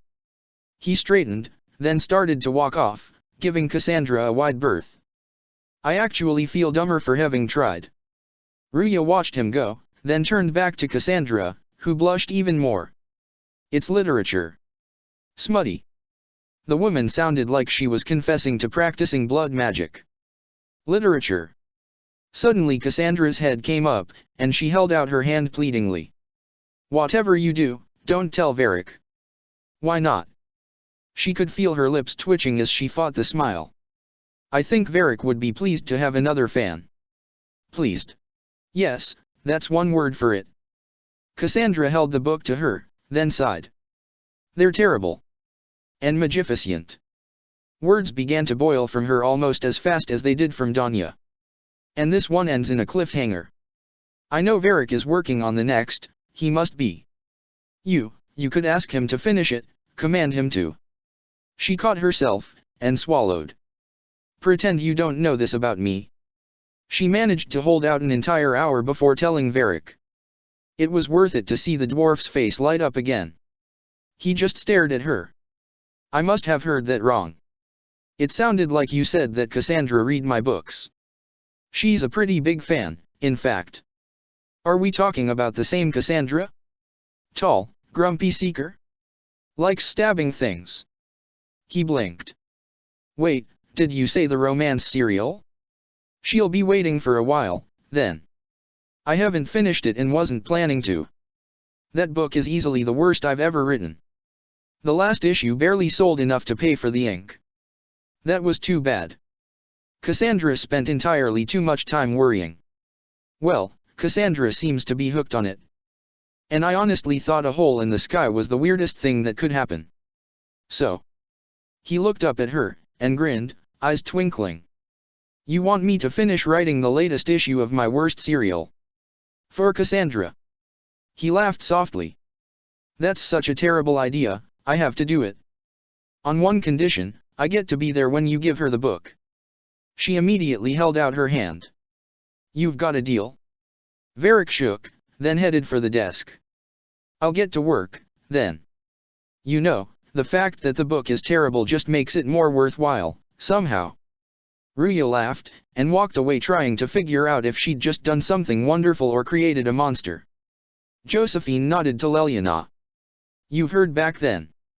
They aren't exactly thrilled with how things worked out, but they acknowledge the situation could have been much worse. Both Braska and Lenore have agreed to withdraw from field operations, and remain at their headquarters where they can be observed. And House Braska will continue to work with my agents. They aren't joining the rest of the wardens, then. Leliana shook her head. No, and I'm not sure it would be wise for them to do so. We may need to retain both as contacts. With the wardens exiled and the circles a mess, Lenore is really our only source of darkspawn and warden lore at the moment. I am glad to hear it. And not just because of the aid they've rendered us in Antiva thus far. Josephine glanced down at the map, then back up at Leliana. And the situation in Ferelden.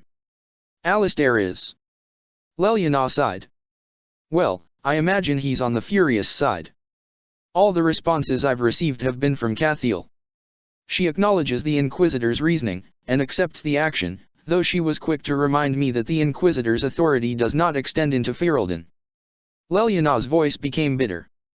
Not that it matters anymore. Josephine rose, and pulled Leliana in for a hug. I miss him too. I know. Leliana collected herself. Our agents are finding a much more chilly reception, and Cathiel is questioning our holding of the fort in Crestwood. Would you like me to? No. I will take care of it. Heard what went on in that Fade thing. What you think went on? Can't even start to believe that business. Sierra was fidgeting with something as she stared out the window. Ruya shook her head. She'd left a man behind, and had just sent a letter to his daughter, letting her know. We can stew about what we saw for ages, but some of us didn't come back. Sierra turned to face her. Knew you'd get what was important. Yammer, yammer. Visions and shite. People are dead. Probably. She tossed the item onto the bench. Loghain, yeah? Not a lot of tears for that one. She gestured. Also, you could tell the wardens to piss off. And they're always weird. Usually bad stuff happens first, so you're glad when the hero shows up. But wardens are the wrong way round. They're the good thing that means a bad thing is about to happen. Like in Denerim, when the blight ended. She settled herself on one of the benches and watched Sierra pace and fidget. The woman was never still. The probably weighed on her heavily, but she'd no idea what, if anything, could be done. She should talk to Salas. A lot happened in Denerim. What did you see? There weren't a lot of wardens. Mostly people just talked about these two. There was a big fight, and one died, or, I don't know, maybe they didn't. The hero of Ferelden? You forget the hero of Ferelden. Ruya felt her jaw try to unhinge. Sierra threw up her hands and collapsed onto the other bench. That was ages ago. 10 years. I was playing with small painted boxes and burying stuff I stole.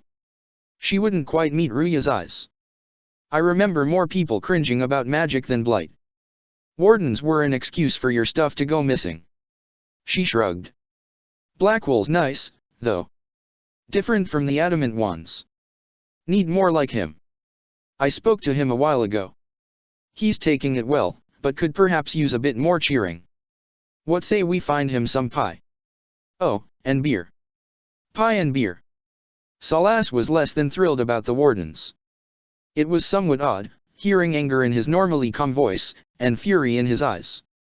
I cannot believe the Grey Wardens would conceive of such a plan. To seek out these old gods deliberately in some bizarre attempt to preempt the blight. Grey Wardens have always been dangerous. Heroic, but dangerous. They care for nothing beyond stopping the dark spawn. Like a fair maiden chasing a butterfly off a cliff. He walked to where he was painting one of the walls, and gave the mural a critical look. Except that if you hadn't stopped them, we'd all have fallen. He turned back to face her. Those fools and duty. Responsibility is not expertise. Action is not inherently superior to inaction. He took a deep breath. Forgive me. The entire idea is. He walked back towards the desk. Unnerving. She walked over to stand across from him. She was still searching for the right way to word her questions when he looked back up at her curiously. The new power you wield. I heard from Cassandra that it is the magic of the Night Enchanters? If I am not mistaken, the techniques descend from those of ancient elven mages called arcane warriors. He smiled slightly as he shook his head. I wonder what they would think to see their magic used in defense of the chantry. I doubt they were called arcane warriors in Elven. She started examining his pile of books. The formal name for the techniques you have learned was the Dearth Ena Anazalin, knowledge that led to victory. He shook his head slightly. Mages who eschewed physical confrontation called it Gilanhim Banal Vihan, the path that leads astray. She just hoped it was the path to keeping fewer of her people from getting killed. What can you tell me about the arcane warriors? They were elite guardsmen, serving as bodyguards or champions for nobles, as I understand. Mages who focused on spirits or the fade might sneer at their physicality, but never doubted their honor. He spread his hands. They were the living embodiment of will made manifest, mind shaping the body into the perfect weapon. I hope the ancient elven warriors would be pleased to see their techniques survive. I hope so, as well. So much knowledge has been lost. He sighed. Perhaps having something they created carried forward, even in such a different form, would gratify them. He blinked. Did you need anything? Actually, yes. I wanted to talk to you. She sighed, and leaned on the table. We left a man physically in the fade, at the mercy of the nightmare. She looked up at him. There must be something. It is most likely that he was killed, Inquisitor. But what does that mean? She turned to look at the mural he'd painted of the events at Haven. A physical death in the Fade. It is not the sort of subject I have considered before. Could you? She sighed. Is there any way for you to find him? Like when I found you and you took me to Haven. He considered a moment. I can try, Inquisitor. But you and I had been training together for some time, joining our magic. Even with that, it was a shock that you found me. I know little of Loghain. But you saw him once in the Fade, at Ostagar. A starting point. Yes. I will do what I can. Cyril led them to the outskirts of Crestwood, but quickly became nervous, stating the situation didn't feel right. I was expecting a village or something. The people that leave me stuff don't trek out to places like this. She shook her head. Give me a city, and I'll give you a tour, but surprise, I don't know stupid woods or ruins. Something rustled. What's that? A young man came rushing towards them, then stopped short when he caught sight of them. Don't hurt me. Harmond made me do it. Ruya raised a hand in a calming gesture. Quiet yourself, we're here to help. Help. He shook his head. Had enough help. I complain about a fight, and suddenly I'm an agent or something. You were the one with the rumor out of Virchiel. Sira took a step forward. My friend. His eyes widened. You're her? You're the one he's waiting for. He started to turn and run from them. It's her. She's here. Red Jenny. 2 arrows caught him in the chest, dropping him to the ground. She reached for her staff as Sira knocked an arrow. Several guards came out of the woods, and she could make out a man standing next to a stone pillar, watching. The observer held up his hands in a placating gesture as they came towards him, stepping over the bodies of the men he'd sent to ambush them. Whoa ho ho! Hold on. I was not aware the Inquisitor was personally involved. He pasted a friendly smile on his face. This is a tragic misunderstanding. Let's all sheath our swords, you walk out, and we'll conduct this like business. She didn't need the staff to deal with him. He'd just had his men kill one of Sira's people, an unarmed man. Sira sounded furious. Don't believe this pissbag. He started it. Ruya gestured for them to lower their weapons. He stepped out of the shadows.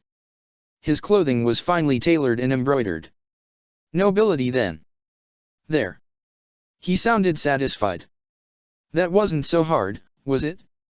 We identified the confusion, and we worked past it. I'm Lord Pel Harmond. I do hope, Inquisitor, that you continue to respond to reason. After all, your choice of company is hardly virtuous.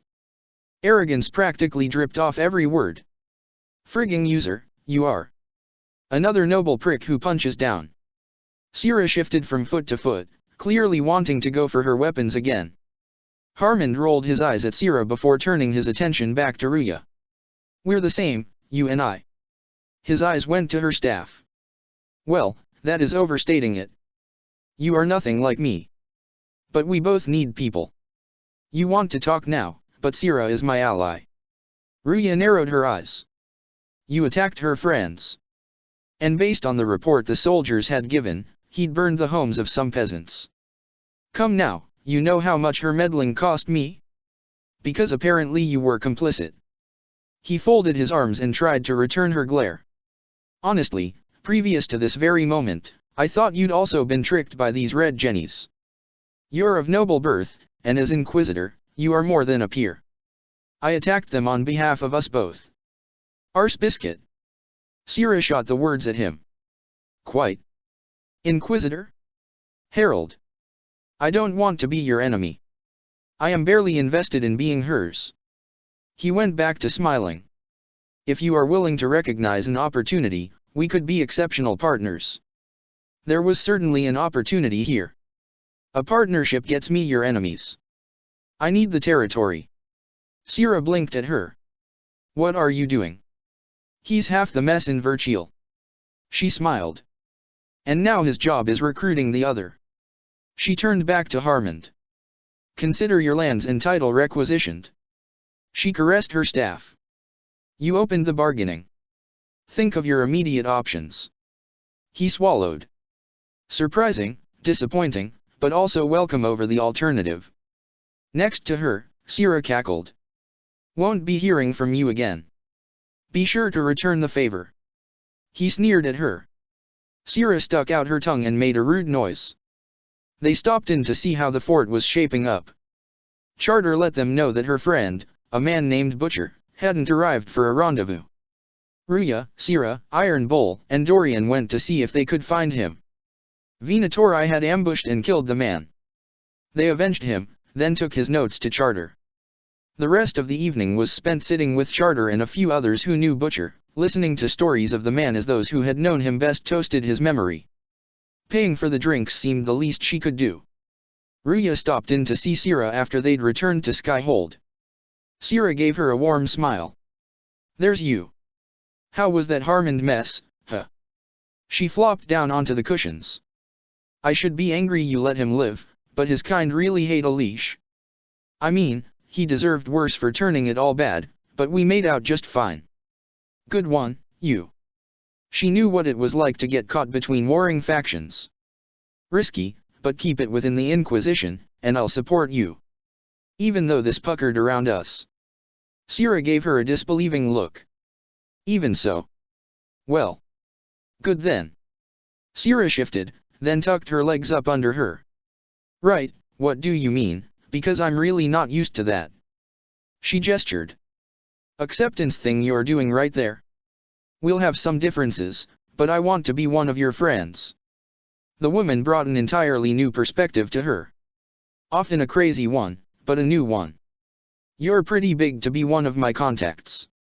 Sira blinked, then continued quickly, important, I mean. Not fat. But all right, Inquisitor. She rocked back merrily in her seat. You're on my good side. We'll see if it lasts. Iron Bull sat up and brushed the dirt off his shoulder harness. Did you see it that time? Not sure, Chief. Might need her to knock you down a few more times for it to really become clear. Cram grinned widely, then winked at Cassandra. Cassandra just rolled her eyes in response. He got back to his feet and shook out his shoulders. Even slowed for demonstration purposes, he was going to have some bruises later. Battering rams hit with less force than Cassandra. Hey, Seeker, if I hit a guy high while you go low, you think we could get him to flip? She blinked. Flip? Yes. Ass over tea kettle, you know. She tilted her head to one side uncertainly. Suppose that could be done. I'm always wanted to get a guy to flip. He started to gesture at Cram to try it out, then glanced back at Cassandra. The woman was frozen, her face pale. She was staring at a Dalish elf that had just walked in the gate. Hey, Seeker? Seeker? She walked away. He exchanged a look with Krem, then followed. The Dalish man caught sight of her. Cassandra. Iron Bull gave the man an appraising look. He wore a nicked battle axe in a back harness. His armor was battered to hell, and he looked haggard himself. Iron Bull started to reach for his own blade when Cassandra suddenly rushed the last couple feet to the man and threw her arms around him. She hugged him tightly for a moment, then grabbed his arm and started dragging him up to the hall. Chief? Cram asked. Keep practicing, Iron Bull called over his shoulder as he followed. The issue with the merchant in Antiva has been settled, Leliana said. We owe House Braska a case of amaranth in red and... She glanced down at a piece of parchment in her hand. An official statement from the Inquisition that a well-braided beard is a superior indicator of dwarven sexual prowess than mere chest hair. Ruya laughed.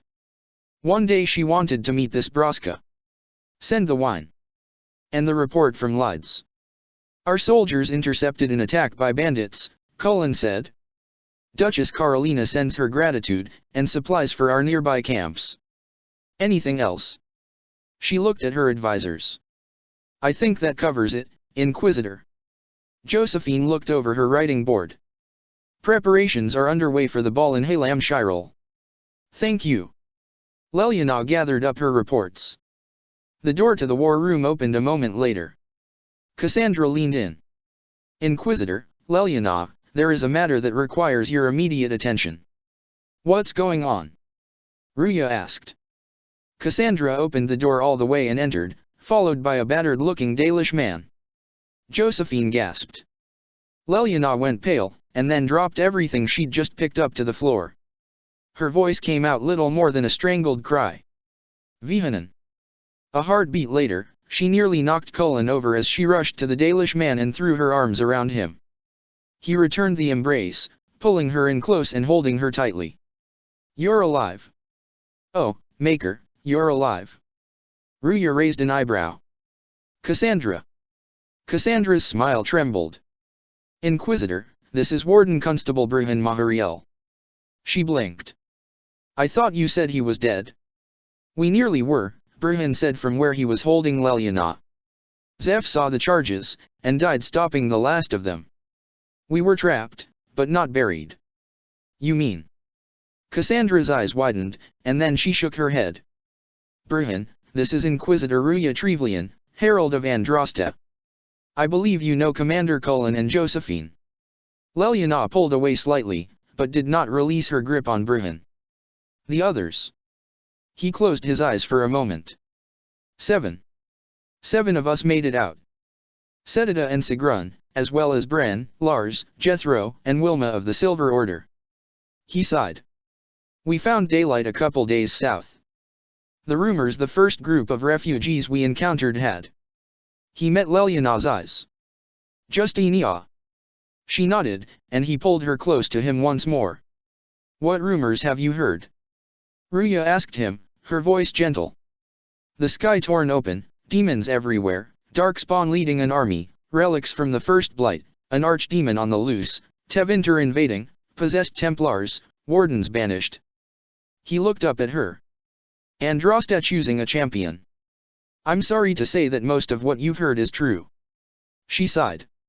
I'll let Leliana and Cassandra fill you in, but...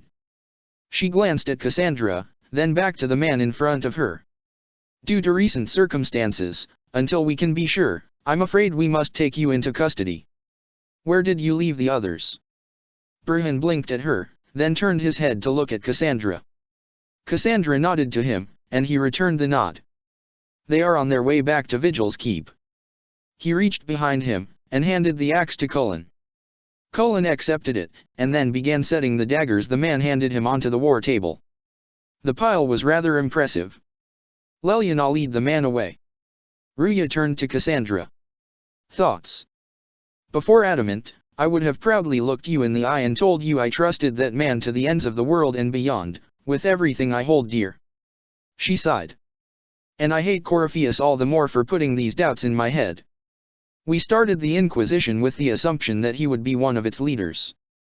He trained many of our best scouts. She gestured. Maker, he's the one that suggested I recruit Cullen. Ruya nodded slowly. He's your friend. Yes. Josephine glanced at the door, then back at Ruya. According to what was said at Adamant, the wardens bound to Corypheus were little more than puppets. Their behavior radically changed. If Bruhan has been compromised, it will be noticed. She sighed. Blackwell wasn't part of what happened at Adamant. And Loghain died to stop it. Clearly, not all the wardens have fallen. I trust you, Cassandra, and I trust Leliana. If you say he can be trusted, I believe you. Let him stay, Inquisitor. Cassandra fidgeted with one of her gloves. For his protection, if for no other reason. Dear Lucas. What box of chocolate? Love, Ruya. Dear Ruya. This is what you get for working with a spy organization. Love, Lucas. Chapter 19, well, shit. Ruya followed Cullen into the war room to find Bruhan and Leliana already there, a map rolled out in front of them. They were moving markers around, and occasionally making notes. She watched them for a moment. Bruhan looked oddly familiar to her. Suddenly it clicked. The dead elf in the room where they'd held Leliana, back in that strange future. She pushed the memory away. What are you two doing? Recreating events, Leliana replied. Unfortunately from memory. She looked at Bruhan. The Blades of Hessarian have reported stragglers on the Storm Coast, but not any groups larger than a half dozen. And that makes no sense. One of the last reports we received put a nest in the mines here. With so many refugees in the area, there should have been sightings. Attacks. Perhaps there were, and it was assumed to be demons. Possible, but there are enough veterans in the area you'd think someone would have noticed the difference. He tapped the map. Here. I agree. She looked up at Ruya. Inquisitor, with your permission, I'd like to dispatch a team to this area here. Ruya slowly nodded. What's there? Burhan looked up at her. Just over a year ago, we received a report from Lothering. A talking darkspawn requesting warden aid. Senior Warden Skyhunter was dispatched to. Ruya held up a hand. Stop right there. Talking darkspawn. Right. I should start at the beginning. How familiar are you with the events in Amaranthin, just after the death of the Archdemon? What I heard ranges from the remains of the Horde to another blight with entirely new darkspawn. I'm afraid the latter is far closer to the truth. He told her of the architect and the mother, and the creation of the childer. Let me. Ruya shook her head, and then slammed both of her hands down on the table. You mean to tell me there was another creature like Corypheus out there and the Warden Commander just let it walk away? What the hell is wrong with you people? I don't know his reasons, Inquisitor. I can only tell you his actions. And the result. At the time. Burhan shook his head. The Horde broke when the Archdemon died, but it did not vanish. Some returned to the deep roads to threaten the dwarves. The rest. He sighed. Within a month of the events of Amaranthin, more than 3/4 of the remaining darkspawn had withdrawn. And not just into the deep roads. The Ferelden forces aiding the dwarves were able to reclaim territory further than any dwarven city has held since possibly the First Blight. As for the rest. He glanced back at the map. Jarath and his people tracked nest after nest, like they knew exactly where to find them. They scoured Ferelden. We didn't find a nest again until almost a year after he'd disappeared. She narrowed her eyes. Where were you when this was happening? He was in Orlais, with me, Leliana answered. Her eyes went back to the spot on the map. All right. Finish. What's there? The talking darkspawn, the one that called itself the Messenger, sent a request for warden aid. Senior Warden Skyhunter was dispatched with her team to investigate. They met the messenger in the Korkari wilds, where he told them of an apostate summoning demons. Skyhunter and her people accompanied him. They followed a darkspawn into the wilds. Skyhunter knew him, Inquisitor. The messenger was apparently at Amaranthin, fighting alongside the wardens.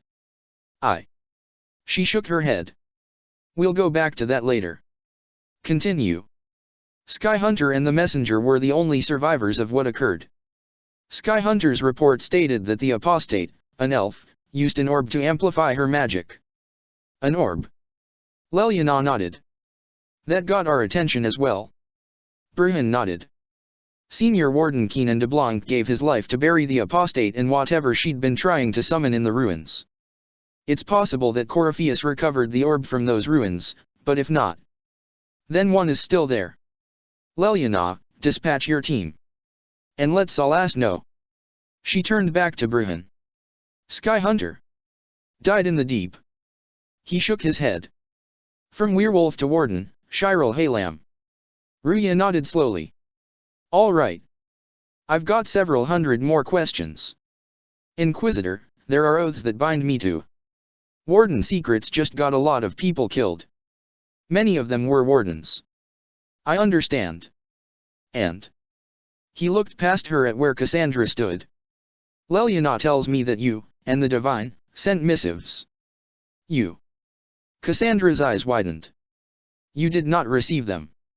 He leaned on the table, his head bowed. She. He shook his head. It was wardens. He looked up at Ruya.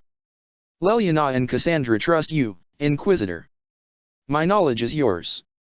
Ask your questions. Sedita was not as forthcoming as Burhan had been. According to Iron Bull, it had only been the fact the Chargers had a healer that brought her in at all. Ruya found the warden commander in the infirmary, sitting between two wounded men. Grey streaked the dwarven woman's crimson hair, but her face was unlined. She rose when Ruya entered, and met her at the healer's desk. "He's going to lose the arm," she said quietly, looking back at one of the wounded men. "I can speak with one of the mages." "Already did. Might have made a difference a week ago. Too far gone now. Another day and it would have killed him." She folded her arms. "Bad enough one of our own did this, but Clairol." Her eyes closed, and she drew a deep breath. "There are some questions that need to be answered." Bitter laughter came from the dwarven woman. "Oh, Inquisitor, you have no idea. I'll give you a good one to start." Gerothtebri received Carver's report on Corypheus. A month later, he was at the Ferelden Circle of Magic, where he stole a book on ancient elven artifacts and linguist who spoke a variety of old dialects. What did he know that we don't? Ruya blinked. "That is a good question. You want my suggestion?" Citadel looked up at her. "Find Carver Hawk. I'll give you a writ if you need, adding my authority as Warden Commander to your own. Locating Nathaniel Howe would likely also be a wise move, and I imagine if you find one the other will be close by. I'll get Leliana on it immediately." Cetada's eyes went back to where the healer was working. Velena disappeared a few days in. Just up and vanished. She was our healer. If she hadn't. Cetada clenched her fists. "At least now I have an inkling as to why." She took a slightly ragged breath. "So what now, Inquisitor? Are we your prisoners?" The woman standing next to her was not just the Warden Commander. She was a dwarven paragon, head of the foremost noble house in Kal Hyrule and sister to the High King of Orzammar. She was the hero of Ferelden, friend and advisor to the king and queen. She was Bay Saladin, one no less than the Orishik had followed willingly into battle. Iron Bull had put it rather bluntly. This was not a woman to be fucked with. "No. Then it's back to the vigil. We'll aid your Inquisition as best as we can. With the wardens gone." She shrugged. "Send whatever soldiers you want trained in darkspawn tactics to the vigil, I'll teach them all I can. And tell your diplomat I've got a few carrots and some really big sticks she can borrow if she needs them." She's agreed to allow Inquisition soldiers to be stationed at the vigil. Officially, she and Sigrun are training them in darkspawn fighting and deep roads tactics in the event we end up with a horde on our hands. Cullen nodded to Ruya. "I'll assemble some recruits and veterans." He actually smiled. It is not an opportunity one intend to waste. Her treatise on the use of shield walls is apparently now required reading among the Chevaliers. Effectively, she's now an agent for us in Ferelden. Ruya glanced at Leliana. "She's agreed to allow Bruhan to remain here. I'll agree as well, as long as he remains under guard." She saw Leliana start to object, and held up a hand. Cetada pointed out that initially Bruhan wasn't part of the expedition, and came along only because their contact repeatedly insisted there were elven ruins and Velena wasn't a sufficient expert. They wanted him dead specifically. "Any thoughts as to why?" Leliana nodded. "Several. In many ways, Bruhan was as much the left hand of the divine as I was. Either he or Cetada could have stopped Clairol. Additionally, Bruhan is somewhat unique among the wardens. Most can sense darkspawn only within a few hundred feet. Bruhan's range is closer to 2 miles, and he can not only track the spawn, but other wardens, even tell them apart. Meaning Bruhan would know immediately about the presence of any other wardens, and would have known they were at the conclave. Will he agree?" A smile crossed Leliana's face. "He already did. One more thing," Cetada suggested, "and frankly, I agree, that we need to locate Carver Hawk and Nathaniel Howe." Ruya folded her arms. She's given the Inquisition official sanction to take both prisoner, along with any working directly with them. "I'll see it done, Inquisitor." "What do you mean he's not Blackwool?" Leliana folded her arms. "I mean that at this very moment, there are only 2 here besides myself that have undertaken the joining. Cetada, and Sigrun. And if he hasn't taken the joining, then he can't be Warden Constable Blackwool." She shook her head. "So who is he?" Her eyes widened. "Maker, we used the treaties on his word." I'll back the treaty use. Burhan sat on the edge of the desk. It's the other part that concerns me. He frowned. I actually knew Gordon Blackwell. There is a passing resemblance with the... He gestured to indicate a beard. But that's not the same man. Whoever he is. Leliana considered a moment. Whoever he is, he's risked his life repeatedly for the Inquisition. The Inquisitor would likely have been killed at Haven if he hadn't been with her. I'll mark some caches on the map. Hopefully at least one will be intact. Have one of your people bring back the contents, discreetly, and I'll arrange to have him put through the joining. He shrugged. Anyone asks, I'll say I recruited him a few years back.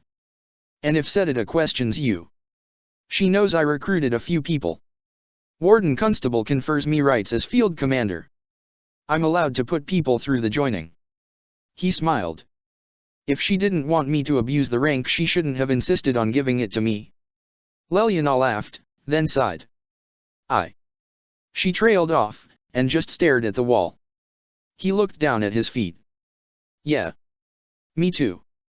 It was nice to spend the afternoon sitting with Josephine, sharing outrageous stories of various nobles. Not to mention her tales of Leliana. And it was wonderful to see the ambassador relaxing for a few minutes. Minov joined them, laughing merrily. The elven mage had quickly become invaluable to Ruya, assisting with various bits of research and helping keep track of everything. She'd managed to get her hands on a copy of a book found by one of the wardens detailing the techniques of the arcane warriors. The three parted ways somewhat reluctantly, agreeing to having such a meeting once a week just to keep them all sane. Varric was talking to dwarven women. Whispering conspiratorially might have been a better description. Ruya decided to investigate.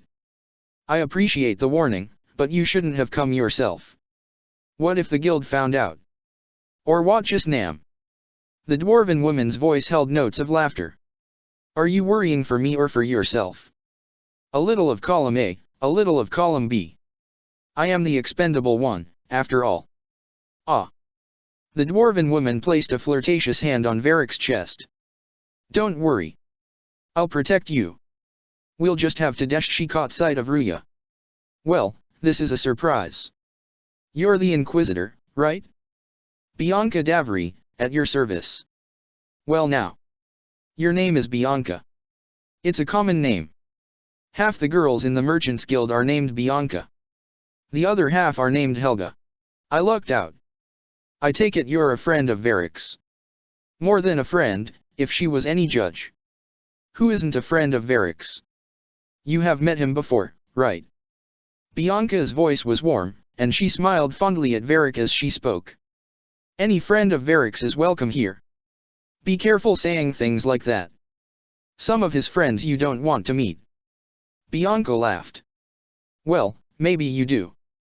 Who am I to judge? Varric jerked a thumb at Bianca. Bianca's got a lead on where Corypheus got his red lyrium. The site of Bartrand's Folly, the tag Varric found, has been leaked. There's a deep roads entrance crawling with strange humans carting out red lyrium by the handful. Ruya nodded. How do we know they're not using multiple entrances to get to the tag? Navigating the deep roads isn't like the surface. Bianca shrugged. There are no accurate maps of the whole system, and there are cave-ins, darkspawn, lava floods. She gestured. If you find a route that gets where you're going, you don't deviate. Trying to find another way could be deadly. That would explain why the wardens had been trapped so long. Who could have given away the tag's location? There were a few people who knew. Varric scratched his head. Hirelings from the expedition. A couple close friends. How they found out isn't important. Bianca looked from Varric to Ruya. What matters is we know where they are now. We need to deal with this. As long as he has this source, Corypheus is that much more powerful. And if they were lucky, they'd find information that could lead them to Samson as well. I couldn't agree more, Varric said. Bianca nodded. I'll keep an eye on their operation. If you're interested in shutting it down, you've got my help. She grinned at Varric, and her voice became flirtatious. Try not to leave me waiting too long, Varric.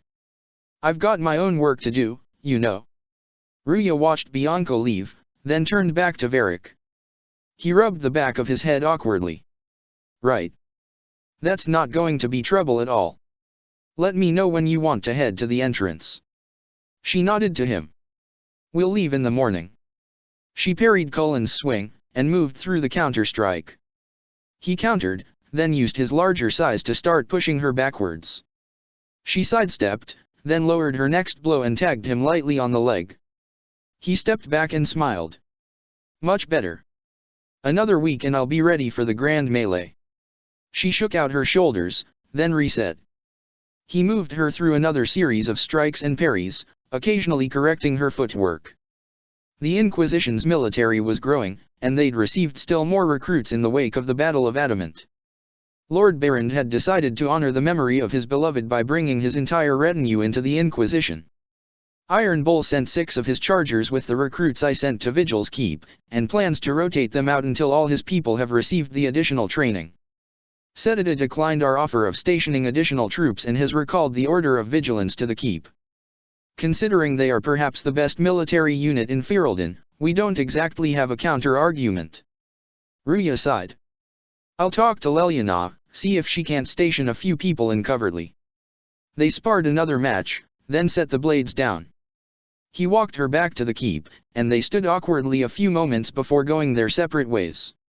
Ruya caught an amused look on Dorian's face, and matched it with a glare. The other mage just smiled wider in response. The entrance Bianca gave them was behind a waterfall. It was actually rather lovely. Except for the half-dozen Carta dwarves guarding it. They hadn't gone far inside when Bianca's voice made all of them jump. Finally. I started to think you weren't coming. Varric gestured at their surroundings. Nobody said you had to hang out in the creepy cave while you waited. Well, I did wait, so let's make this quick. These idiots are carrying the red lyrium out in unprotected containers. Bianca glanced over her shoulder. We don't want to stick around long enough for it to start talking to us. Ruya asked Bianca a few questions, and got them answered as much by Varric as Bianca herself. She gave the dwarven woman an appraising look. If you're coming with us, I hope you can handle a fight. No. I thought I'd cower helplessly while you do all the work. Bianca rolled her eyes. She's a decent shot. The words sounded like they were being dragged out of Varric.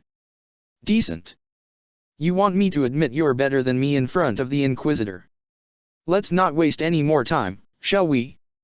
Bianca and Varric kept up a fairly steady stream of bickering as they moved through the old dwarven outpost. Ruya was starting to wonder how long the two of them had been married. The presence of Darkspawn made her glad she'd brought Blackwell along. She focused her barrier on the frontline warriors and stayed back with the archers. It would have been nice to have Dorian's gift for fire.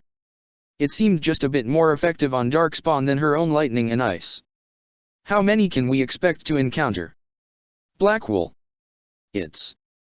Blackwell knocked one off the ledge with his shield. Hard to say. Keep your guard up. She poured more strength into the barrier, and they managed to fight their way to the tunnel that seemed to be the source of the Darkspawn. A deep breath, and then she focused her magic, collapsing the tunnel to fill it with rocks and debris, sealing it off. Varric and Bianca were actually laughing and joking with each other as the party fought its way through the Carta's smugglers. Ruya was surprised to learn that while Bianca was indeed married, it wasn't to Varric. Bianca led them to a door. I built these doors. They probably shut this one from the other side when they heard the ruckus we were making. She fiddled with the door for a moment, and it suddenly slid open. Tada! A suspicion began to grow.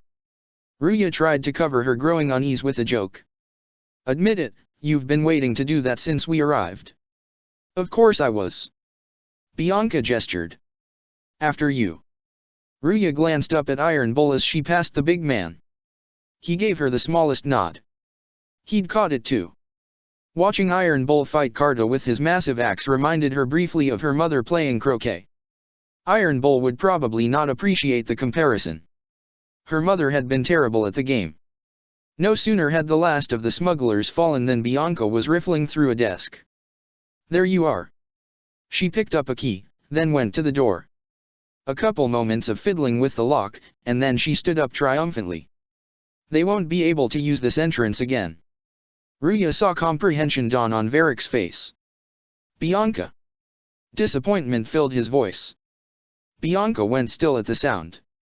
You want to say something, Varric? Ruya raised her eyebrow at her friend. Andrastes ass, Bianca. You're the leak. When I got the location, I went and had a look for myself. And I found the red lyrium, and I. Bianca turned to face them. Studied it. You know what it does to people. I was doing you a favor. You want to help your brother, don't you? I just. Bianca's shoulders slumped. Wanted to figure it out. Did you figure it out? Ruya asked. Actually. Bianca looked up at her. Yes. I figured out that red lyrium. She looked back at Varric.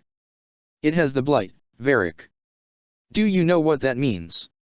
Varric threw up his hands. What? That two deadly things combine to form something super awful. Lyrium is alive. Or. Bianca gestured. Something like it. Blight doesn't infect minerals. Only animals. And I found this guy, Larius. He seemed really interested in helping my research. So I gave him a key. Larius? He was the Grey Warden we met in Corypheus. Varric's eyes widened and rocked backwards. Oh, shit. I knew something seemed off. Bianca turned the key over and over in her hands. I didn't realize until you said you found red lyrium at Haven. I came here and... She glanced at the door. Well. She swallowed. Then I went to you. That name means something to you, Varric. Ruya raised an eyebrow. He was at the Grey Warden prison where we found Corypheus. And he definitely wasn't a mage before. Ruya nodded, then turned back to Bianca. You had to know we'd figure out what happened, Bianca. Why did you insist on coming with us? Varric told me what people were doing with the red lyrium. Bianca sighed. Had to help make this right. From the sound of things, no one else had made the link either. You couldn't have known what would happen. Mafarotha's balls, she couldn't. Varric gestured angrily. I told her exactly how bad this shit was. I told her to keep away from it. I know I screwed up, but we did fix it. It's as right as I can make it. This isn't one of your machines. You can't just replace a part and make everything right. No, but I can try, can't I? Or am I supposed to wallow in my mistakes forever, kicking myself, telling stories of what I should have done? As if I would tell stories about my own mistakes. Ruya stepped between them. Oh, for pity's sake, would you two just get a room? Sorry, Inquisitor. Varric sighed. We've done all we can here. Bianca, you'd better get home before someone misses you. Varric. Varric sighed, then waved a hand before turning and walking away. Ruya gestured for Blackwell and Iron Bull to follow him, then turned back to Bianca. The woman's face looked like someone had just killed her puppy. After a moment, she looked up at Ruya through tear-filled eyes. Get him killed, and I'll feed you your own eyeballs, Inquisitor. Ruya nodded, and gestured for Bianca to come along. Blackwell and Varric were picking through a vault when Bianca reached out and caught Ruya's hand. She turned to look down at the dwarf. Inquisitor, I don't know if this is important, but... My last trip down there. Bianca took a breath. I had in mind seeing if I could find the Tag's shape rate. And... I did. But, sometime between my last trip and that time, someone else must have been there. They found the shape rate, and, well, they blew it up. I couldn't recover any memories from what remained. Slowly, Ruya nodded. An idea who? All I can tell you is I didn't recognize the explosives they used. Lyrium-based, but nothing I've seen before. Thank you, Bianca. Ruya entered the war room to find her advisors and Bruhan. Leliana's expression was frustrated, and Cullen and Bruhan were examining the map. What happened? We received word from one of my agents in the Anderfells. Half of the exiled wardens are on their way to the Free Marches. Leliana gestured at where Cullen and Bruhan were working on the map. Why? Darkspawn sightings, Bruhan said without looking up. House Braska verified the reports. Large numbers, with a talking Darkspawn leading them. The wardens are on the move to deal with the problem. She slowly nodded. And you believe there is something more to this? Leliana nodded. According to Hawk, they were met on the road by none other than his brother, who told them what was happening. Inquisitor Carver's meeting with the wardens took place the same day as the first sighting, over 200 miles away. Do they have Carver in custody? No. Leliana sighed. He was gone again before my agents in the area had received word to take him in. They tracked him about a mile from where he parted with Hawk, and the trail vanished. Swift Runner is one of the best trackers in the world, Bruhan said. If he lost the trail. He looked up. There is more. Carver made a point to remind Hawk that Firebaugh, Lenora Mel, their cousin, is a warden mage and may be in danger. Hawk and Fenris went immediately to House Braska instead of continuing on to Weishaupt. Carver knew exactly where to find his brother, knew about attacks hundreds of miles away before they even occurred, and then vanished into the wind. Ruya shook her head. What about this Nathaniel Howe? Was he with Carver? Our last sighting of Nathaniel Howe puts him in the Free Marches. Leliana frowned. We know, thanks to Varric, that Nathaniel and Carver had an additional companion, a dwarf named Temerin Glavonak. He was recently seen on a ship to see Heron. Iron Bull is attempting to locate him there. All right. She looked up at Bruhan. Tell me about this Nathaniel Howe. He arrived at Vigil's Keep with the intention of killing Jaroth in revenge for the death of his father, Rendon Howe and... Hold up. Ruya took a deep breath. Okay. Continue. According to Sane's Chalveril, it took 4 wardens to capture and subdue him. He was in the cells when the Darkspawn attack came. Jaroth was told of his presence and the circumstances, and promptly conscripted him. Nathaniel then joined Jaroth and... Bruhan hesitated a moment, then continued, Anders and Okaren clearing the rest of the Darkspawn out of the keep. Anders. From what we can tell, Templars caught Anders in Amaranthin, and had the bad luck of stopping in at the Vigil for shelter the night of the Darkspawn attack. The Templars were killed, and Anders apparently aided in the retaking of the keep. When the Templars demanded Anders be handed over, Jaroth conscripted him. Leliana sighed. And we know from what Anders eventually told Varric that the Templars' second attempt to reclaim him ended in the deaths of the Templars. Maker's breath. Ruya shook her head. He recruited a man who'd come to the Vigil specifically to kill him. He was also the one who conscripted Loghain, who'd tried several times to kill all of us. Bruhan shrugged. After cutting him to ribbons in front of the entire Landsmeet. So what you are telling me is that Warden Commander Jaroth was a lunatic. Leliana and Bruhan exchanged a look, then shrugged and nodded to her. All right. Tell me the rest. Dear Lucas. I have good news. The hero of Ferelden is apparently a lot harder to kill than the Venatori were counting on. She's agreed to work with the Inquisition, and is on her way back to Ferelden. One of the other heroes of the Blight, Bruhan Mahariel, is remaining here to lend us his expertise on Darkspawn and Warden lore. He's the Dalish one. I'm getting pretty good with a sword. Last evening, I actually won my first match against Cullen. Some of the other mages have taken to practicing with the soldiers as well, and we are able to field some solid teams. Some of the wardens have gone to do something in the Free Marches.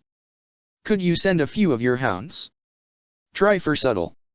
Love, Ruya. Dear Ruya. I've heard you use this subtle word before, but you still haven't told me what it means. Word about the hero of Ferelden already hit.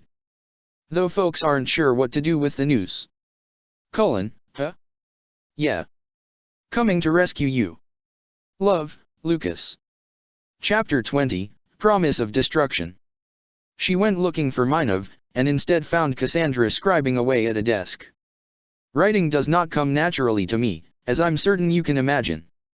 Let me guess, you're composing a love poem. Cassandra looked up at her, then slowly shook her head. I couldn't, not even if my life depended on it. It's not that hard. Otwin regularly did it while drunk. For that matter, Lucas did too, but his prose had a tendency to get him slapped. Yes, it is. Poetry takes finesse, it takes. Cassandra laid the pen down. Grace. You don't think you have those things? An eye roll was the response. Historians will one day ask what happened at Adamant Fortress, in the Fade. I was there. I saw it with my own eyes. It must be recorded. That's an excellent idea, Cassandra. She'd actually been looking for Maneve's assistance in doing just that. I certainly thought so, until I started writing. She stood, and walked to the railing. I still don't know what to say about the spirit of the divine. I saw her there, heard her voice. Yet I cannot claim with certainty it was really her. The Chantry teaches us that the souls of the dead pass through the Fade, so it could have been her. Yet even so. Do you really think it might have been her? A ghost. A ghost, a remnant of her hopes and memories, her lingering will to do good. Cassandra leaned over the railing to watch the smiths working below. Those things are all possible. Nobody knows for certain what happens after we die. A spirit could have assumed her form. She looked over at Ruya. But why? It helped you, as Justinia herself would have. To help, as Cole did. Who, except perhaps Salas, truly could understand the motivations of the spirits? Perhaps it doesn't matter what she really was, then. It matters to me, to what I must write. She leaned back from the railing. I must interpret what I saw, yet I am no priest, no philosopher. I am a warrior. Even if it was a spirit, it had mirrored the divine's nature, had it not? I believe it was the divine. She helped us one last time. I hope that's true. I want to believe it. Cassandra turned and leaned her back against the railing. When I realized we were physically in the Fade, I was terrified almost beyond reason. The last time such a thing happened, we created Darkspawn. We created Corypheus. The world needs to know the truth this time. No more legends lost to the ages. The Chargers had returned from collapsing Adamant. Ruya made a comment about owing them a drink, and the next thing she knew Iron Bull was dragging her to the tavern to do official introductions. She found herself sitting at a table with an ale in front of her, and realizing her Inquisition was full of crazy people. The Chargers were riding almost as high on their victory over some Varghosts as they had their destruction on the envy demon they'd found in Thurinful Redoubt. Cram and Iron Bull bantered back and forth, insulting each other quite merrily. Ruya nearly choked on her drink when the words, "pillowy man bosoms," were tossed about.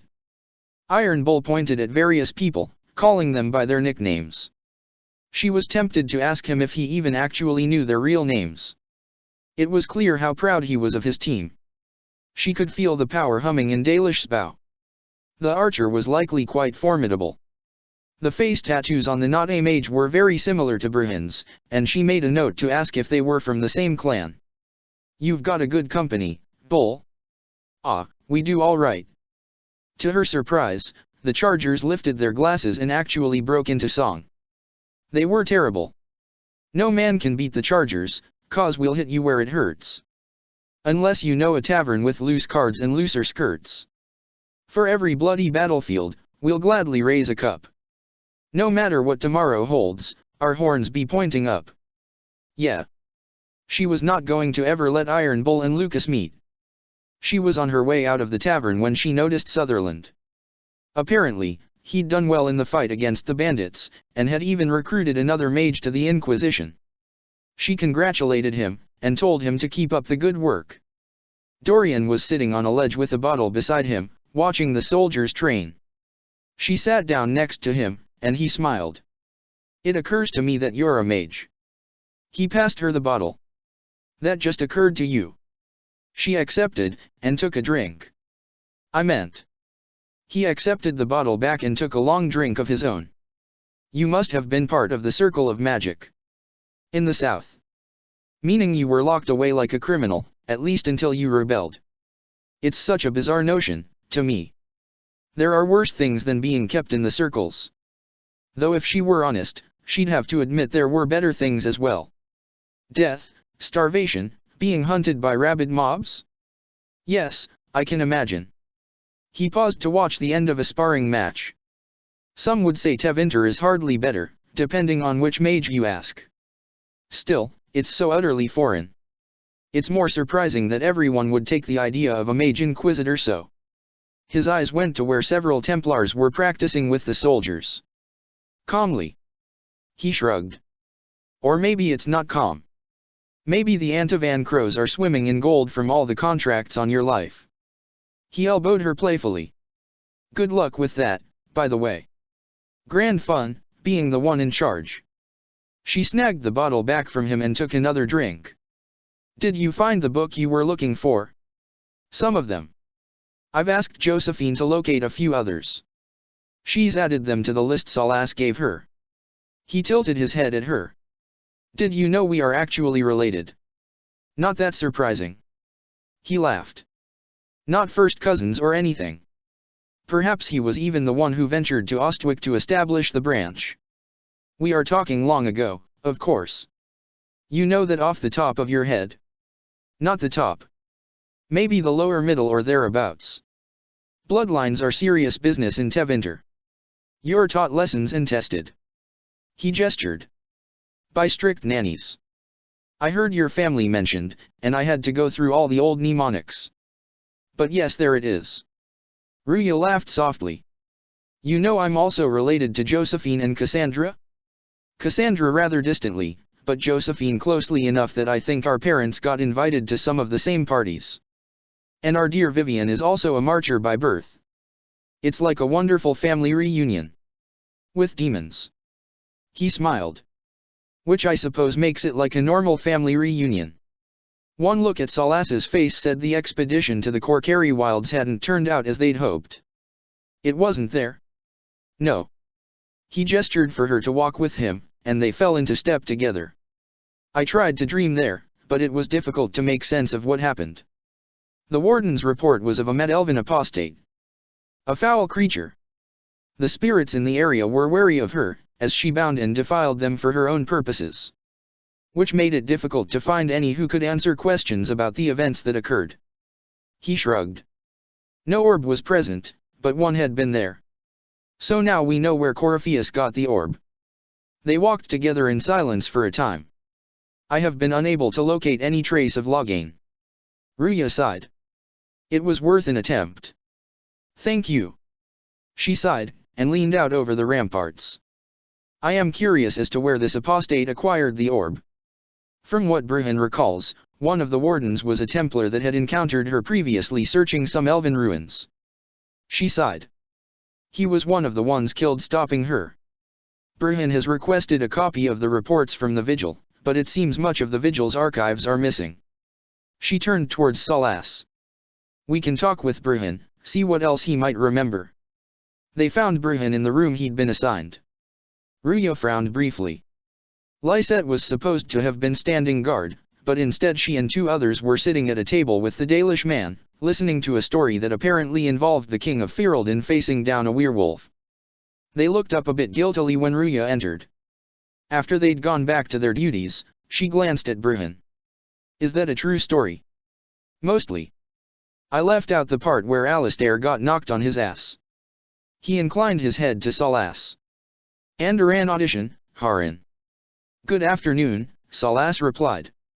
No luck. Ruya took one of the chairs, and gestured for Salas and Bruhan to sit as well. We were hoping you could tell us more of what was in the first report regarding the encounter with the Templars. Bruhan shook his head. I'm afraid I can't. I never read it. I know of it only because Ser Alec was there, and told me part of the story. He sighed. I never even met Ser Emery. Tell me of Sky Hunter. Salas leaned back in his chair. We first encountered her in the Brecelian forest, as a werewolf. Most of them went back to their lives after being cured.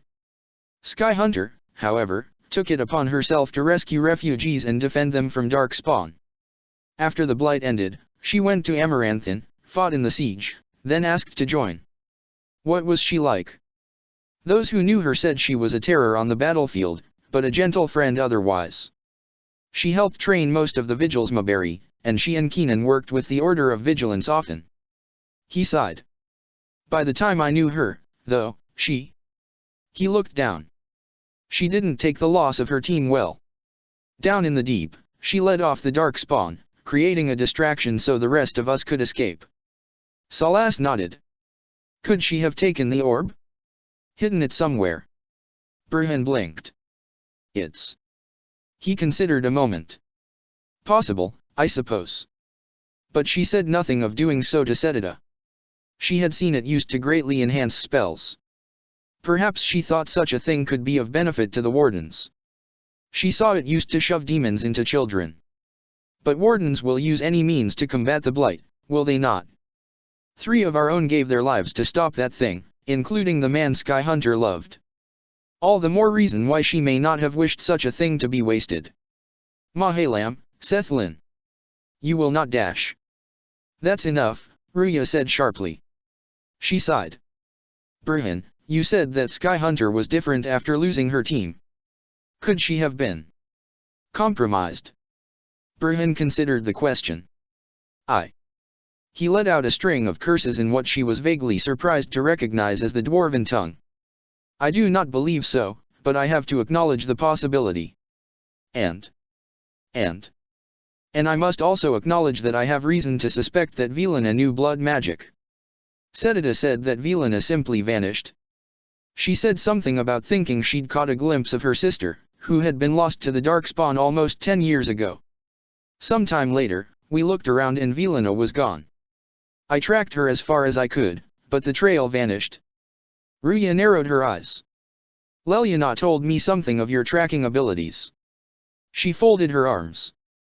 She left me with the impression that at least regarding wardens, trails don't go cold for you. I didn't say it went cold.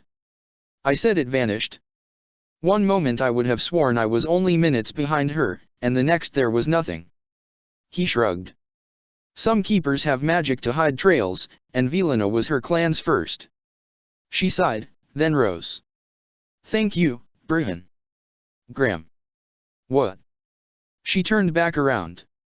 The other Templar who survived the encounter with the mage. Graham.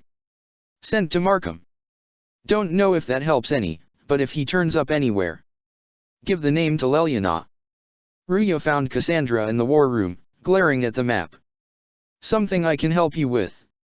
Yes. Possibly. Cassandra leaned on the table and looked up at her. We saw so many Red Templars at the assault on Haven. Perhaps all that was left of the Order. What we didn't see was Lord Seeker Lucius. Indeed, I've seen no hint of any Seekers amongst the Red Templars. Or anywhere. I've a growing suspicion Corypheus has imprisoned them. Her mind went to the still missing among her kin. Finding them obviously means a lot to you. I left the Order, but I can never abandon them. Her shoulders slumped a little. I cannot even claim that rescuing them would be beneficial. They wouldn't look kindly on the Inquisition. But even so, if there's a chance, we'll find them, Cassandra. If we can spare resources to follow up on these leads, Inquisitor, I would appreciate it. I'll get Lelyana's people on it immediately.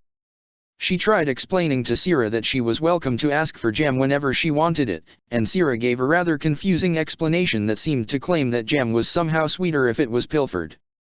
So tell me about yourself, Sira. Oh, yeah? Interested, are you? Ruya gestured for the server to bring them a couple drinks. How about the basics? Where are you from? Ferelden. I got that from the accent. Where in Ferelden? Sira shrugged.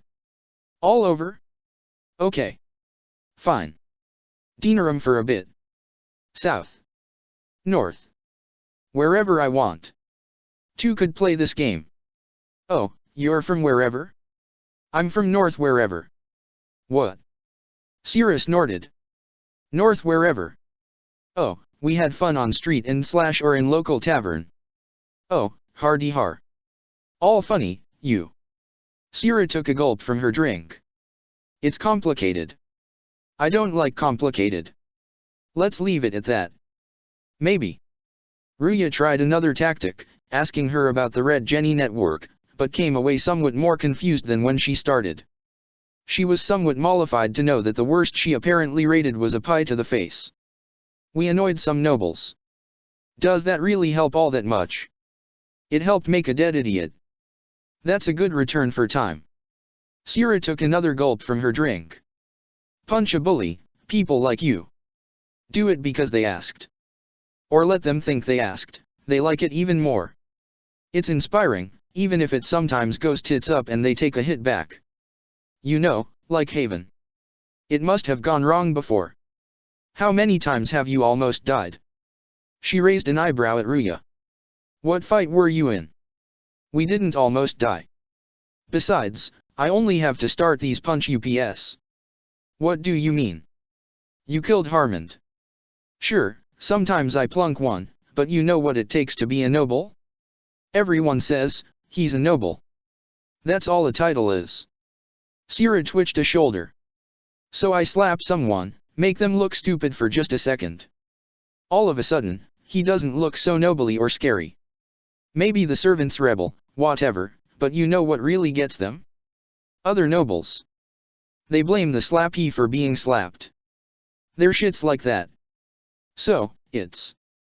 Sierra finished her drink. Backwards inspiration. Sort of. Still works like yours does.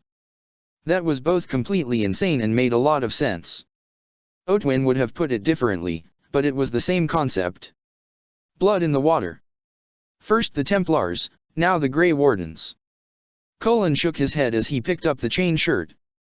Both devoted their lives to fighting evil. Now they serve it. Not all of them. Word from Corporal Vale is a half-dozen just joined his irregulars. She couldn't give up hope. Not until she knew. She took the armor from him, and put it on. He moved behind her, helping the armor settle over her shoulders and making a few adjustments to the straps. How is that? Feels strange. She twisted, moving this way and that. The chain links made a light tinkling sound as she moved. She slid her arms into the leather overcoat he held out for her. The thick leather was flexible, and provided additional protection without impeding her movements. And according to Danya, it would help enhance her magic. The Arcanist was eager to hear how it functioned in the field.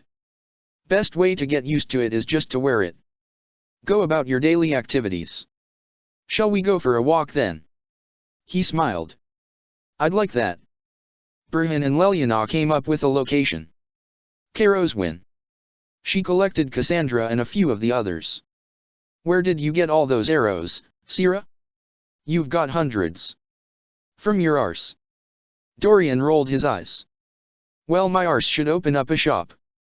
Apparently it's quite prolific. Karoswin. Odd that the trail should lead us here. Cassandra stared up at the old, decrepit keep. Ban Loren is a pious, unassuming man. What has he become involved in? He might simply be a victim as well. Ruya started up the path. Let's see what lies within. Cassandra took a deep breath as she followed Ruya. There were no guards on the gate, nor at the front. They had moved a short distance down the hall before they caught a glimpse of the first person. The man immediately drew his sword and ran into the next room. Ruya signaled for her people to be on guard, then gave chase. 3 other guards met them, but were no match for her party. She gave them the option of surrendering, but none took her up on it. Cassandra turned over one of the bodies. Promisers. I should have known. She looked up at Ruya. The Order of Fiery Promise is a cult with. She stood. Strange beliefs about the Seekers. They've hounded us for centuries. What kind of strange beliefs? Ruya looked around the room. They believe they are Seekers, the only rightful ones. Cassandra checked one of the other bodies. They say we robbed their powers long ago, preventing them from ending the world. Ending the world. The only way to truly eradicate evil, in their eyes. The world will be reborn a paradise. Though she didn't have much hope, she asked anyway. Is it possible to negotiate with them?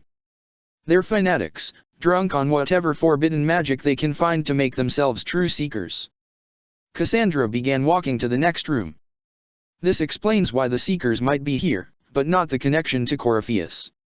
Ruya felt her stomach lurch when they found the remains of the first Seeker. A Seeker. Cassandra's voice hitched slightly, then filled with anger. Did they torture him to death? Her fists clenched. The Promisers will pay for this. She knelt. The man had been dead at least a few days. Blackwell handed her a piece of cloth, and she placed it over the man respectfully. They would build a pyre for him when they were found the others. In the courtyard, Ruya poured strength into a barrier on Cassandra. The Seeker charged forward, battering with the shield as readily as the blade. Blackwell moved in beside her, protecting her back. Ruya, Dorian, and Cyril leaped from the ramparts onto the stable roof, and used their vantage point to pick off anything that would threaten the warriors. An overhead swing from Cassandra took out the last of the guards.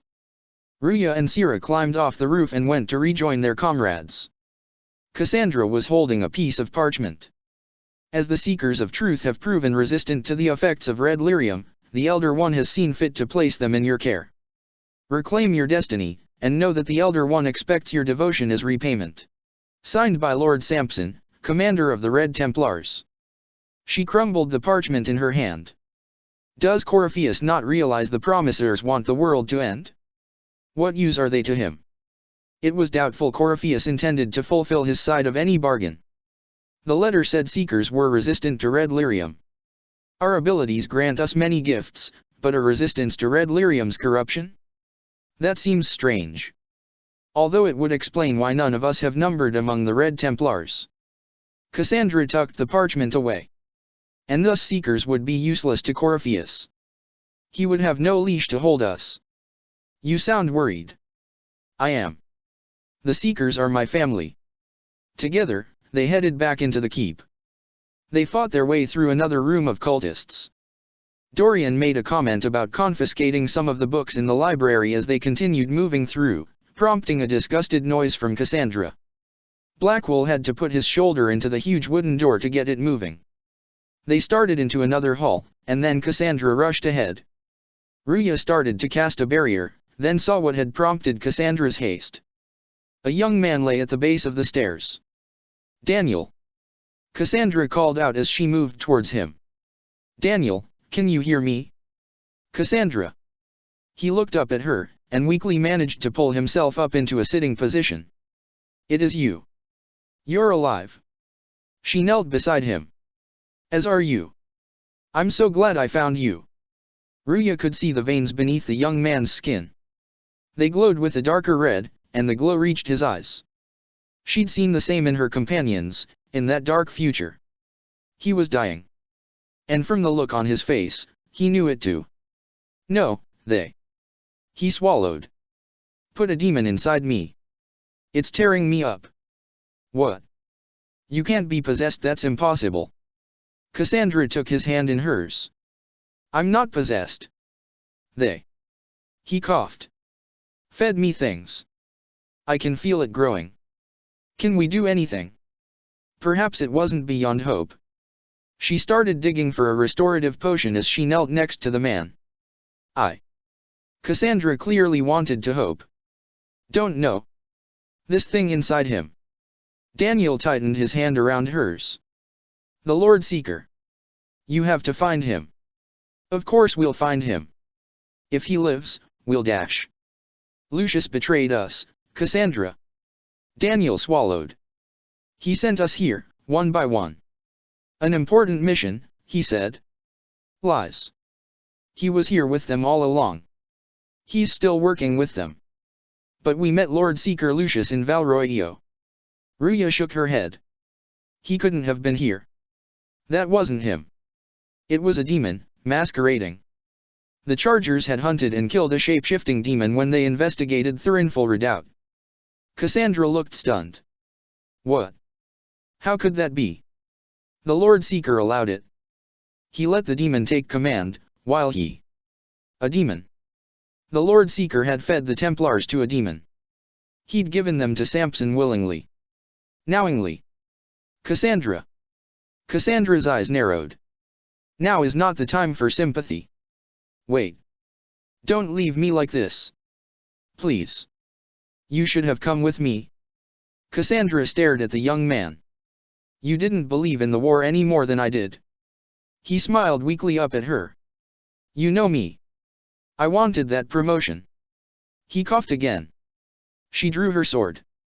Go to the Maker's side, Daniel. You will be welcome. Ruya intoned a prayer as Cassandra ended the man's life. He was my apprentice. I have never known a finer young man. Cassandra's voice was quiet. Now we find Lord Seeker Lucius. Ruya wished she knew what to say. How many good men and women had been lost?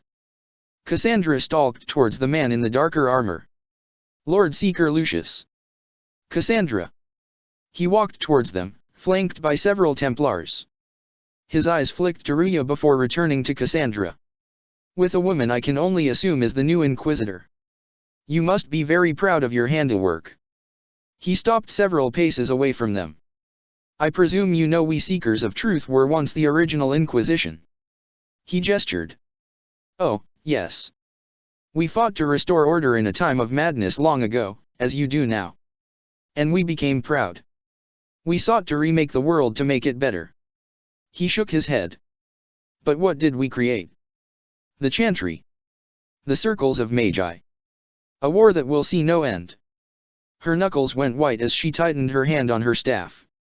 You lured your entire order to their deaths. There was no other choice. His face was more resigned than regretful. No other choice. Cassandra took a step forward. Have you gone mad? We Seekers are abominations, Cassandra. He gestured with one hand. We created a decaying world, and fought to preserve it even as it crumbled. We had to be stopped. He took a massive tome from the Templar behind him. You don't believe me? See for yourself. He offered the book to Cassandra. The secrets of our order, passed to me after the former Lord Seeker was slain. The war with the mages had already begun, but it was not too late for me to do the right thing. And this was the right thing. She'd never wanted to throw a bolt of lightning in someone's face quite so badly. Lord Seeker, what you've done. Cassandra's voice was pained. I know. He spread his hands. What Corypheus did with the Templars does not matter. I have seen the future. I have created a new order to replace the old. The world will end so we can start anew, a pure beginning. He held out a hand. Join us, Cassandra. It is the Maker's will. Cassandra actually snarled as she drew her blade. Cassandra panted, and bent to wipe her blade clean. He was insane. He had to be. She sheathed the blade, then looked up at the Inquisitor to see a reflection of her own confusion and anger. The influence of Corypheus, perhaps. Was he trying to disable the Seekers? The Inquisitor bent and closed the eyes of the Templar near her. All these wasted lives. There had to be survivors. Somewhere. Men and women too far away to be recalled. He could not have destroyed all of us. I won't accept it. She picked up the book. Let us return to Skyhold. I wish to see what's in this book of secrets. She started to walk, then realized the Inquisitor was still kneeling next to the Templar. Dorian went to her side. Inquisitor. Ruya let out a sigh. His name is Errol. She stood. His daughter will need to be told. Ruya saw Cassandra sitting at the table, staring at the book. She walked over and sat across from her. Cassandra let out a sigh. This tome has passed from Lord Seeker to Lord Seeker, since the time of the old Inquisition. And now it falls to me. Are you all right? She'd lost one. Cassandra had lost. You look drained. On the contrary, it's a delight. I'm riveted. It took Ruya several seconds to make the realization. Oh, you're joking. I assume you know about the Rite of Tranquility. Cassandra looked back at the book. The last resort used on mages in the circle, leaving them unable to cast but depriving them of dreams and all emotion. It should only be used on those who cannot control their abilities. Cassandra looked back up at her. But that has not always been the case. Tranquility. Until a scant few months ago, it had been her worst nightmare. It was still a fairly close second. Does the book say it was used for other things? No. As a seeker, I looked into. She slumped a little in her chair. Abuses. Mages made tranquil as punishment. What finally began the Mage Rebellion was a discover the Rite of Tranquility could be reversed. The Lord Seeker at the time covered it up harshly. There were deaths. including his, at the hands of none other than their own Cole. It was dangerous knowledge. The shock of its discovery in addition to what happened in Kirkwall. She looked back down at the book. But it appears we've always known how to reverse the right. From the beginning. The Inquisition was sheltering dozens of Tranquil. She'd spoken to Minov about reversing the right, as well as Salas. But they needed to know more. Why keep that knowledge a secret? We created the right of tranquility. Cassandra leaned back. To become a seeker, I spent months in a vigil, emptying myself of all emotion. I was made tranquil, and did not even know. Then the vigil summoned a spirit of faith to touch my mind. That broke tranquility and gave me my abilities. The seekers did not share that secret. Not with me, not with the Chantry. Not even with. Cassandra stood, and walked to the window. There's more. Lucius was not wrong about the order. I thought to rebuild the seekers once victory was ours. Now I'm not certain it deserves to be rebuilt. Secrets were getting people killed. But good people remained. Cassandra was one of them. Rebuild the seekers. Make them better than they were. Thank you. Cassandra turned back around, and laid a hand on Ruya's shoulder. I could not have done this on my own. Dear Lucas. Errol is dead. I've sent his ashes to his family. Please, tell me you've some news of Xaver. Love, Ruya. Dear Ruya. Xaver remains in the wind.